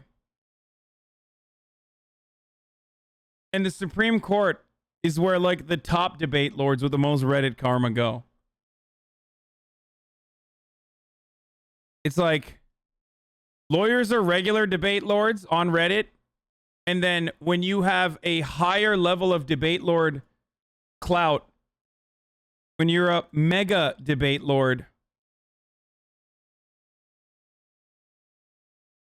you're a Supreme Court justice. In the morning, and he Reddit told police that they could have been gunshots, but he didn't hear gunshots. He heard popping noises. He did confirm that the popping noises came from the direction of the Amato residence. What does that make you? I'm fucking not even anywhere remotely near law, okay? Anywhere near it. I can't do debates. I'm bad at them, okay? There you go. It's the funniest thing that debate lords always do, which is like, Hasan just doesn't want to debate because he's bad at them. It's like, yeah, I mean, I literally admit that. But also, it's not productive. I don't know why you think that this is an own when it's something that I personally admit. I mean, I'm decent at them. But it's always so funny when people are just like, because for them, they think this is the ultimate own. You're bad at debates. It's not. The prosecutor cleared things up pretty quickly. What level or degree? Debating randos in your chat isn't productive. I disagree. I think it's very productive. But it's also not even a debate. Of certainty are you that what you heard were gunshots? Do you know what I'm asking? If you have like a scale of 1, you don't know what it is, and 10, you're absolutely certain it is work. By the way, this is why I fucking hate it. Like, it's because people like this, who are just, you know, who have their own points of view. Debate is literally not productive. It literally means nothing. It's like, to be fair, you're like not even bad at debating. You're just like, don't ever shut the fuck up. Yeah, dude, I'm sorry that you want to hear Nazis talk. Gunshots, what level of certainty do you think you're at? They weren't gunshots, they were just popping sounds. Now, what a gun sounds like inside a house being discharged, I have no idea. But it didn't sound like it was just unusual hearing the popping sounds that early in the morning. Then later on, noonish, a friend called and said there was a homicide by your house. Then I trying to put 2 to 2 together. Okay, so when you initially heard them, you didn't think they were gunshots? No, sir. It was just unusual hearing those popping sounds that early in the morning. Could have been a hammer, somebody working around on the property. I have no idea. The problem with what Rodney heard was that it was supposed to be at around 9 o'clock in the morning. That was after Cody should have been at work, and it was about the same time that Deputy Motorson was at the Amato home doing a welfare check. Deputy Motorson said he banged on the door and pounded on the windows. Is it possible that Rodney heard Deputy Motorson trying to get the attention of the Amatos? It's much more likely than the Amatos being shot at 9 a.m. the morning of January 25th. To this day, Grant Amato maintains his innocence. So, based on the claim that he left the house at about midnight, the prosecution describes what would have needed to happen in the house in order for the murders to not be carried out by Grant. Let's say it's at midnight. Or 1 or 2 or 3 or 4 or 5 or 6. What does he find? He finds Margaret Amato sitting at her desk. We know she's sitting at her desk because dead bodies don't move on their own. Sitting at her desk, not doing anything. Not doing anything. Remember all that testimony about computers? The last time a human being touched that computer was 4:44 p.m. Remember that? 4:44 p.m. So that means Margaret Amato had to have been sitting at that desk where am I at now? Midnight, 6 hours, just sitting there, doing nothing. Intruder walks in, pops her in the back of the head, puts a bullet hole right in the back of her head. Now, to play devil's advocate, she could have done other things for 6 hours and then just happened to sit back down at her computer when she got killed. I mean, it's possible. Then... Okay now, dead bodies don't move themselves. Let's go to the next one. Marry me even. Chad the dad. Chad the dad's in the kitchen. Now, let's talk about that. Somehow this intruder kills Margaret, runs across the other side of the house to where Chad is still wearing the clothes he was wearing when he left work. Remember that video at CBS? He's wearing those jeans, the black shoes, the white shirt, the white socks, and I think it was like a gray shirt or gray-brown shirt, right? With his lunchbox by the floor. So sometime between midnight and 6 a.m., Chad is standing in the kitchen with his head facing up to the cabinet. We know his head was facing up because if you remember the testimony from the medical examiner yesterday, she said the trajectory from that bullet was down to up. So what is that inference? Well, I mean, he did such a piss poor job of trying to hide it that the defense really had no defense.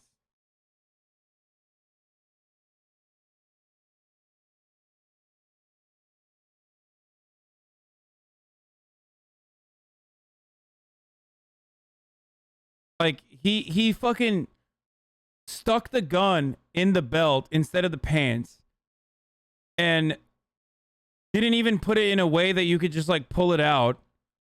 Like, he didn't do a good job at all. I mean, it's like kind of fucked up to say it like this, but you know what I mean? It's just like he was too busy thinking about how he was going to spend $600 on his cam girl again. Probably going towards a cabinet, putting stuff away. So he's standing with his head to the cabinet, his back to where the shooter is. The shooter comes all the way around the back side of the house. And by the way, Chad apparently can't hear because he didn't hear the bullet ring out with his wife when she got shot. And bang, second shot of the night, of this mystery night. Bullet in the back of his head. He goes down. Amy testified that first shot wasn't necessarily fatal. He's still alive. And you can see, you don't need forensics to see those fingers in the blood. Those are his hands. His hands were covered in blood. We'll talk about that later too, because there was one finger there wasn't. And then he fucking went and he like threw his glove in his hotel room. He like disposed of his glove that actually had the gun, like the residue that you have on your hands, like gunpowder, gunshot residue, in his hotel room. And yeah, the dad's only one finger that was clean so he could get into the iPhone. Like, it's just so bad. Anyway. I don't even, like, there is no way this defense can even, like... 10 months. Pog. This defense can't even bring up doubt. Like, it's just so ridiculous. This intruder then, second shot, kills him. It's important to point out that the prosecutor says that Chad's hands were covered in blood except for one of his fingers. That was the finger that Grant used to unlock Chad's banking app. He picked up his dead father's hand, wiped the blood off one finger, and pressed it against his phone. Why? So he could try to get more money to feed his addiction to a cam girl. Then... Hey now, don't forget, there's 3 people in the house. So now somehow, use your imagination. I mean, we're in the imaginary doubt section of my presentation. This intruder materializes immediately across that utility hallway and up against the wall, parallel to where Cody Amato is just hanging out in the garage doorway, wearing the clothes and the badge and his backpack that he was wearing the night before. He was standing right there in that doorway. Shoots him in the face. Then, this random intruder finds Cody's gun, goes outside to shoot 4 rounds, collects the shell casings and swaps them out for the shell casings from the murders. He also rolls Chad's body over and puts a holstered gun backwards on his belt and cleans off one of his fingers? He does all this and leaves the house without taking anything else. He doesn't take any firearms, no computers, no wallets, no video game systems, not Margaret's diamond wedding ring, nothing. Just kills 3 people, does some weird shit to the scene, and leaves. The other thing that I think points to Grant as the murderer is the chicken. Grant told detectives during his interview that his mother had taken some chicken out of the freezer to defrost for dinner before he was kicked out of the house. If he left the house and everything was fine, why was the chicken found on the counter by investigators the next day? Why didn't the chicken get cooked, put back, or thrown away? There's no... Oh my god, dude, literally 1 IQ. Like, he thought that that would absolve him or something. Like, did this fucking idiot not realize how this works? Damn, this is called the chicken technique, backseat murderer. I mean, oh, what a waste of good-ass chicken tendies, by the way. That's no reason for that chicken to have not been cooked if Grant didn't kill his family members earlier in the day when authorities... I'm never not thinking about chicken, to be fair. ...theorized he did. The fact is that he killed his mother and father before dinner time, which he said was usually around 7 p.m., and he killed Cody as soon as he walked in the door. And because of it, the chicken stayed on the counter and never got cooked. Grant Amato was found guilty of 3 counts of first-degree premeditated murder. He was eligible for the death penalty, but the jury wasn't able to come to a unanimous decision. The judge sentenced him to life in prison without the possibility of parole. Of course, Grant Amato's defense lawyers have filed an appeal to the conviction, citing 10 little nitpicky complaints about decisions that the judge made during the trial. I haven't found any news of a decision by the District Court of Appeals, but the whole thing seems pretty weak. If you're the victim of domestic abuse, please reach out to someone for help. Please call the National Domestic Abuse Hotline at 1-800-799. Shut the fuck up. Are you serious? There's a video this guy sent to the cam girl on YouTube? No shot. All right, Sylvia. Look at me. I am outside going to check the mail. And I'm asking you if you can please, pretty please, send me one of your videos. I love it so much when you just send them to me. Yeah, I don't like buying your stuff. It makes me feel weird. Could you please send me one though?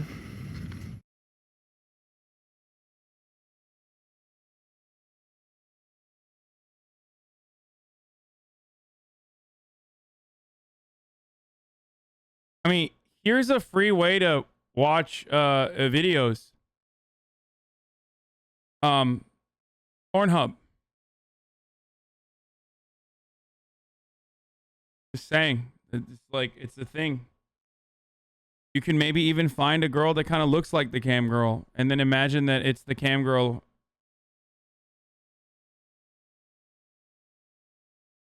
You know?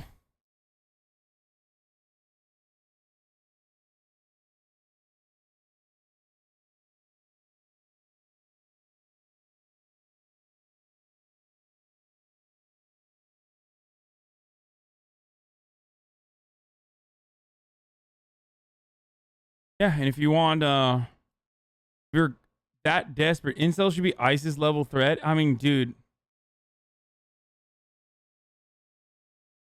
What if that makes you feel weird, though?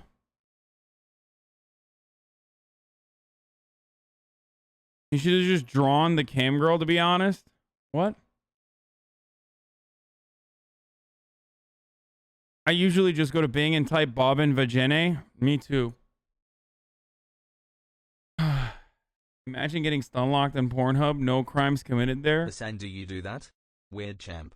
It's actually the funniest and most insightful analysis and commentary that exists in the underbelly of Pornhub, where they have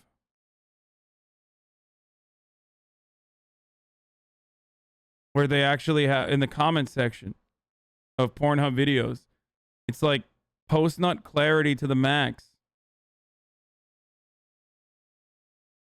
Where people come And then for a brief moment, they are so insightful. It's wonderful. They say the funniest shit down there.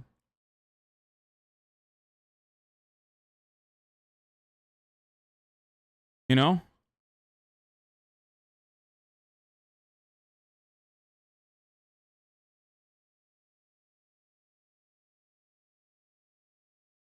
I realized today that suicide bombers are basically incels that are exposed to Islamic extremist rhetoric.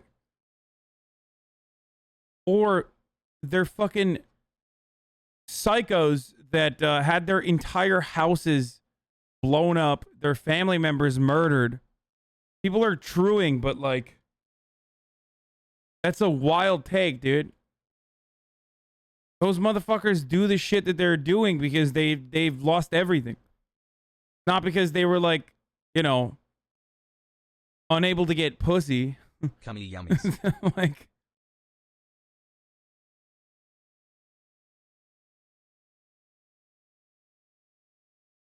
question mark bad take.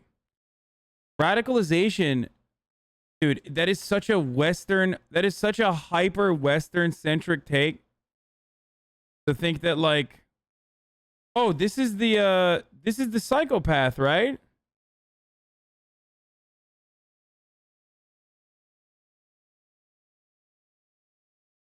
Yeah, don't defend them. At no point do I think blowing yourself up is a defensible thing to do.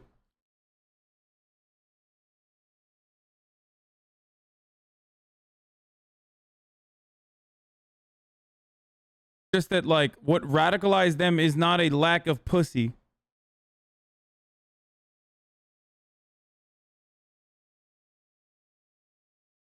I also said it's still psychotic to do such a thing.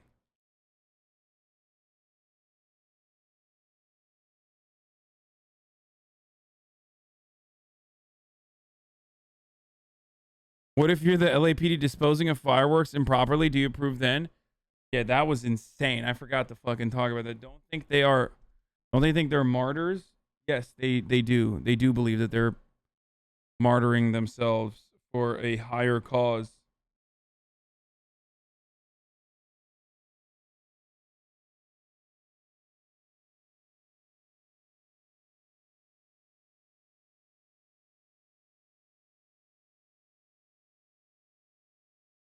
I don't understand what the point of is on shitting on these criminals. Like, yeah, they are they've done horrible stuff, but we can tell they're very mentally ill. They're a product of society, abuse, etc. I genuinely feel conflicted about it. Sorry to spam. I mean, it fucking, I don't know. Kind of feels good to shit on someone who is such a horrible monster. You know? I'm not gonna watch the JCS case on the same thing that we already watched, dude.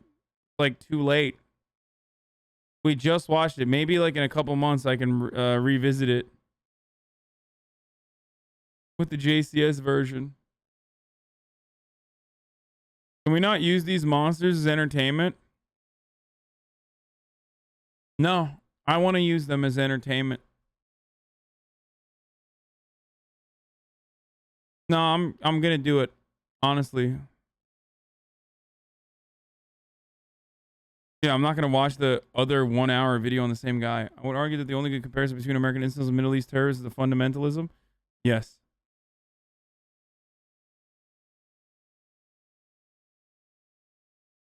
But, how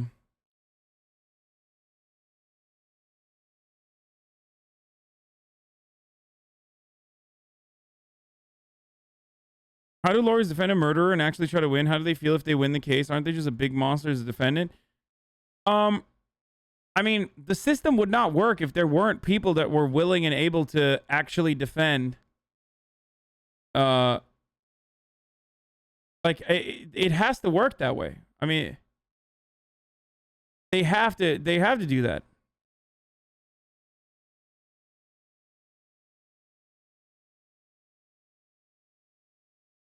I mean, everyone deserves a fair trial. You can be Hitler and you still deserve a fair trial. Yeah, I think everyone does deserve a fair trial. I truly believe that.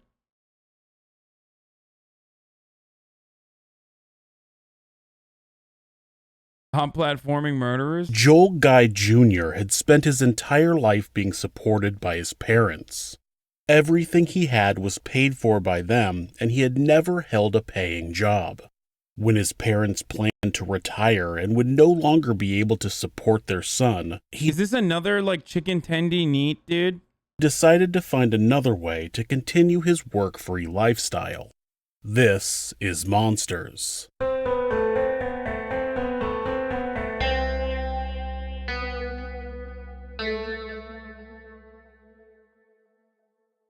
Joel Guy Sr. was born and raised in Surgoinsville, Tennessee. He got married to Patricia Tyler on January 3rd. Dude, that literally sounds like Sagandis. Surgoinsville sounds like Sagandis.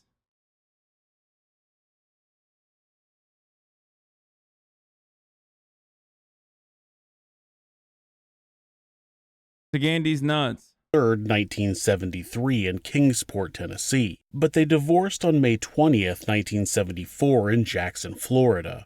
For some reason, the pair remarried on June 6th, 1975, again in Kingsport, Tennessee.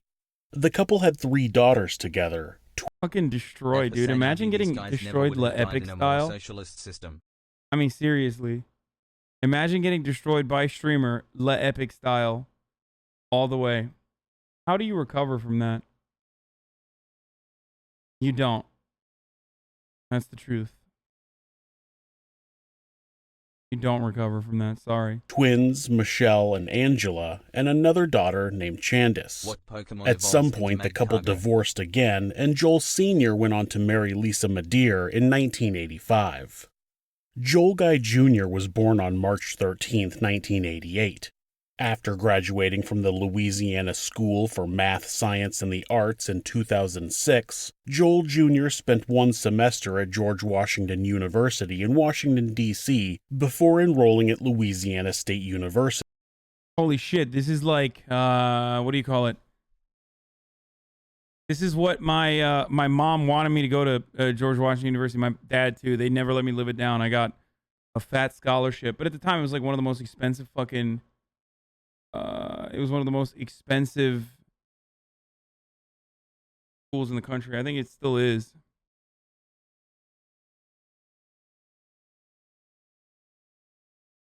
In Baton Rouge. He does kind of look like, he kind of looks like Miskiv if Miskiv grew out his hair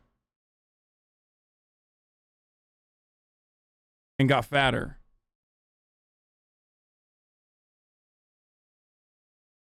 Am I crazy? He was even doing the Miskiv pose. Rouge. He had been studying at the university for nearly 9 years, supposedly studying to become a plastic surgeon. Though Joel Jr. was an adult and his parents had moved back to Tennessee, he continued being fully supported by them. He never held a paying job and had only spent a short time working in a research internship. His apartment, his vehicle, insurance, and his utilities were all paid for by his parents. Joel Sr. had spent his life working as a pipeline engineer, but when he was laid off in 2016, at the age of 61, he decided it was time to retire. Lisa Guy was working in human resources at an engineering firm, but family members said that the only reason that she worked full-time was to support Joel Jr. They said her whole paycheck went to him. When her husband decided that it was time to retire, they crunched the numbers and Lisa decided that they could afford for her to retire at the same time. They could move to Joel Sr.'s family home in Surgoinsville and spend their retirement together. The only problem, they would have to cut off Joel Jr. You're missing out some This spicy discussion drama happened with between multiple RICEGUM and family... QTCinderalla. What's the drama? You type it. Bro, you are literally, bro. Oh my god, I'm about That to must start have been getting really, mad. really scary. Yo, shoot, I'm about to start getting mad, bro. Oh my god, bro, she had literally 1,000 viewers. She had literally 1,000 viewers. What is the drama? Swear to God. Ads? Oh my god, you guys want more ads? Okay. Oh, they're already running. Great. Nah, bro, and she trying to play a character like, I'm tough now, I don't give a fuck. You not slick. Stop trying to act hard. Stop. So lucky RICEGum made me. Ludwig made you. Nah, bro. RICEGum pressed about Cutie's joke at your roast. She don't care, and like I'm. Why? What happened? What did he say? RICEGum's ego is disgusting. I can't ever hear RICEGum without wanting to slap the dude. He talks like a kindergartner on glue. Wait, what did he? What happened? What was the situation?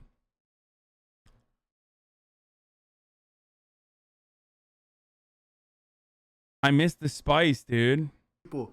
Holy shit. Nah, but she did say that sexual assault right now. Sexual. Bro, I keep saying sexual harassment or sexual assault. I don't fucking know.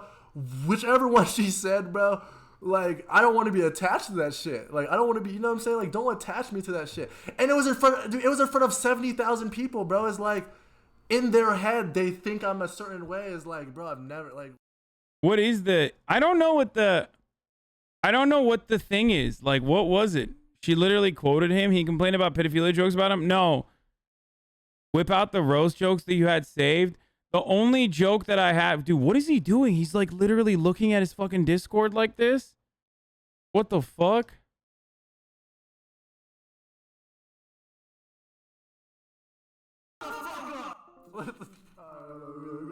No. What do you mean? Okay. He got pissed over Cutie's rose. So I don't know what the did it feel good joke is about. Like, I think he like did he actually ask a girl who was sexually assaulted that if it felt good? Watch the iDubbbz content comp on him. I've never seen it. He literally said, but it did it feel good to a girl who was raped. Jesus Christ. There's the did it feel good though when he was talking about the conversation girl was raped. This was the conversation. Cutie quoted it. She made the did it feel good though joke. I know that she made the joke, and I don't know what the actual story is behind it. So one of the it's actually fucking upsetting. Watching someone on two other people watching. What the fuck?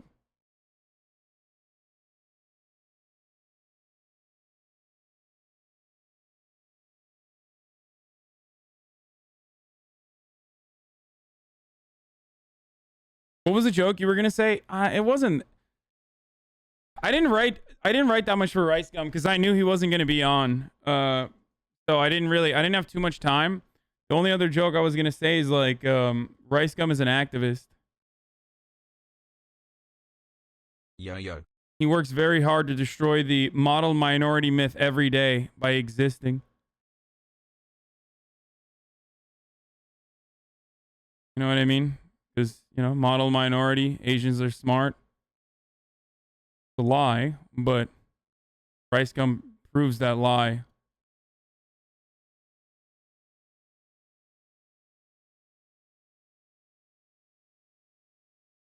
That sort of thing. He wouldn't have gotten that.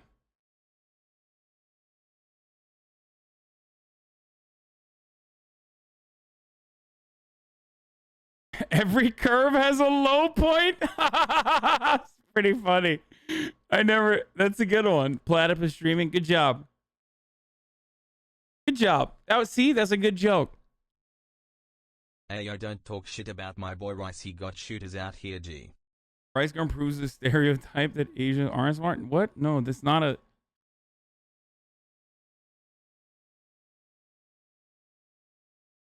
Could you elaborate on this model minority? Yes, there is a myth in America called the model minority myth. Myth that revolves around like Asian people being regarded as like smart automatically. There are obviously socioeconomic factors that contribute to this myth or this stereotype.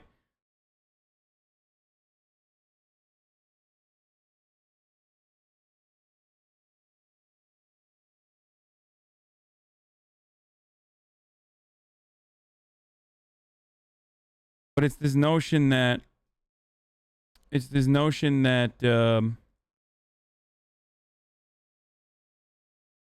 Asians are smart automatically. And it's oftentimes used as a counterpoint to Black Americans.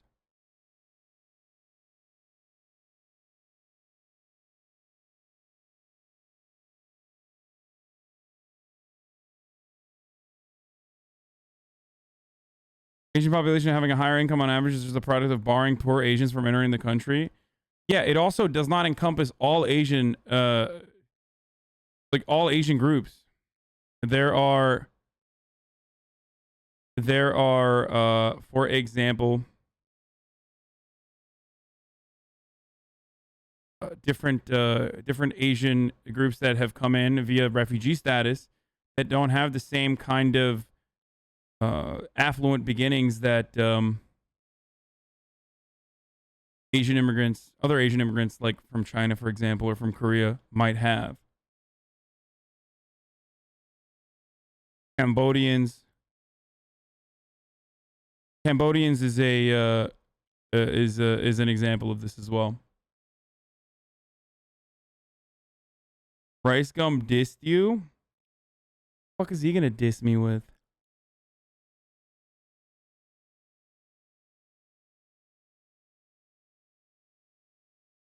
He already watched Rice Gum's Content Cop? No, I don't think I did.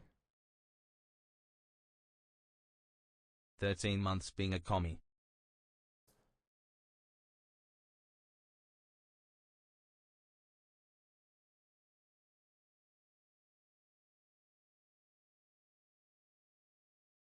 No, I've never watched it. I often don't watch the Content Cops because I'm worried that it's gonna be like TOS.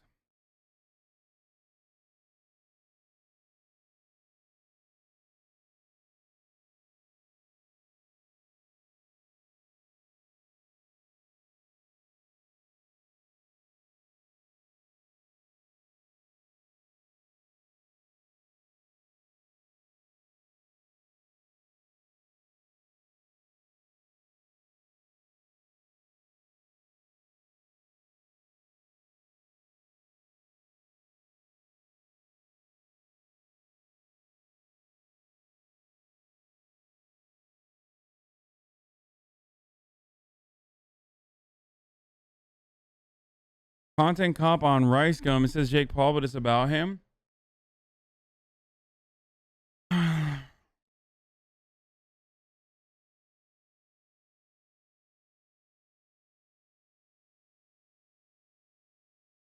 8 months plus Hasan reads one of my chats. Joel Guy Jr. dissed you. Press play to see the drama. He reacted to the "if you get raped, you should call the cops" clip. Yes, I do believe that you should call the cops. Why are Destiny fans in Rice Gum's chat trying to do a propaganda operation? The only group of people on this planet who unironically will act like I've ever said don't call the cops if you're getting raped are Destiny's tiny fucking community. Devil works hard, but Destiny's freak ass fans work harder, dude. What a weird, like, god damn, bro. This shit happened like 2 fucking years ago, brother. And then people get surprised. They're like, why the fuck do people you know, not want to debate on the internet? It's like, why would I debate with motherfuckers when, like, they literally will clip something out of context and use it for 2 years?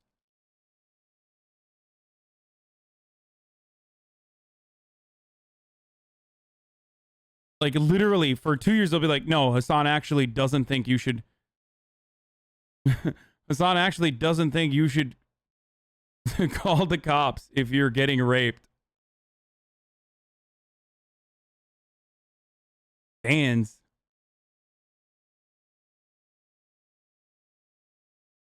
They literally just did that with your Verge article.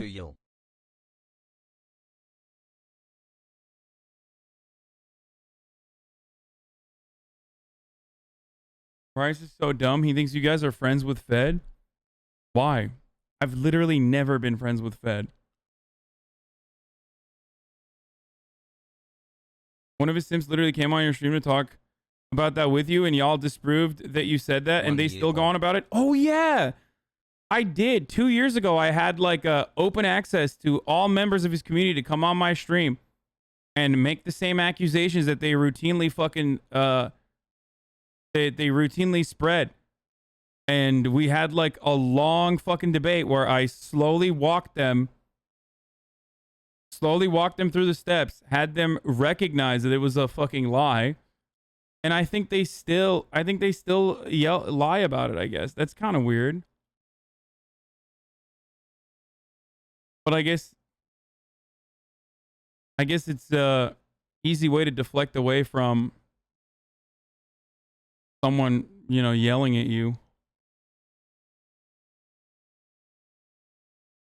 about legitimate grievances. I would love to see the 4-hour debate on semantics and definition of words. I would love to watch this. Yeah, some people do enjoy that. I'm not. What's wrong, bro? 5 months father. Is it because RICEGum and Adin Ross are beefing, dude? I saw this shit on my Instagram Explore page. FaZe Clan just had some spots open up. Do you think your brand risk gas could get in? One day, dude. Oh shit, Dream posted under it. And not something that I should be talking on. Nor will I ever comment or can try and encourage anybody to invest in any sort of cryptocurrency because it's very risky and not something that I should be talking on. Nor will I ever...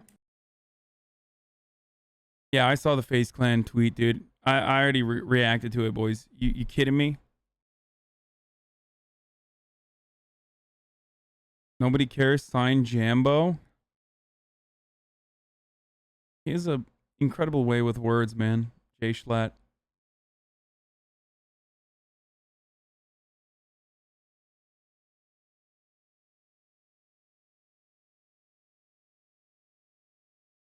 Yo, can you explain why the amount of shootings in Sweden has doubled since 2014? Personal robberies has doubled since 2014. Rape has increased by 50% since 2014. Explosions by hand grenades and bombs has increased 200% by 2014. Can you explain that? I feel like you have an explanation that you want me to give you, and that is Muslim immigration. Right? That's what you want me to say? I also don't believe the numbers that you're throwing out there, though. I do know the rape statistic. That's because Sweden changed the designation and calculation of rapes in the country. I know that is the reason. That was usually what white supremacists used for the longest time to say Muslim immigration is the reason why rapes have skyrocketed in Sweden. But the real reason was that they had just actually changed how they counted each individual sexual assault. I can't speak on, you know, hand grenades and stuff like that. But I also don't really believe that is the case.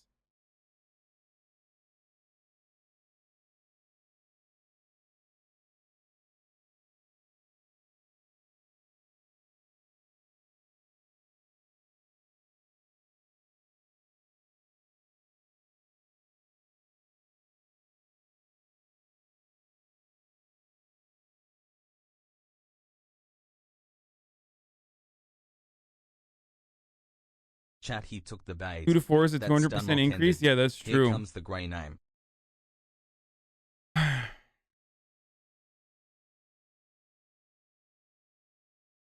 If numbers are real, then why am I a racist? Swedish Nazi in Hasan's chat. You're saying sexual assault is a joke? That's crazy. I did. So sexual assault and sexual harassment are different things.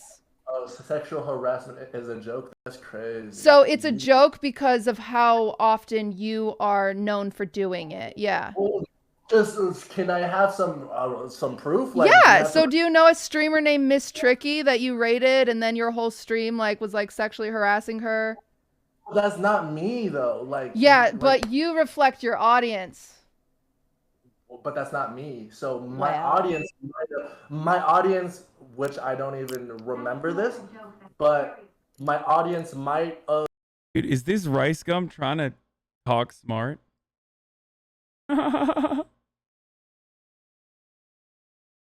That's his smart voice.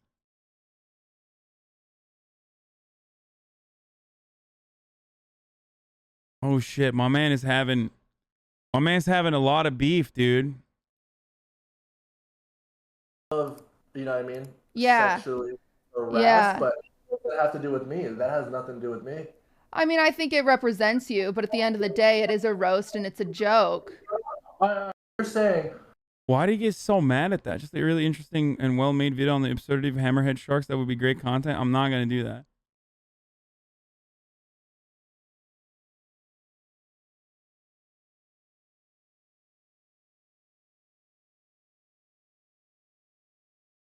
How much did RICEGum lose on crypto if he's drama baiting Twitch this hard?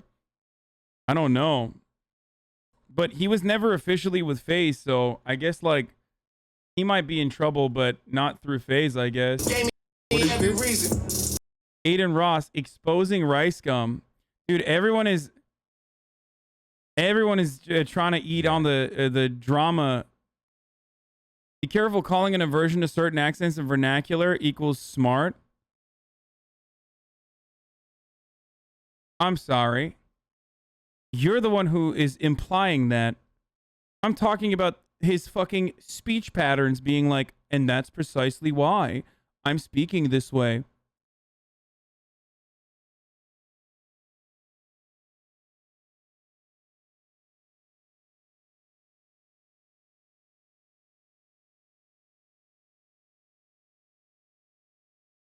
That was a straight up self-report, dude.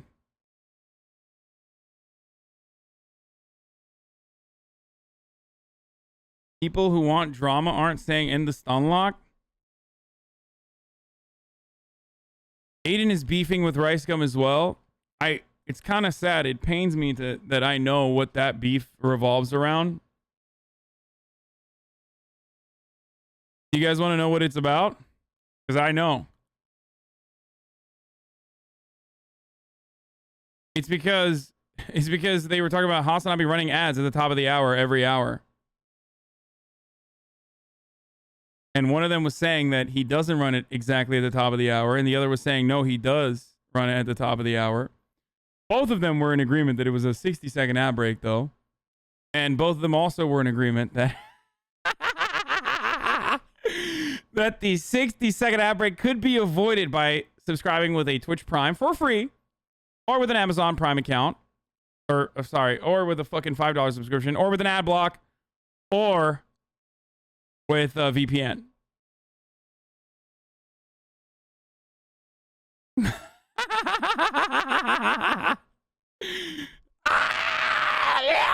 Okay. Every segue's been fucking fire today, dude. Fucking fire. Anyway, what was I gonna say? Oh no, the real reason is because I think RICEGum was talking about KSI's girlfriend being like a normie.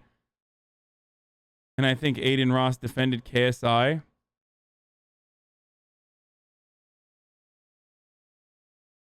And that's why there's additional drama. KSI already ended you, Rice, but I'm about to end you again. I don't give a fuck. And I heard the Poggers community's coming at him. So now I'm now working with the Poggers community against this snaky ass motherfucker. The Poggers community. Apparently, Aiden is mad at RICEGum from DMing his ex. Aiden said it on his stream, and RICEGum briefly mentioned it on his. I don't give a fuck. I'm not holding anything back. I'm gonna expose everything I've been living. If there's a W community, it's these guys. I mean, seriously. I can't think of more of a W thing than this, to be honest. Yo, this guy stole my fucking banners, dude. What the fuck? Yo, chill, dude. What the fuck's this guy doing?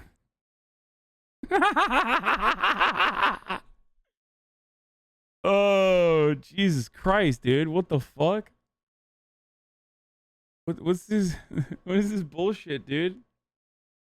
All good. We're saved. Live with this motherfucker. I'm gonna expose weird ass habits he does and shit. I don't give a fuck, bro. I'm holding nothing back. You go low to DM my fucking ex. You fucking weirdo, bro. I don't give a fuck. Shit. Take the L. Wait, is that why Miskiff got the eyebrow slit? Is this why Miskiff has the eyebrow slit too? Because Aiden Ross has one?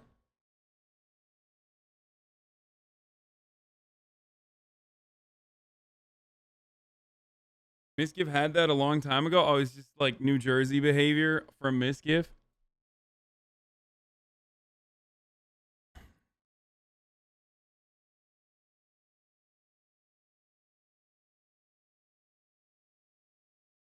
I feel like these dudes, like I know I talk about political commentary and stuff on the internet, but I don't think I take myself as seriously as like RICEGum or fucking Adin Ross. Kind of mind-boggling. Like they're like very serious about. They're very serious about their standing with the community. You know what I mean? Kind of strange. Like, chill out, dude. It's what people with baby faces do to seem tougher. He crossed the line with this shit, bro. I don't care. I don't care, bro. I'm about to go in. I don't care, bro. I'm about to literally go in. Dude, he's about to spit hot fire, dude. I don't really care, bro. So, KSI. They're like 12-year-olds fighting on the internet. Yeah, they sound like fucking. You know what they sound like? They sound like Minecraft stands that get like incredibly upset over like minor infractions, and they think this is like a world-shattering thing. And it's like when you find out what the actual thing is that they're like freaking out over, it's that I don't know, their favorite content creator watched someone say the N-word one time. You know what I mean? And they're like, how could you do this to your marginalized community? It's like, what the fuck? Like, why are you taking this so seriously? And it's kind of the same energy here. Okay, I'm going to keep watching this drama now, though. Hi. Poggers community, I'm with you guys, bro. I'm with you guys. They're new to Twitch and coming up from social media fame. I suppose there's an assumption that they need to keep their image intact. Oh, man. I don't give. Oh, dude, he's putting up DMCA music. That's how you know he's serious. That's how you know shit is serious, dude.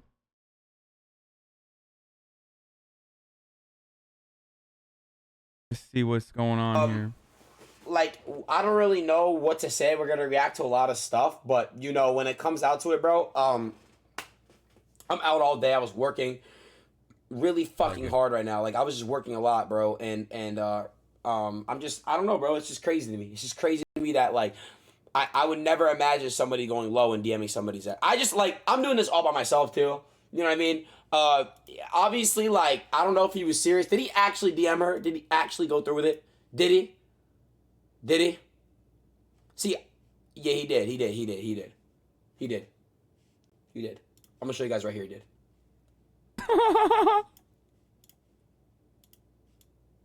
Don't tell Aiden, bro. You put on your public story. Like, it's just weird, bro. It's just weird. It's just weird to me. I don't know.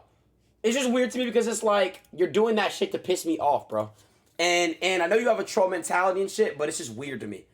Like, I'm gonna DM fucking what's his fucking girlfriend's name? Abby. I'm literally DMing her. What's her Instagram? I don't give a fuck, bro. Like, it's just weird, bro. Like, I gotta. This isn't even me. I don't do shit like this, but I gotta literally, like, you're the type. I gotta put my morals to the side to DM people. What's the other girl's name that you did that sleep stream with? What's her name? What's her? Don't do it, Aiden. This is an L mentality, my friend. You're making it seem like you care about your ex-girlfriend. Don't do it, Aiden. Only L nerds care about their ex-girlfriend like this. Messed up. Not your girl now. Don't do it. It's L mentality, brother. DMing RICEGUM's girlfriend, that's kind of a W mentality, I think. He's got a W mentality there, I think. Is that maybe that's a W mentality? I don't know. Here. We just have a nice little fucking podcast, huh? How about we fucking do that? I don't want to do that. I don't even want to do that.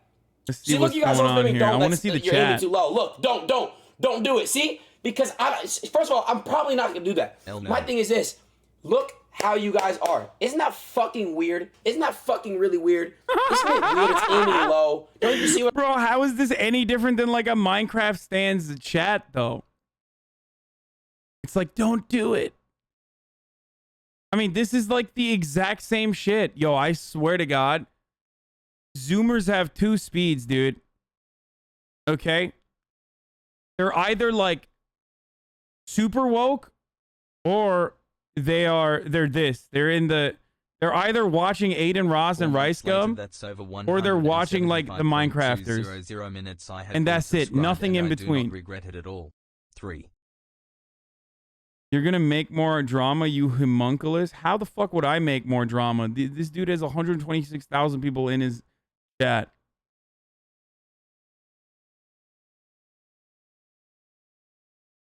They're eating this drama good. I haven't heard homunculus as a diss. Can we petition to remove that fucking L stream banner, you homunculus? Why are you eating up drama made for 13-year-olds? I'm learning, brother. I'm a learner, okay? I'm learner Herzog. I learn. That's what I do. I observe and I learn. I want to understand like what's happening. The breakup power couple Rice/Aiden is tearing the LG community apart. Also, I'm enjoying it. I mean, this is enjoyable. But at this point, bro, I should listen to you guys into this SSB house. Shout out Boston. I really should have done it. I really should have done it. But you know, it is what it is. It is what it is. And again, I don't really think I have to fucking take it back. I mean, if you're just tuning in, you don't know what's going on. I reacted to the KSI RICEGum shit. I didn't even defend to be fair, Adin is like KSI 19, at all. Rice is 25, and Rice is hitting up Adin's high school. Does anyone have the sweetheart. clip? I can see why it might make Adin mad. It's obvious that's a soft spot for him. He's too young.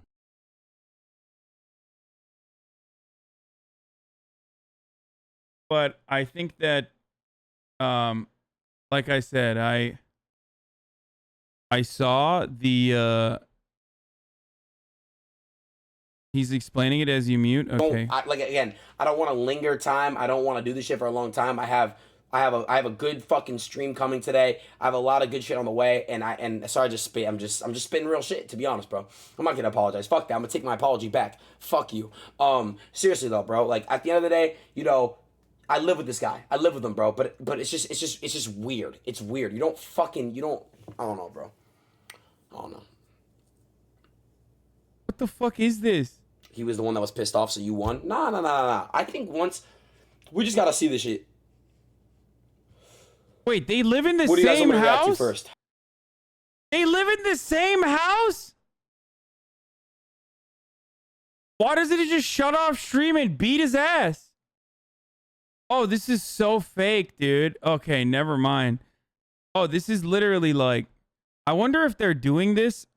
I wonder if they're doing this to like drive the heat off the crypto shit. Aiden said Rice lives in the guest house.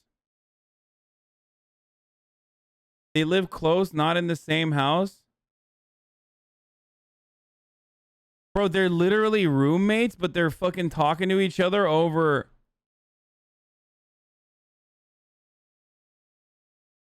Oh God, they're watching Keemstar. Okay, it's over. I'm done with that. Aiden reacts to what's it so? Wait. Aiden reacts to RICEGum and KSI beef to regain Rice's following.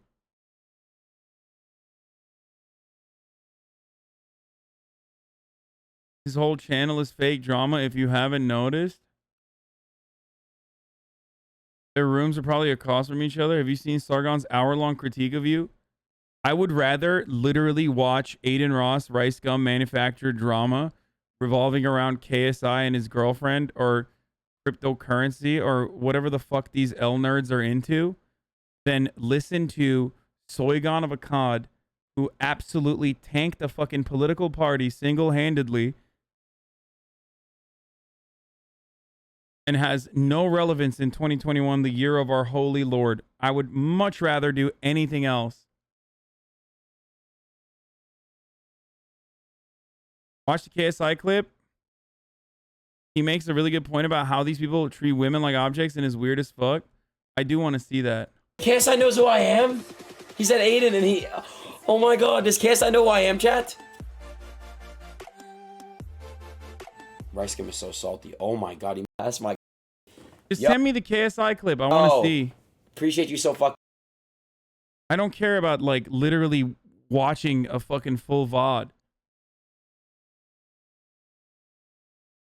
KSI knows who I am.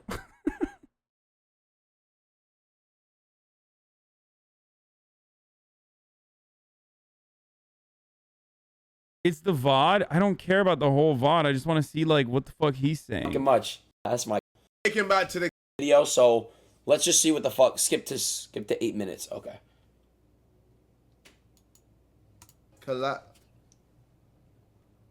Who would I collab? Yo, so Britney Conservatorship, GWT, and Reddit! Hello! I am here! What's going on? My voice is, I hope our boyfriend... Okay, so Nathan doing me, yeah, okay. It said 8 minutes? Oh, here. Taking back to the kitchen. RICEGum, KSI music is trash. What? Me, waiter. Why is this rice so salty? Wait, what? What is this? What's RICEGum doing? Just doing the same shit, bro. KSI do be getting bored, bro. He be like, you know what? Fuck this shit, bro. I wanna, you know, bro. He's had a girlfriend and she's not, you know what I mean? And she was, I think she was normal. Like, I think that she was a normal person. It's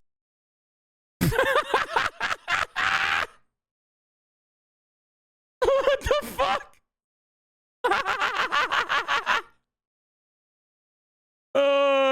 Bro, KSI had a girlfriend, and I think she's normal, dude. What the fuck does that even mean, dude? I mean, what is that?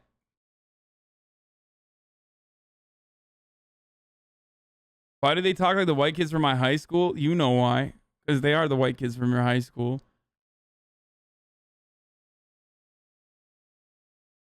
Like, what does that mean? Is it bad to have a normal girlfriend? Wait, let's find out.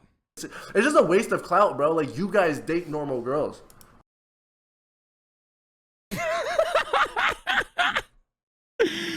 It's a waste of clout to date a normal girl.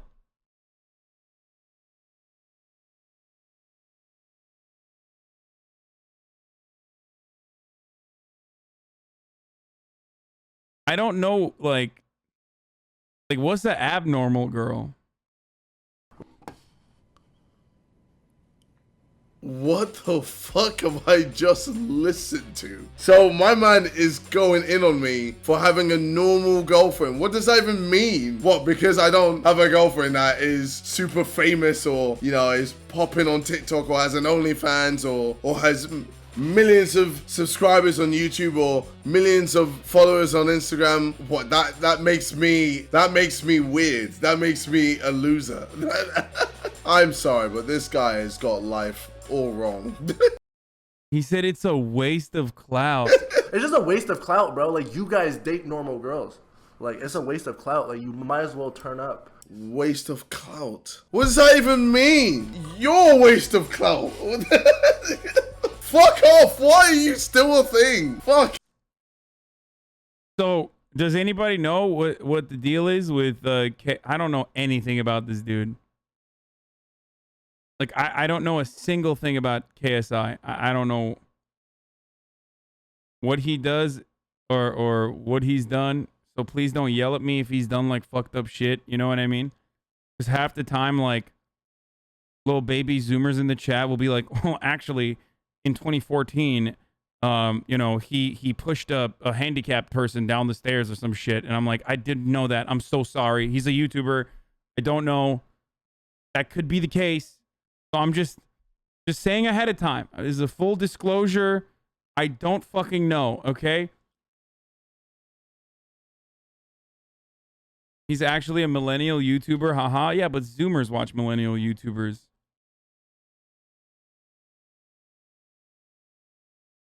He used to be one of the sidemen and became famous for playing FIFA. Kind of the previous version of Dream, but for FIFA and music.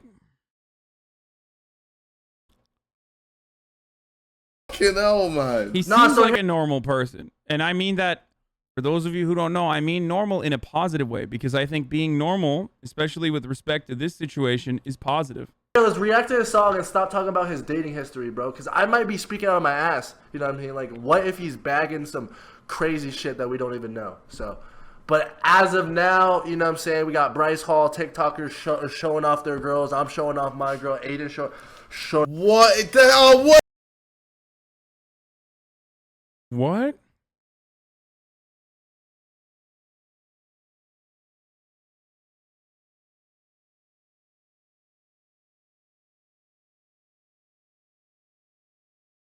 Okay, so I lived in the old Face house for a quick second and made some music with them, and then him and Rice started a little beef when Rice supported Logan Paul in their first fight. This is so weird, bro. Showing off my girl as if they're fucking objects or trophies. What the fuck? Like, oh, look at the girl I've got. What the fuck, man? I really hope people don't have this mentality when it comes to their significant other, man. Like, that's not how you're meant to do things. Getting a partner is not a competition. What the fuck, man? You find someone that you love and enjoy their company. Why is he making it weird? Showing off their girls. I'm showing off my girl. Aiden showing off his girl, shit like that. KSI don't be doing that. Yeah, because I don't want to mix business with pleasure, and I don't want people to know who my girlfriend is. It's a private matter. Why do I have to put everything out in the public eye? I mean, that makes total sense that he wouldn't want to do that. Also, isn't that a bit of a self-report that, like, RICEGum made it seem like your girlfriend is just, you know, important as a showpiece? You know what I mean? KSI carries UK YouTube. There's a UK YouTube?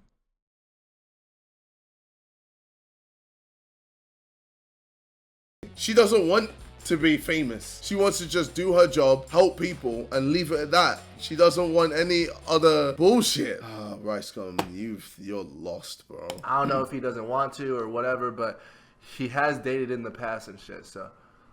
Bro, this fool going, like, bro, like, KSI not perfect. Like, I'm tired of his fans being, making him think he perfect and shit. Like, this fool is not actually perfect, really bro. mad, you know. This shit got me tight. He's actually really where bad. the fuck is this promo to his song, dude? I can't find it, but he says something like, yo, I used to do features. It's my first single in a long time. Like, he was saying, like, yo, I put a lot of heart in this. I put a lot of effort in this shit, you know what I'm saying? Bro, he gonna be making love songs, he don't even got a girl. I mean, maybe he just doesn't know. Oh, you're sleeping by my side. Bro, this shit is ass, bro. Bro, he heard one or 2 seconds of the song, and he's like, this shit is ass. Bro, no wonder you do fucking dead when it comes to music, bro. You don't know good music if it hit you in the fucking... Keji, verified artist, 152,000 monthly listens. RICEGum, verified artist, 116,000 monthly listens. I think case closed, boys.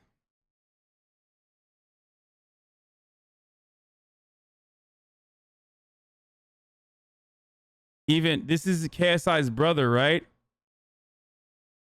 I don't want to make it. I know that that's not. Isn't that his brother?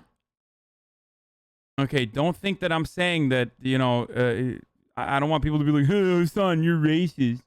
You think, oh, black people look the same." Like, no, this is, I read it in the chat. Someone already said this is his brother. I'm looking at the Spotify numbers right now. Fake.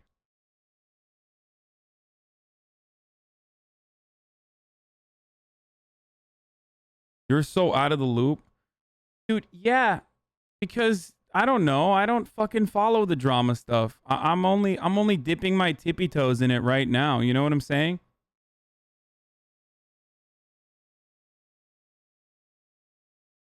Also, I'm 30. I'm not fucking Keemstar, you know what I mean?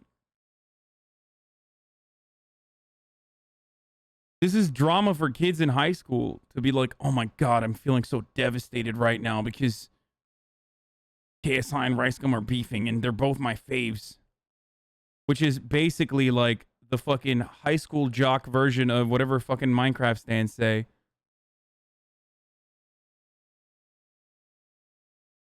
You know what I mean? Didn't think Rice Gum was relevant until he started drama with you again. Yeah, but like, I can tell he's trolling when he starts drama with me. I don't think that was. I think it was more serious when he was like yelling at QTCinderalla. Or maybe he's trolling then too. Rice Gum was then looking for pictures of KSI's girlfriend on stream and he found one and showed it to everyone, even though KSI wants it to be private. How do we know it's that? Shut the fuck up. Did he make a Bitcoin song? No shot. I think she know I'm up next. Yeah, they hate when I flex. It don't really make sense. Yeah, I got a lot of enemies. I don't want to make amends. I don't want to make friends. I just want to make M's. And remember when XXX Tentacion said that Drake stole his flow?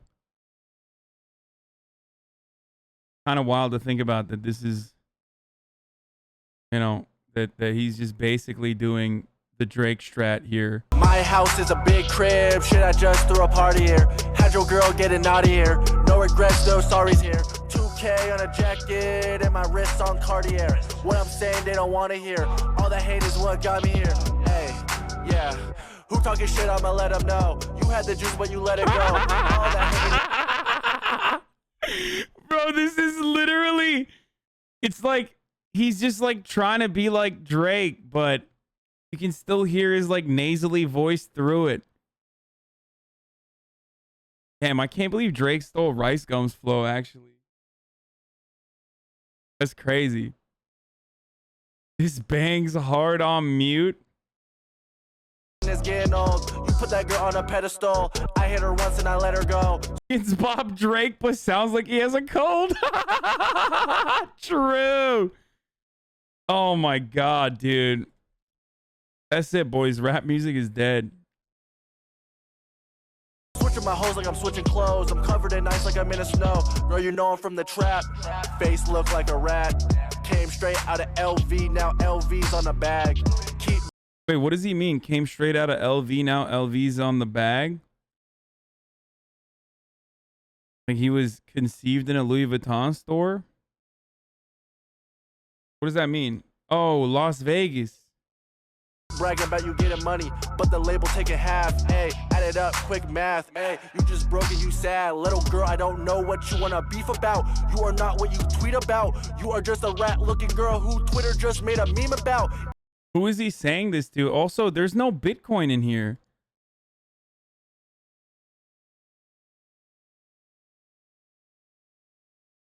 Why hasn't he rapped about Bitcoin?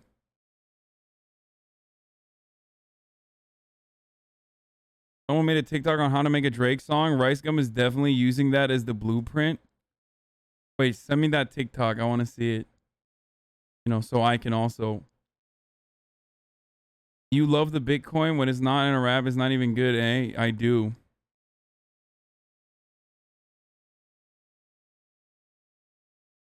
Yeah, I was expecting some sort of financial advice. Yeah. This song is about Danielle Bregoli. Oh, it's in 2018.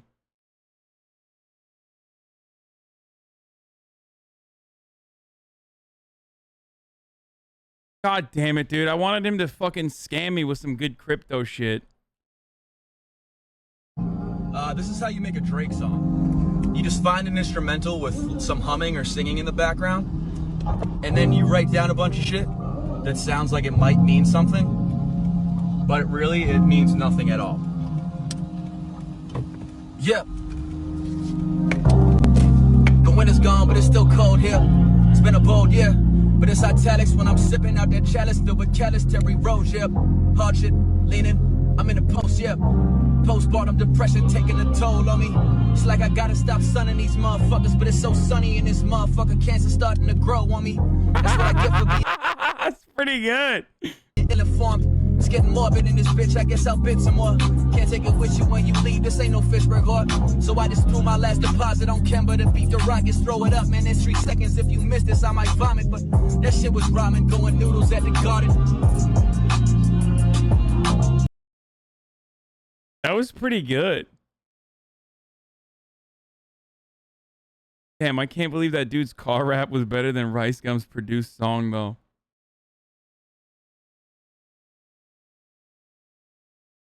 He has a Fortnite song called Fortnite and Chill. Just swim in the lake.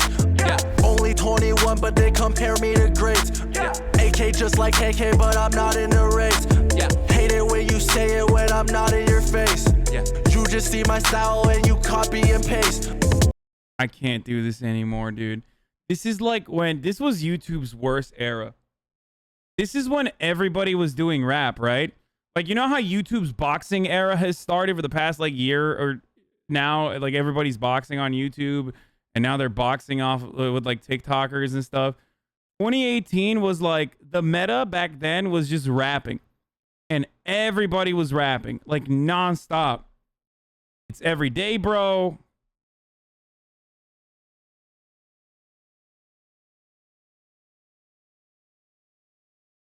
Why is he rapping about the trap and AKs? I think he means like Fortnite. Like, I think he's talking about Fortnite. I don't think he's like...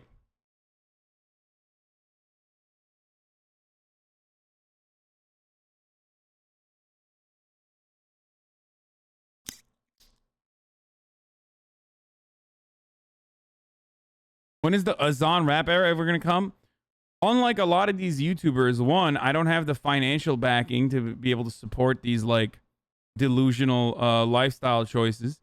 And two, I know my limitations. Like, I know I would just not be good at it.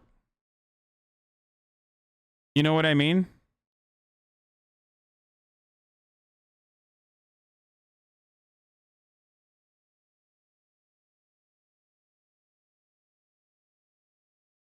So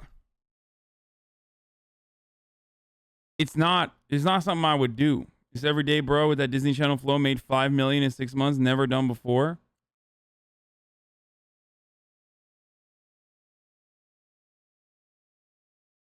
You'd be better than Rice Gum, at least. No, I don't think I would be better than Rice Gum, if we're being honest. I think the problem is that Rice Gum doesn't realize he's bad.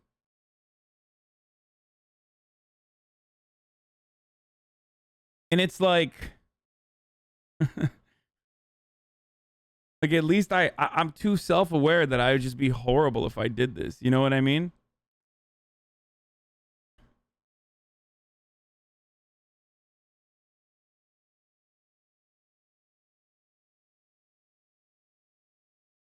Take practices, start now, Turk? No, I'm good.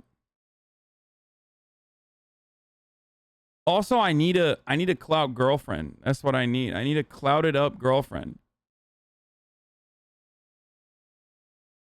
How is the free market successful when Rice has 40,000 viewers? I mean, the free market thrives on drama. And if you feed into that, then, you know, you're killing it. So it does make sense that, you know, he'd be doing all right. I want to see. Did I miss it? Were they doing a... He's trolling? All right, let's see if he's really trolling. Funny Twitch shit. And so I was just on some fun. Like, I thought he was trolling. I don't know, bro. I thought they were beefing. But I'll what literally happened? hit up Stacy. Did I miss it?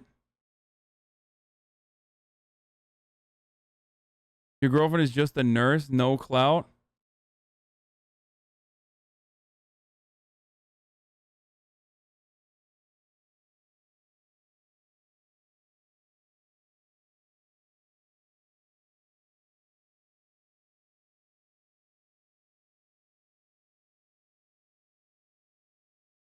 Flow better than Rice Gum?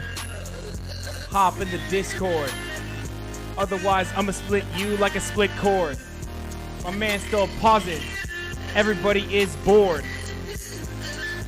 Come at me, I'ma son you. You'ma call me his lord. That was so bad! Why did you make me do that? Why did you make me do that? That was so bad! What the fuck? I'm never gonna do... Why would you make me post cringe? I lost subscriber, dude.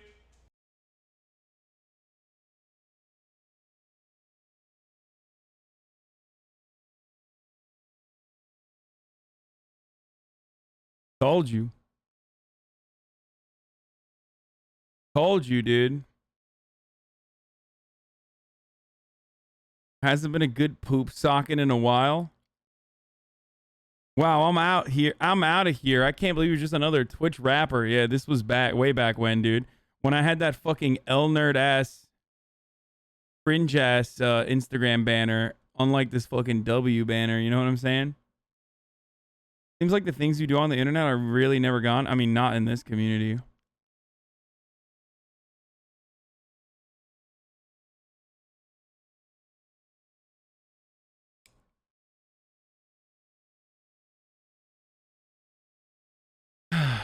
Thank God. Thank God I'm no longer a fucking L nerd. Can you get Murda on a song with you? Oh, speaking of rappers and rapping and L nerds and shit, I actually what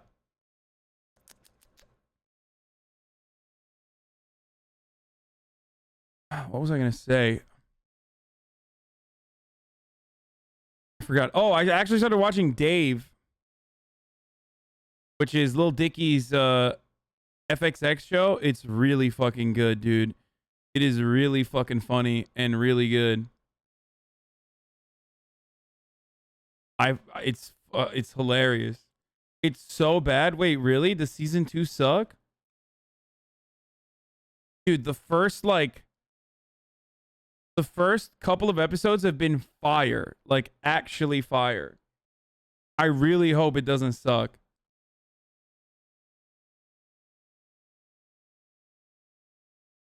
I'm pretty much doing that now.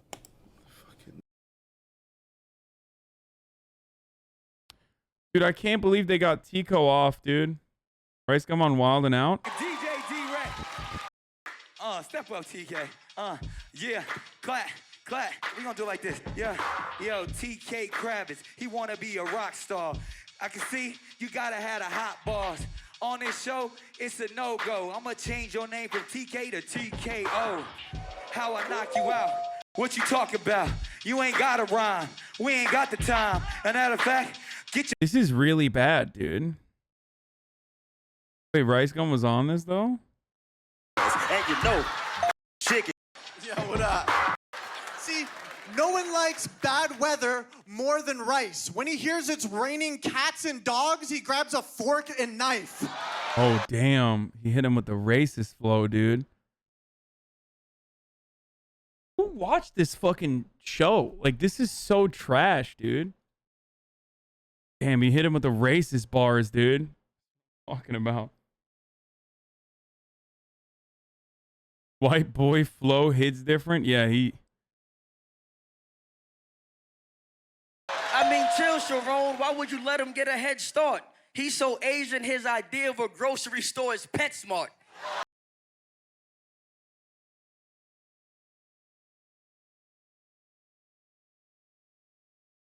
You know, watching stuff like this makes me happy that MTV's gone now. Honestly, like... Wow. Listen.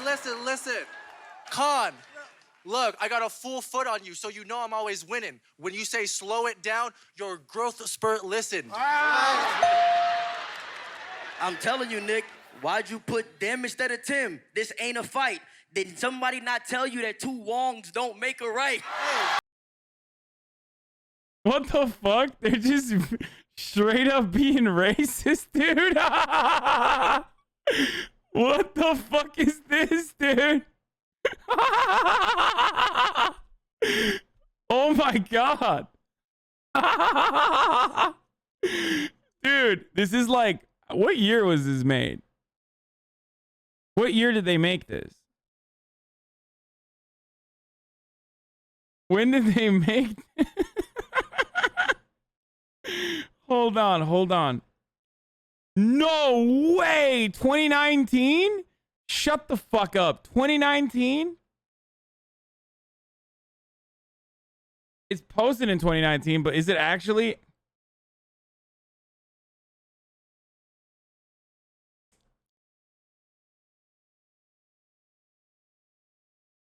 Oftentimes they just like repost shit, that's why.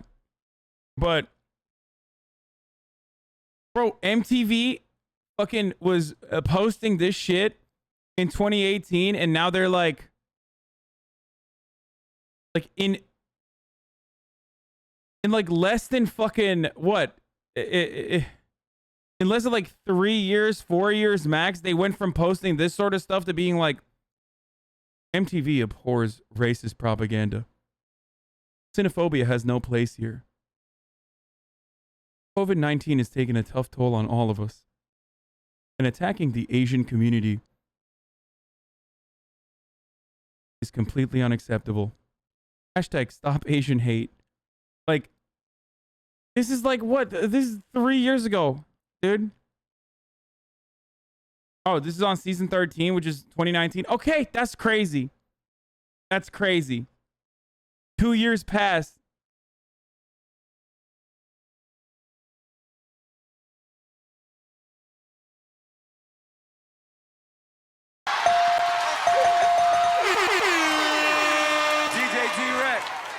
Who won this entire show, man? I gotta give it to the Red Squad, so make some noise for the Red Squad. Yeah, they have way more racism, dude. Bro, they were fucking real funny, dude. When they said two Wongs, dude, or when they said RICEGum eats fucking cats and dogs, bro, they killed it, dude. What the fuck? Hey, everybody knows the more racist you are, the better your rap is, dude. Fuck.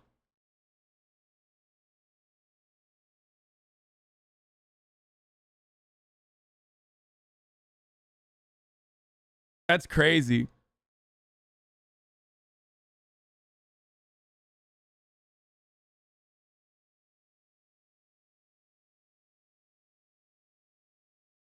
This is why Mariah Carey left Nick Cannon. She's an anti-racist queen.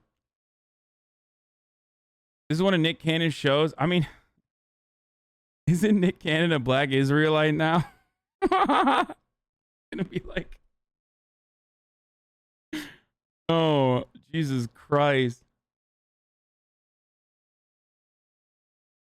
This is why RICEGum talks in AAVE now?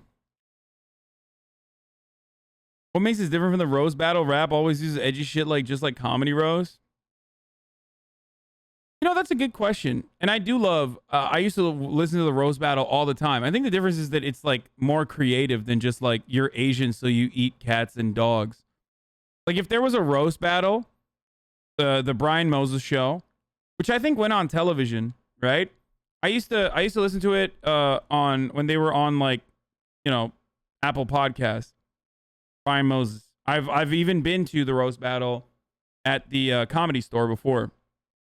Back when I used to go to comedy clubs all the time. And yeah, they got fucking super brutal. They would do like very, very racist. They would say very, very racist things. And I think the only difference there is that if someone used such hacky material, like if a comedian used such hacky material, like you're Asian, so you eat cats and dogs, like literally everyone would boo the person. Only because it's like a really hacky bit. And that's kind of how it is. Like racism is a hack thing to do. Because you're relying on antiquated, outdated bullshit stereotypes for everybody to be like, ah, you're different. So obviously that's like, you know, it's kind of strange. So racism is okay as long as it's simple and not complex. That's not what I said. I said the opposite almost. Like not even almost. I think that like racial jokes can be funny contextually. You see what I'm saying? And anytime you have a conversation about jokes, obviously, especially in a leftist audience that has literally never laughed and holds that as like being a gold star leftist. I'm a gold star leftist. Like I've never laughed ever in my life. That would, it's going to be hard and it's going to look stupid.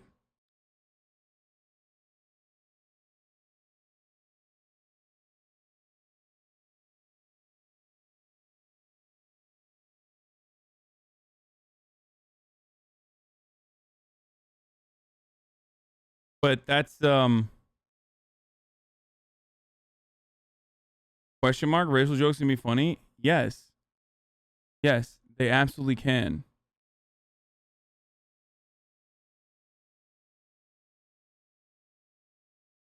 I mean, there were racist jokes that were funny in my fucking in my roast even.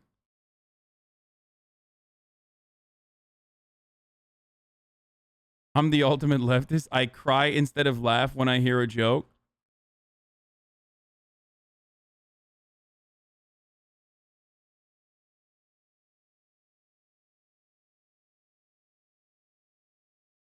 I come to this channel to be sad, not laugh.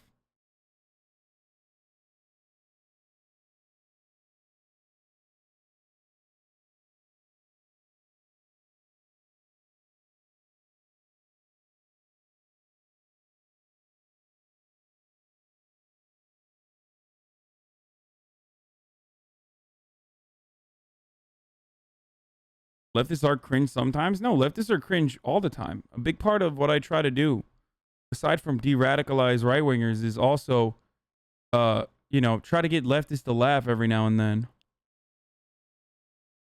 Tell a funny black joke, then. I said contextual. Context would also imply who's telling the joke and what the joke is about. If it comes from a place of personal experience, i.e., a black person talking about his own personal experience, that can be funny. And it often is.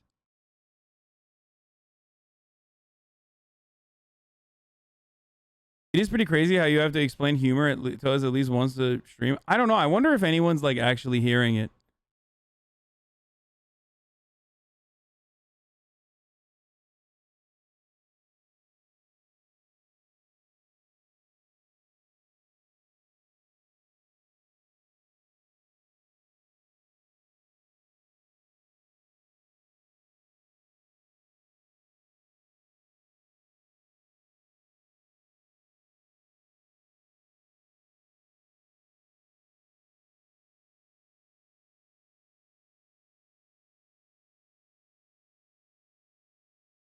Boondocks one big black joke and is goated. Also true.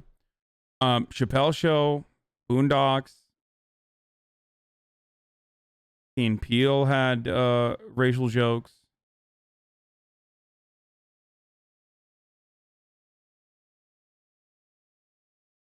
Your rice gum joke was a good example of the sometimes. Yeah, I mean that's a racial joke. When I said rice gum disproves the model minority myth for Asians every day. That's the joke about rice gum being Asian. I didn't see any of you try to fucking cancel me over that.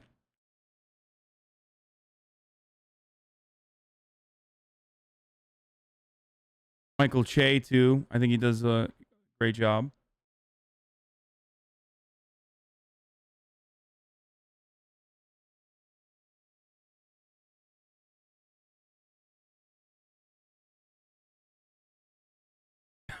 I reported you.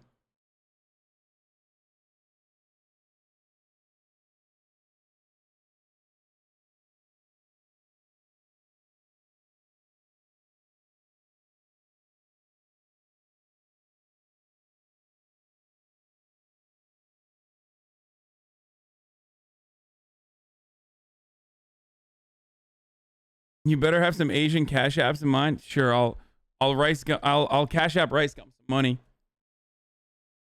to atone for my racist sins. Michael Che making Colin Joss say black jokes was something we all definitely needed. I'm the biggest leftist. You will never make me laugh.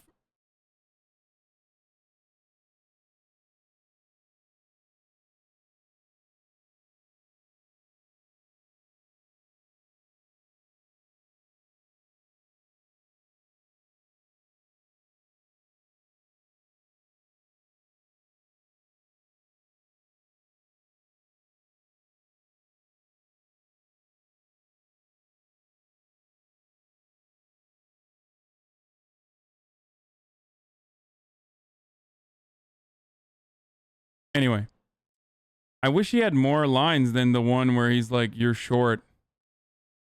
I wanted to see more. Instead of him being subjected to just like, "Lol, you eat dogs because you're Asian" lines. You know what I mean?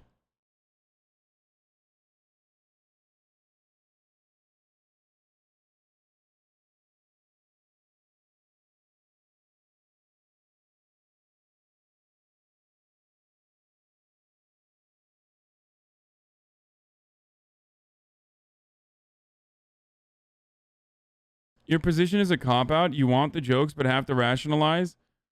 Or I can comprehend that certain things that are acceptable and appropriate in certain contexts can be completely inappropriate in different contexts.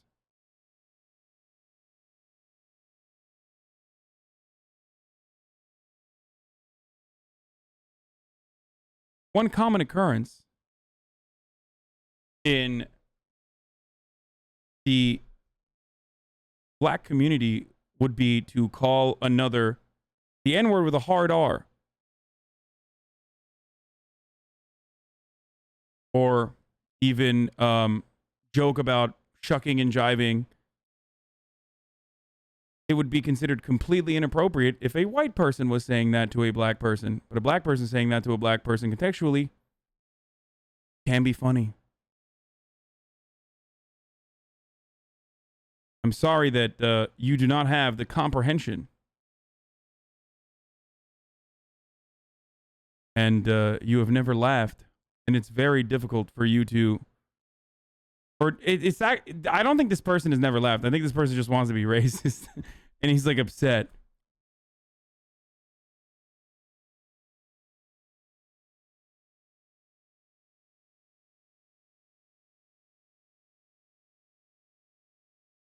Gibberish. This is delusional. Still against the death penalty? Still against the death penalty? You're delusional. So the online writer, okay. Your position is a cop-out.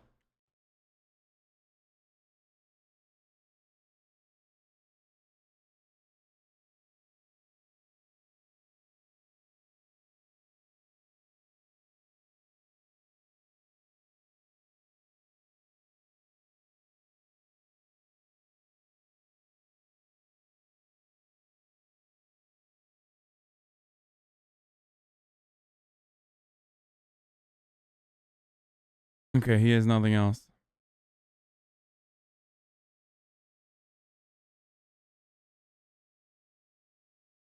The world is black and white if you're morally consistent. For example, if sex is okay, then I can fuck at grandpa's funeral. Only hypocrites disagree. That's such a good fucking line. I'm going to steal it from you.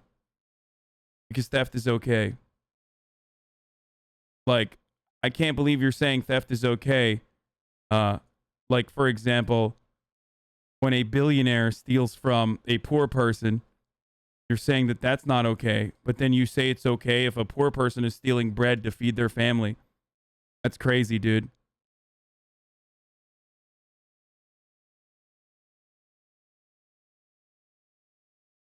What you're saying about the contextual part is that if people are part of the race and they're making jokes about the race, then it's completely fine.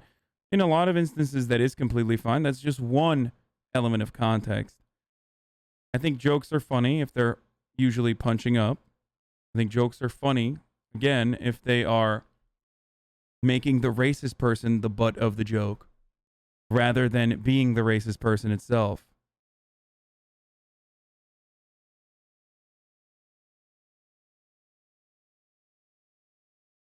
It's also the worst community to have a conversation like this because, like, surgically trying to analyze jokes is one of the easiest ways to never be funny. And then doing it in a leftist space where you're trying to explain, like, the value of humor, it's terrible. Like, just go watch Nanette over and over again.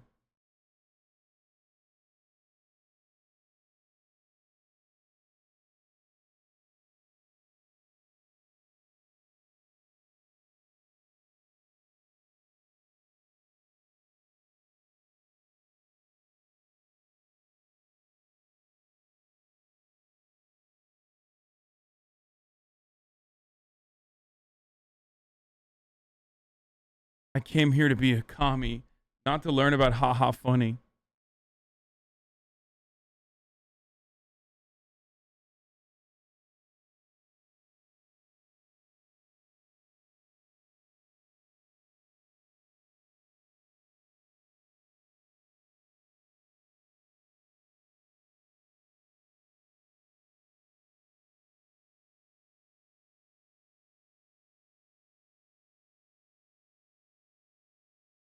Examining jokes on quality of comedy in the stream is fruitless. Oh, 100%.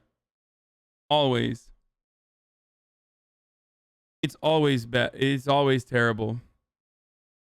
And it's also not like, it's also not human. Like, everybody laughs at problematic shit all the fucking time. Everybody enjoys problematic content all the time. It's a part of us being human beings. It's a very human thing that we are imperfect. But unfortunately, people in the heat of the moment forget that and try to act like they are behaving in a perfect way. And that just means you're too sheltered. But on that note, ladies and gentlemen, no, it's not an ad break time. I'm actually going to run a 3-minute ad here and then be done with the stream for the day, because I'm going to go to the 100 Thieves party.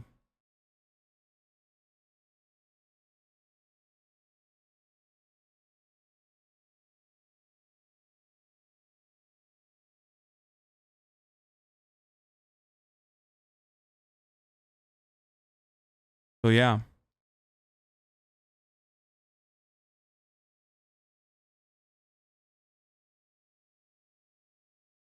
You gonna see Ray? Which Ray?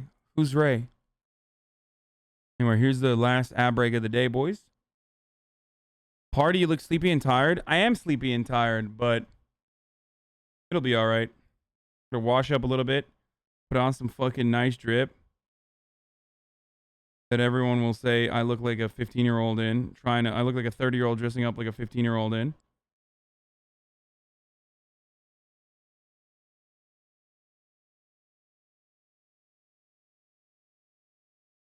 Yes. Someone said it best. Explaining jokes like dissecting a frog. You always kill it in the process. Good job.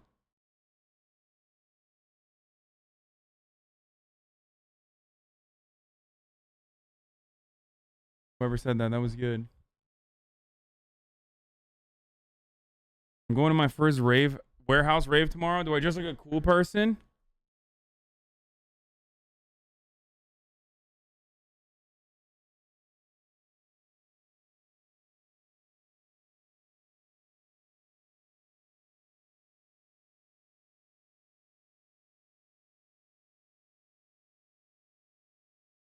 Aren't the Surfs TV doing a fucking charity or something for indigenous residential school survivors? I'm gonna raid them.